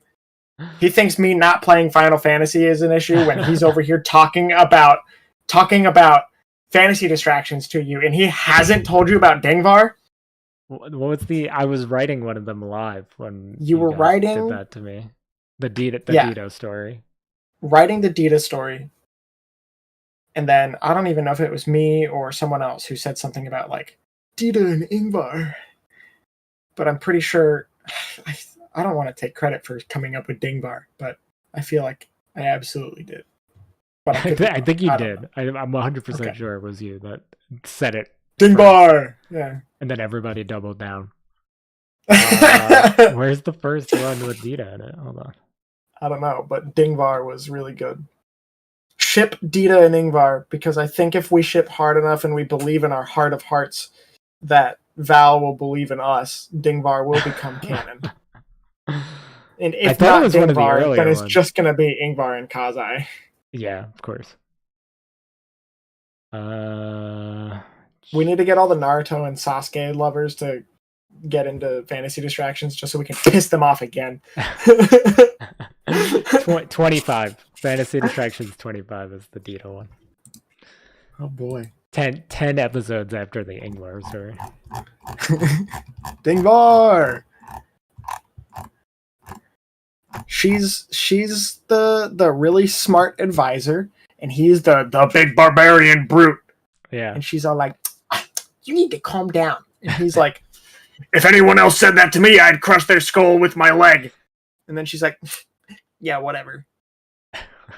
And then everyone's like, oh, they need to kiss. When you go to listen to it, that is exactly how it plays out.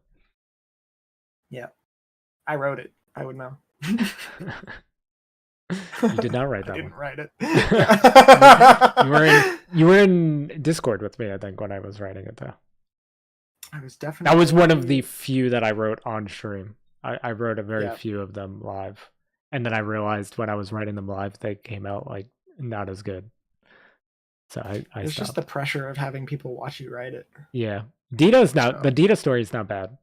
The one I did after that, I think, was like the Ilfor one, the King or whatever. I didn't like that one as much. Maybe here's a good idea. Here's a great piece of content idea for fantasy distractions. We're gonna throw a curveball at everyone. All right. I'll record it. I'll edit it. I'll do everything, and I'll just give it to you, and you just have to upload it. Jake creates a tier list of the first 50 fantasy distractions. Yeah, I mean, I'll upload it. I would love that. I would love that, dude. My camera's tracking me. Hi guys, from doing. I'm this. Jake, co-creator, like reacting to it. That was our pitch to the booktubers. Remember, we were like, react to our, like, it's free React content. Like, just react to our stories. And the only one who did it was Literary Gladiators. He reacted. I've watched that video like 3 or 4 times. Yeah, honestly, like it came out, I watched it, and then I kept watching it. Yeah, I wrote 24 basically fantasy distractions for them last year. Mm-hmm. I don't know if you knew that, but I did. I did know that. I wrote those last year while we were not really uploading anything. Yeah. Those. Yeah, I could. They could have been. I could easily do a tier list, dude. That I don't know if it would be me, like actually listening to them in the video. Yeah, it more so like if I was like, oh, I need to listen to this one again, and then I'll listen, quick do a like thing of me just listening to it, and then come back. It's like, okay, yeah, you know, like maybe like just like snippets from them, you know, like mm-hmm. you like I gotta listen to this one, and it's just like a line or two or whatever. Yeah, I would Let's already start things put up like all of mine at the with bottom. F tiers. Here's Crow, F tier. Aradia, F tier. Any of them from the VA I've done playlist, F tier. Except for Kazai Short 4. Double Which S is tier. like our greatest thing ever created. Yeah, league of its own. Yeah. I'm pretty It could be proud of fun. the Maz Kai stuff, like the stuff right before number 50, 48, and 49. Mm. Just because that was not supposed to all be me. Like, I mean, Janine narrated most of it, but like the voice acting was supposed to be two different people, not just me. But I'm pretty happy with how it came out. Is this thing still talking? What the heck, bro? It's just having a good time, you know? Invading my personal space. Yeah, I could absolutely make a tier list. That would be funny, man. I would upload Could be that. fun. That would be great. Tuesday is kind of like my random video day. Like if I want to clip something from the stream and upload it, I've just been throwing them on Tuesdays because Tuesday I don't really upload anything. Yeah, But, fair. dude. If you want to do that, I would love that. That'd be so much fun. I could either make a video or just live stream it. Yeah, whatever. Just let me know when you're gonna stream it if it's like an ungodly hour for me. Well, you know. I think I have access to the Fantasy Distractions channel. I could also just stream it there. That would be cool. Might too. as well. Yeah, get those watch It's hours like, up. hey every guys, day. it's me, Jake.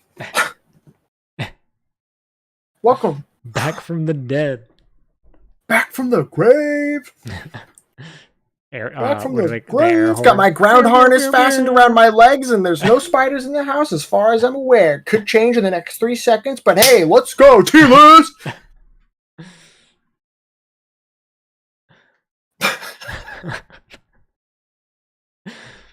Yeah. Oh yeah, Because man. then at that point, I could watch the videos at the same time, and it would just be like, Yeah, and the whole anybody tuning in could experience maybe some of the ones they haven't seen. yeah. The Alright, concept guys, of the we're gonna miniseries is good. Is Yeah. really good. I'm gonna just keep uploading like what I have scheduled and planned anyway. But I Mhm. think I'm definitely gonna revisit that. It's a good idea. Thanks, man. Sometimes Really I have good good ideas. I just really want to write some nonsense in Sabia because it's like desert continent. See, and that's the beauty of Fantasy Distractions is that's what you can do if you feel like it. Yeah. You want to do it? Go for it. I have no other plans for the stream, by the way. So anytime we want to call it, we could call it.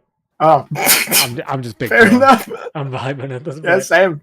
I don't have to leave for work until 6:40, 6:45-ish, so I got almost 3 hours still. No. But Yeah, I just, that depends on if there's enough energy in the tank to go. I had no plans for the stream other than watching GALAK and talking to you about it. So I was like, everything Fair after that, we somehow managed to BS our way through, like 3 additional hours. Well, you know. But Did you really think that anything else would happen the moment you No. and I got into a call? it's true. It's so true, though. 'Cause that's just what we do. I Hey man, had I to- want to talk to you about this thing really quick. 5 hours later, like, Yeah. oh, sun's coming up. I'll talk to you later. That stretch of time where we would do this like every night and stream, and we'd get like 8 other people in the Discord call with us. Like, I have some clips from that stream. I might still have that. The only stream I don't have that I'm really mad I don't have as much as I hate League of Legends is my birthday stream where we went into a game with 4 enchanters and I was set mid. And I had like 40 kills and we just absolutely demolished. I Oh don't my have that God. game on recording anywhere. I'm so mad about it. Hey, don't be mad. That's the thing. That one, that's for the memory banks, That was which will make it. great. You'll cherish it even more. Instead, I have a clip of us all in a call and something about me swinging both ways. I don't remember. It's just like, I was like, who clipped this? I went through my clips the other Who did day. this? I was like, who did this? Take it down. They can't know. That I have. Oh yeah, we'll have to revisit how to structure fantasy distractions someday. The stuff I've been releasing lately, I think, is all right. I mean, it's like Soldier's Crest stuff mostly, so it's like way off topic from Fenrir and stuff, and then the re-releases are just kind of there to keep it grounded to fantasy distraction, like to Fenrir. Right. But yeah, I mean, this is all we're kind of like at our filler arc right now. Majority of like the exposure and the new subs and stuff we're getting are from the live streams, I think. But yeah, maybe we can go back to the miniseries. There's just a lot of stuff up in the air now. Like, I mean, it wasn't that way like a week ago, but like with the app stuff, there's like, I don't know exactly what the plan is right now, but we'll see. There is so much more stuff we could do, though. It's insane. Yeah. Should we wrap it up? I don't know. If you want. It's your stream, not mine. If you want to do the tier list thing on the channel, let me know. I'm totally down. If you want to do it on your channel, that's fine too. Yeah. You tell me. We'll see. I just want to be there. I want to be there. I don't want to participate. Like, I feel like I just want to watch. I just want to watch. Fair. For reals this time, Mistral. For reals. Unless you want to come in and into the call with us and extend the chat for another 3 hours. Which is definitely possible. It's definitely possible. If you give us enough time to like kind of just bask in the silence for a second, it will pick back up. I guarantee it. Yeah. Like the stream would end and he'd be like, "Man, that was a good time." I'm like, "Yeah, we haven't talked in a while," and then it'll go until it's like, "Dude, I gotta go to work." We should have just left it on. Yeah. I actually lost 2 followers. I don't know if it was before we started or. I lose followers on Twitch like crazy, bro. Fuck them. Yeah, that's how I feel. It's definitely still people that followed me 100 years ago for like NHL content, and they're just like, why do I still follow this guy? He's just talking with his back to the screen. Not. Dude's playing weeb shit, and I can't even see his face. I can't even see his face, just his big head. It's just the back of his head. I just came downstairs for a midnight snack, and this asshole is playing video games in the living room. I'm trying to see. Here we go. Trying to see if there's anyone I could host in the writing section. No pressure writing night. Let's go. Dude, we're second in the category. Let's go. Let's go. We're second out of 2? Yeah. We did it. We made it.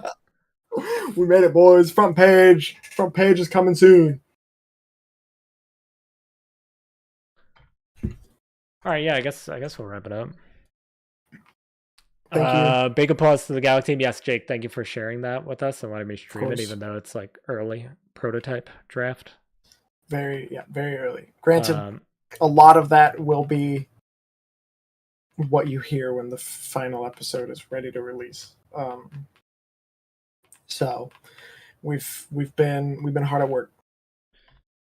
I kind of definitely as you complete stuff or want to share stuff, feel free. I'll share it on here, obviously. I have ideas for how I want to kind of market it when it's ready to go. I'm gonna try really hard to get it in front of a YouTuber who does like Star Wars based content.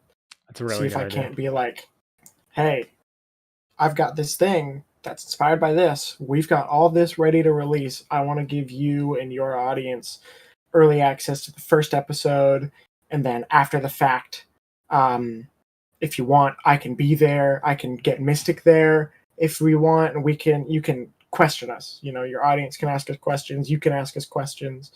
I want to provide that kind of early access to someone who will help get things jump started. And then from there, you know, if it's one of those things that's just like every time a new episode comes out, if you wanted to watch it on stream and talk to me after the fact, completely fine, you know. But it's definitely for me right now about getting that first episode in front of the right person if I can, because that'll just give it such a sudden boost immediately. Yeah. They'll, No, it's a they'll really good garner idea. the hype for it. So If you can find the options in the avenue, 100%, Mhm. that will push you There's so far ahead. yeah, there's 2 YouTubers right now that I watch that I would love to get it in front of if I could. And one of them has 1.56 million subs, Nice. so we'll see. The Yeah. other has 3.29 million, and they're both just Star Wars content creators. That's awesome. Yeah. So I think if we're lucky to the fact that they'll even respond, that'll be the number one thing, is if they get back to me at all. Because I am going to offer, like, hey, if you want, I will send money to you to get this in front of your audience early. I just want things to be I want to get it right from the start. No, for sure. And I mean, you're doing a really good job of like carefully planning things out, and like not only just with the content itself, but like your approach to it has all been very like methodical, I guess. So like I think you could definitely if you're planning that ahead the same way you're planning the actual content, and I think you'll, plus the experience of my failures, and then our failures in the event that I ever figure out my life. Obviously, you always have here as an avenue of some kind. Yeah. If Fantasy Distractions blows up prior, or right. Well, I mean, hey, think about it this way. I know who I want to put my first episode in front of. If I get that to happen, then that could be a huge boom in an audience for me. And then if I'm like, if you guys want my exclusive take on stuff every time a new episode comes out, this is the person I'll be talking to. And I can funnel a lot of that towards you. That's awesome, man. So, I appreciate it. Yeah. Mr. Have a great night. Thank you for hanging out with us. Thanks for listening. I'm going to start this raid up for this person. Sounds good, man. I don't know if they even talk or anything. I just pick random people in the writer section, raid them, and then I go about my day. But yeah, that's how Jake, thank you so much for joining us. Of course. Obviously, shout out to everybody that worked on GALAK. Good luck with all of that. Obviously, I'm cheering for you guys. Thanks, man. Thanks, Mom. My man. My man.